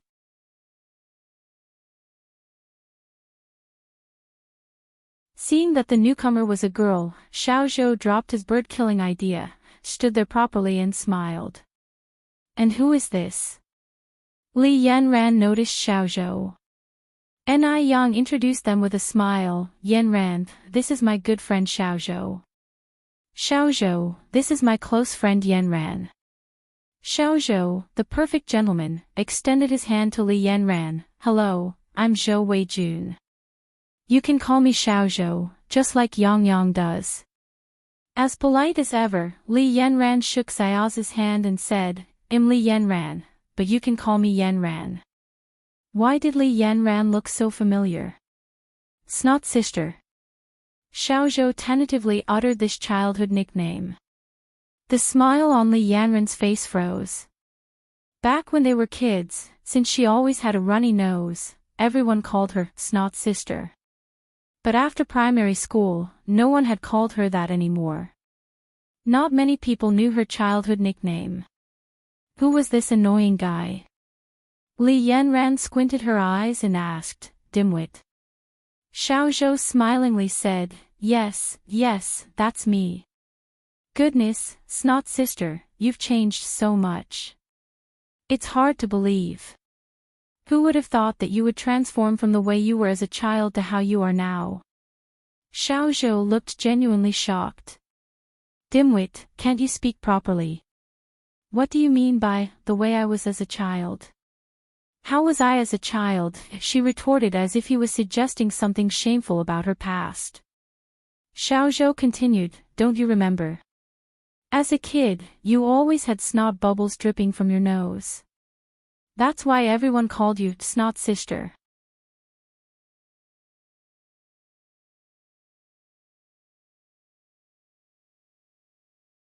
Chapter 470, Xing Xianjing approaches Fuo father and son _2. Li Yanran spoke irritably, "I don't have a runny nose anymore." As a modern woman, Li Yanran didn't want to have anything to do with snot, but this blockhead Zhou kept associating her with the nickname Nose Drip Sister. If others found out about her obscure nickname, Nose Drip Sister, how could she carry on? "Although you don't have a runny nose now, you did when you were little. Speaking of which, Nose Drip Sister, where are you now? When did you change your name? I recall you were Li Sanchun before, weren't you?" Li Yanran gave a dry laugh. "You remembered wrong, I've always been Li Yanran. Li Yanran was indeed originally known as Li Sanchen. Her grandfather personally named her. Later, an aunt who had been studying abroad thought the name was too unsophisticated and changed it to Li Yanran. Did I recall wrong? Xiao Zhou scratched his head. I don't think so. You were clearly Li Sanchen, and I Yang stepped in, trying to lighten the atmosphere. Xiao Zhou, you might've gotten it wrong. Let's head that way. I've recently come up with a new dessert. Want to give it a try? Sure. After hearing about the dessert, Li Yanran forgot all her discomfort. Peep. Duo flew from the tree onto Ni Yang's shoulder. Wow! This little bird is so well behaved. Li Yanran reached out to pet Duo's head as she spoke. Before Xiao Zhou could caution Li Yanran against being pecked, Duo was already rubbing against Li Yanran's hand, like a cat, purring happily. This was strange indeed. Could it be that this often troublesome bird has suddenly changed its nature? Xiao Zhou, obstinately unconvinced, reached out to pet Duo's head. Peep! Duo promptly snapped at him. Xiao Zhou, damn! The perverted bird. Well done. Li Yanran praised, petting Duo's head. Duo comfortably closed its eyes. Roused by Li Yanran's praise, Duo launched yet another attack on Xiao Zhou. Xiao Zhou whimpered, "Nose drip sister, what did I do to deserve this? Did you really need to help this bird bully me?" Li Yanran turned to look at Xiao Zhou, iterated emphatically, "Zhou Weijun, I am warning you. Don't ever call me nose drip sister again." Does he have a problem? She's a grown woman now. Does he think she would tolerate being constantly called nose drip sister? Doesn't she have any dignity left? Why? Xiao Zhou scratched his head. Aren't nicknames meant to be used? Li Yanran was livid. Call me Li Yanran, thank you. But I remember you as Li Sanchen. Zhou Weijun. You're being really irritating. Li Yanran glared at Xiao Zhou furiously. She turned and stomped off, no longer acknowledging Xiao Zhou. Nose drip sister. Nose drip sister. Xiao Zhou chased after Li Yanran's steps, but she ignored him. The saying about a woman's heart being as deep as the sea rang true. For no apparent reason, she had become angry. Xiao Zhou furrowed his eyebrows, not understanding. He moved next to Ni Yang and asked in a low voice, Yang, what's up with nose drip sister? She's angry. Ni Yang replied. Who has she taken offense with? Xiao Zhou was perplexed. Ni Yang said, she's angry at you. Xiao Zhou scratched his head, looking exasperated. Angry at me? I didn't provoke her, nor did I offend her. What is she getting angry about? Women are indeed quite strange. Can't afford to provoke, can't afford to provoke. This was truly a calamity not of his making. Boys like Xiao Zhou could best be described in modern terms as steel-hardened straight males. Ni Yang laughed. All girls love to be beautiful, and you calling her nose drip sister all the time, isn't it natural that she gets angry? Xiao Zhou sighed. What's there to be angry about? You girls are just so strange, Ni Yang continued. In any case, just stop calling Yanran nose drip sister, all right? Fine. If you say so, I won't call her that. As he finished speaking, Xiao Zhou caught up with Li Yanran and continued, I'm sorry, nose drip sister. I promise not to call you that anymore. Li Yanran, you can keep your hollow gratitude to yourself. With a smile, Ni Yang led the two to the living room. You two sit here. I will make the dessert. The dessert Ni Yang planned to make was red bean taro balls. Taro balls is a type of snack from Minnan, southern Fujian province. It's made from cassava starch. Ni Yang took out 3 different colored balls of cassava starch from the fridge. She kneaded the dough into a rectangular shape, cut it into small pieces, and boiled it. Then, she put the cooked taro balls into chilled red bean soup. She added sago and whole milk, then garnished the bowl with some mint leaves and lemon slices. A delicious and good-looking bowl of red bean taro balls was ready to be served.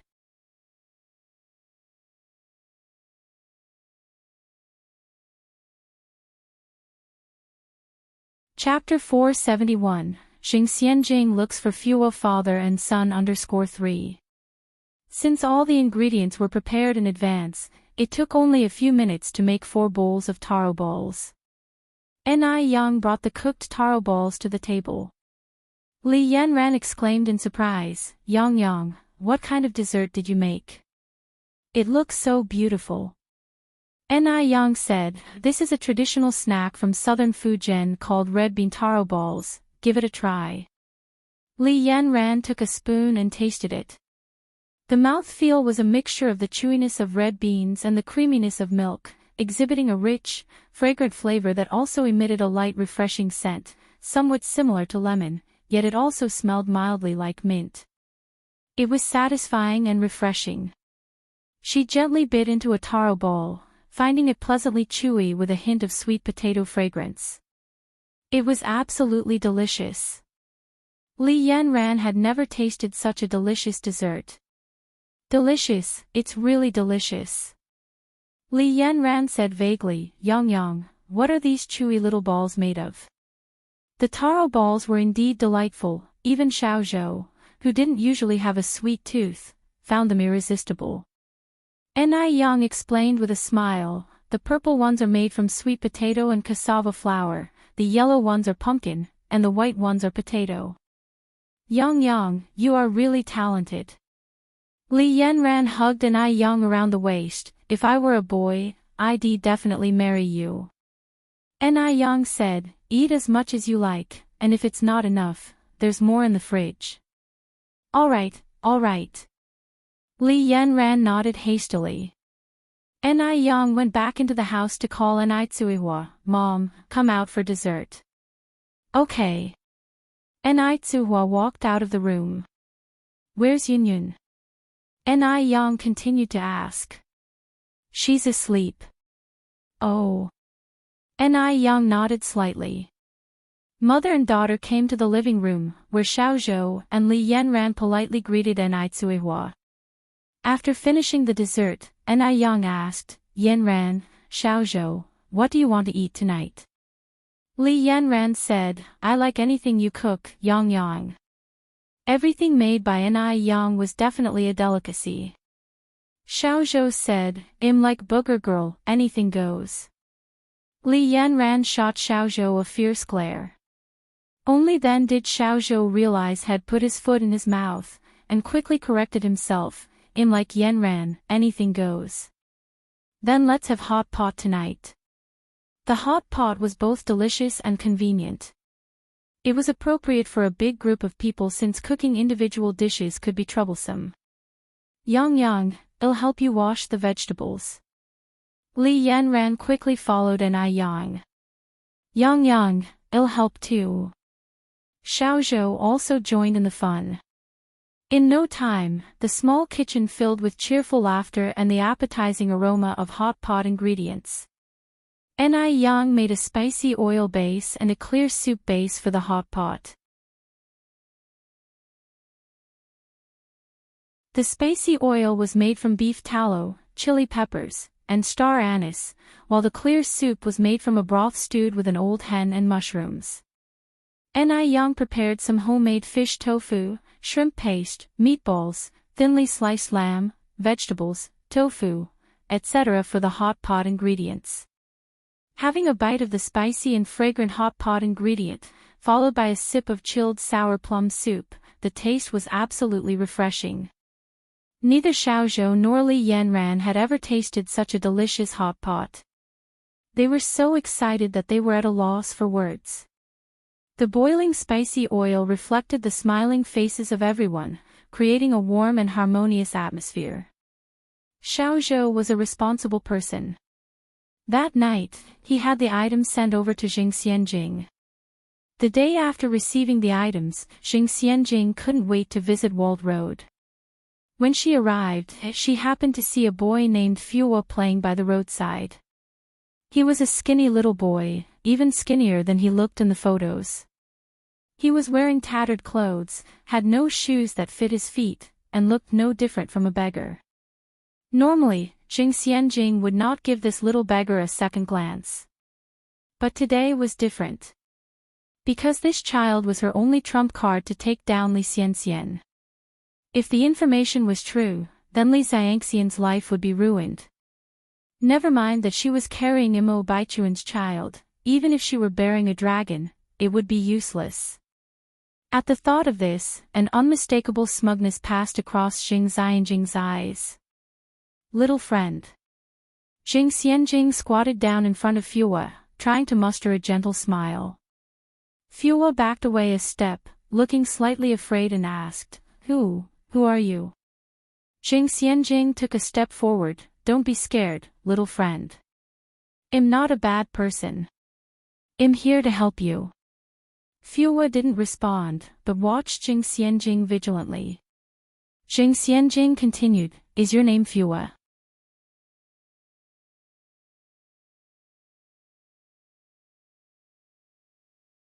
Chapter 472, Xing Xianjing goes to Fuwa father and son _4. Fuwa nodded his head in affirmation. Xing Xianjing continued, Fuwa, how old are you this year? Fuwa remained silent. Xing Xianjing continued further, Are you 6 years old? Fuwa nodded his head again. Xing Xianjing pursued, Fuwa, where is your father? He's gone to work. After Ni Yang's treatment, Zhou Tianbao was completely healed and now, he was hefting bags of rice for others at the rice merchants.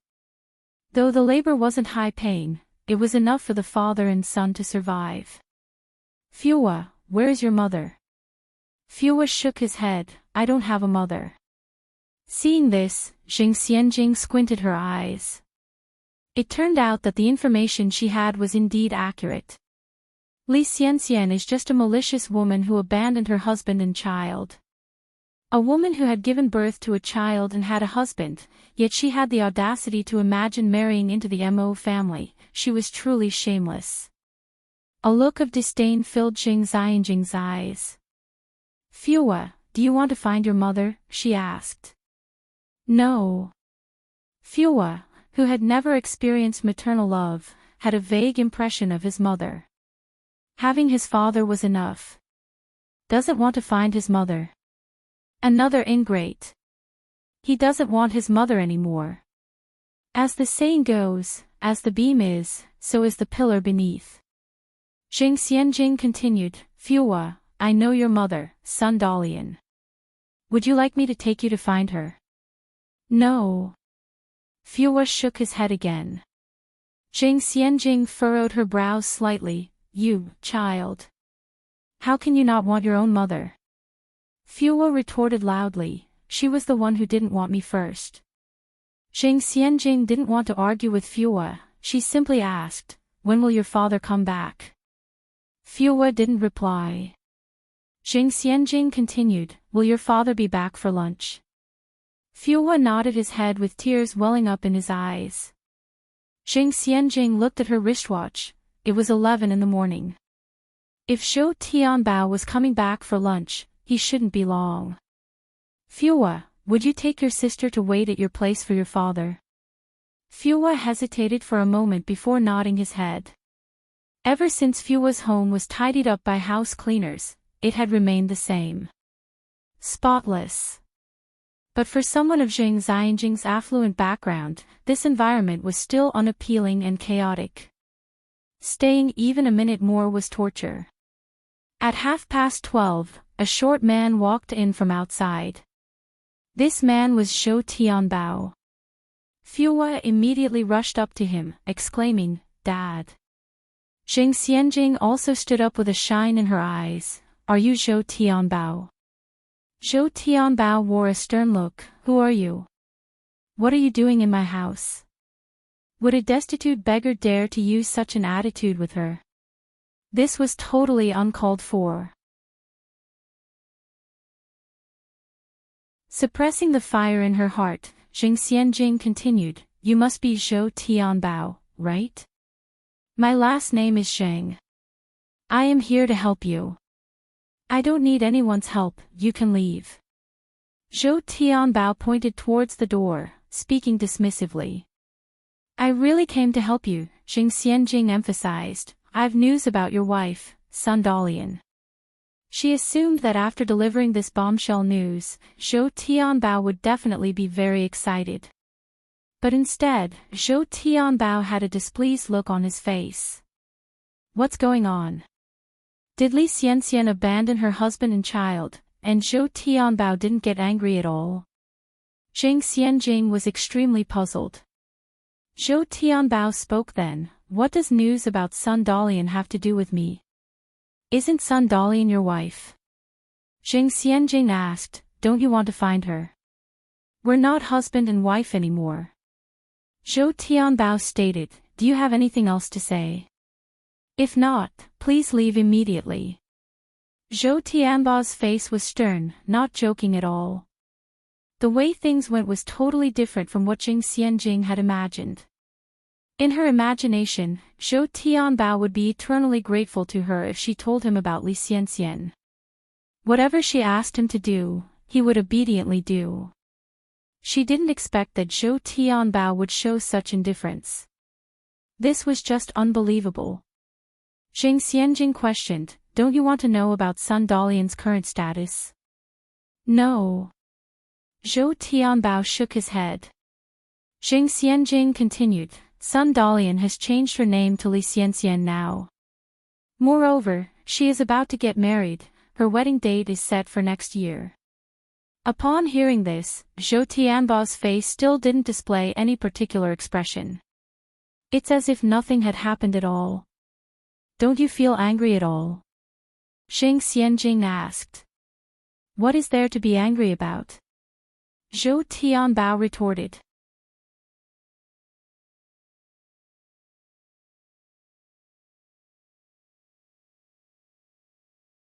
Chapter 473, Jing Xianjing seeks out Fuwa father and son _5. Sun Dalian has abandoned her husband and child and remarried under a false identity. You guys are struggling to make ends meet, while she lives a lavish life. Don't you, as her husband, feel anything about it? At this point, Jing Xianjing pausing, said, "I can help you now. Shall I help you find Sun Dalian?" "Help us?" Zhou Tianbao laughed, "Don't you mean exploit us? Look at what you're saying. I kindly offered to take you to see Sun Dalian. It's one thing if you're ungrateful, but to claim him using you. Aren't you unappreciative?" At her last comment, Jing Xianjing put more emphasis on her tone. Zhou Tianbao in his nonchalant manner, said, "We appreciate your kind intentions, but we don't need your help." "You'll regret it," retorted Jing Xianjing, "you're missing a golden opportunity." Zhou Tianbao remained resolute, "Rest assured, I won't regret it." Jing Xianjing felt disconcerted. She hadn't expected Zhou Tianbao to have such an attitude. If Zhou Tianbao doesn't want to find Li Xianxian, then her entire effort to find Li Xianxian would be in vain. Mrs. Mo and Baichuan wouldn't trust her word alone. "What now?" Jing Xianjing frowned, "Why are you like this? I'm here to help you, and you're not grateful. You want to use us to deal with Sun Dalian, don't you? Use us as cannon fodder, right?" When confronted with Zhou Tianbao's accurate guess, Jing Xianjing felt a bit awkward. Originally, she had planned to take Zhou Tianbao and Fuwa to see Li Xianxian, hoping that Li Xianxian would reveal her true colors in front of Mo family members and kill two birds with one stone, but Zhou Tianbao was uncooperative. What was so good about Li Xianxian? She abandoned her husband and child, yet Zhou Tianbao was defending her.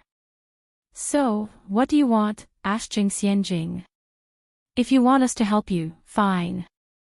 Zhou Tianbao turned to Jing Xianjing, "But I have a requirement." "A requirement?" She takes Zhou Tianbao to find Li Xianxian and he sets conditions. Wasn't that going too far? You have to realize that I'm helping you. Zheng Xianjing's face darkened. Zhou Tianbao said, you also need to understand that we don't need your help. Zheng Xianjing took a deep breath, speak. As compensation, we want 10,000 yuan. We, father and son, will then fully comply. That's a lot of money. Zhou Tianbao's heart was racing as he spoke. Would Zheng Xianjing agree to his conditions? 10,000 yuan. With the 30,000 yuan Mo's man asked for, that would total 40,000 yuan. Zheng Xianjing started to suspect that this was all a trap orchestrated by Mr. Mo. Don't push your luck, said Zheng Xianjing, her face darkening. Zhou Tianbao confidently said, whether you are willing to pay is up to you. I won't force it. The most I can give is 1,000. Zheng Xianjing gritted her teeth. The door's over there. Zhou Tianbao pointed toward the exit. Zheng Xianjing took a deep breath, 2,000. Zhou Tianbao stood firm, not a penny less. Insatiable. Zhou Tianbao responded, you should know whether this 10,000 yuan is worth it. Indeed, his words hit Zheng Xianjing where it hurt. If she could ruin Li Xianxian completely with 10,000 yuan, it would be worth it. Moreover, she had already spent 30,000 yuan. Could she really turn back for just 10,000 yuan? Zheng Xianjing remained silent for a while then said, fine, 10,000 it is. I'll give you every penny once it's done, but for now, you need to follow my instructions.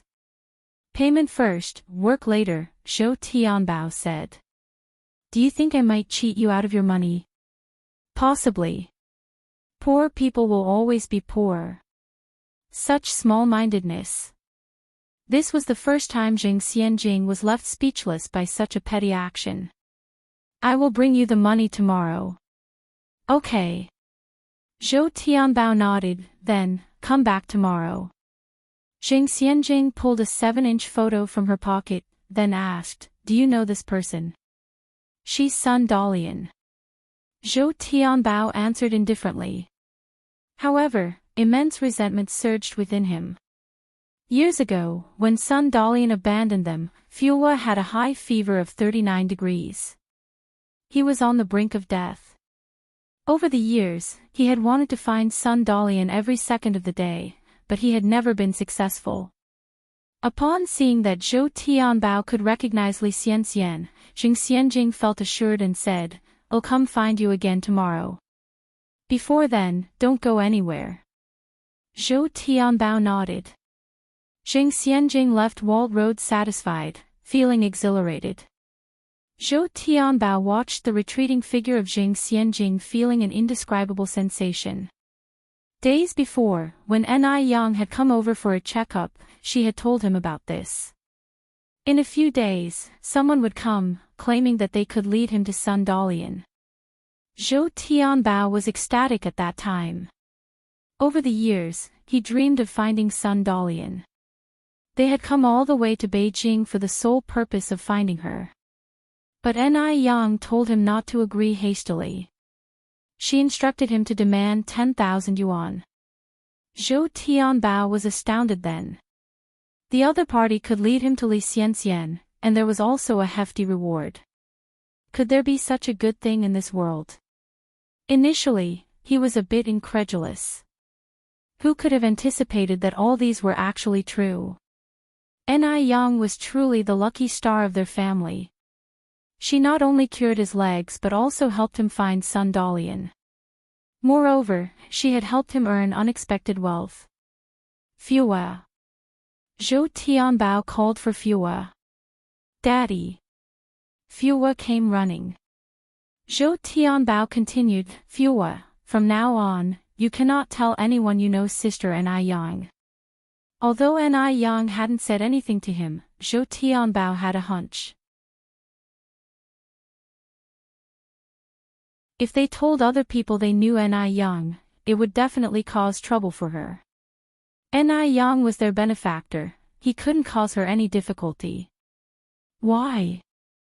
Fuwa looked at Zhou Tianbao with confusion. Zhou Tianbao said, because by doing so, we might cause trouble for Sister Ni Yang. Would you like to see Sister Ni Yang distressed? Hearing this, Fuwa shook his head. No, then listen to Dad.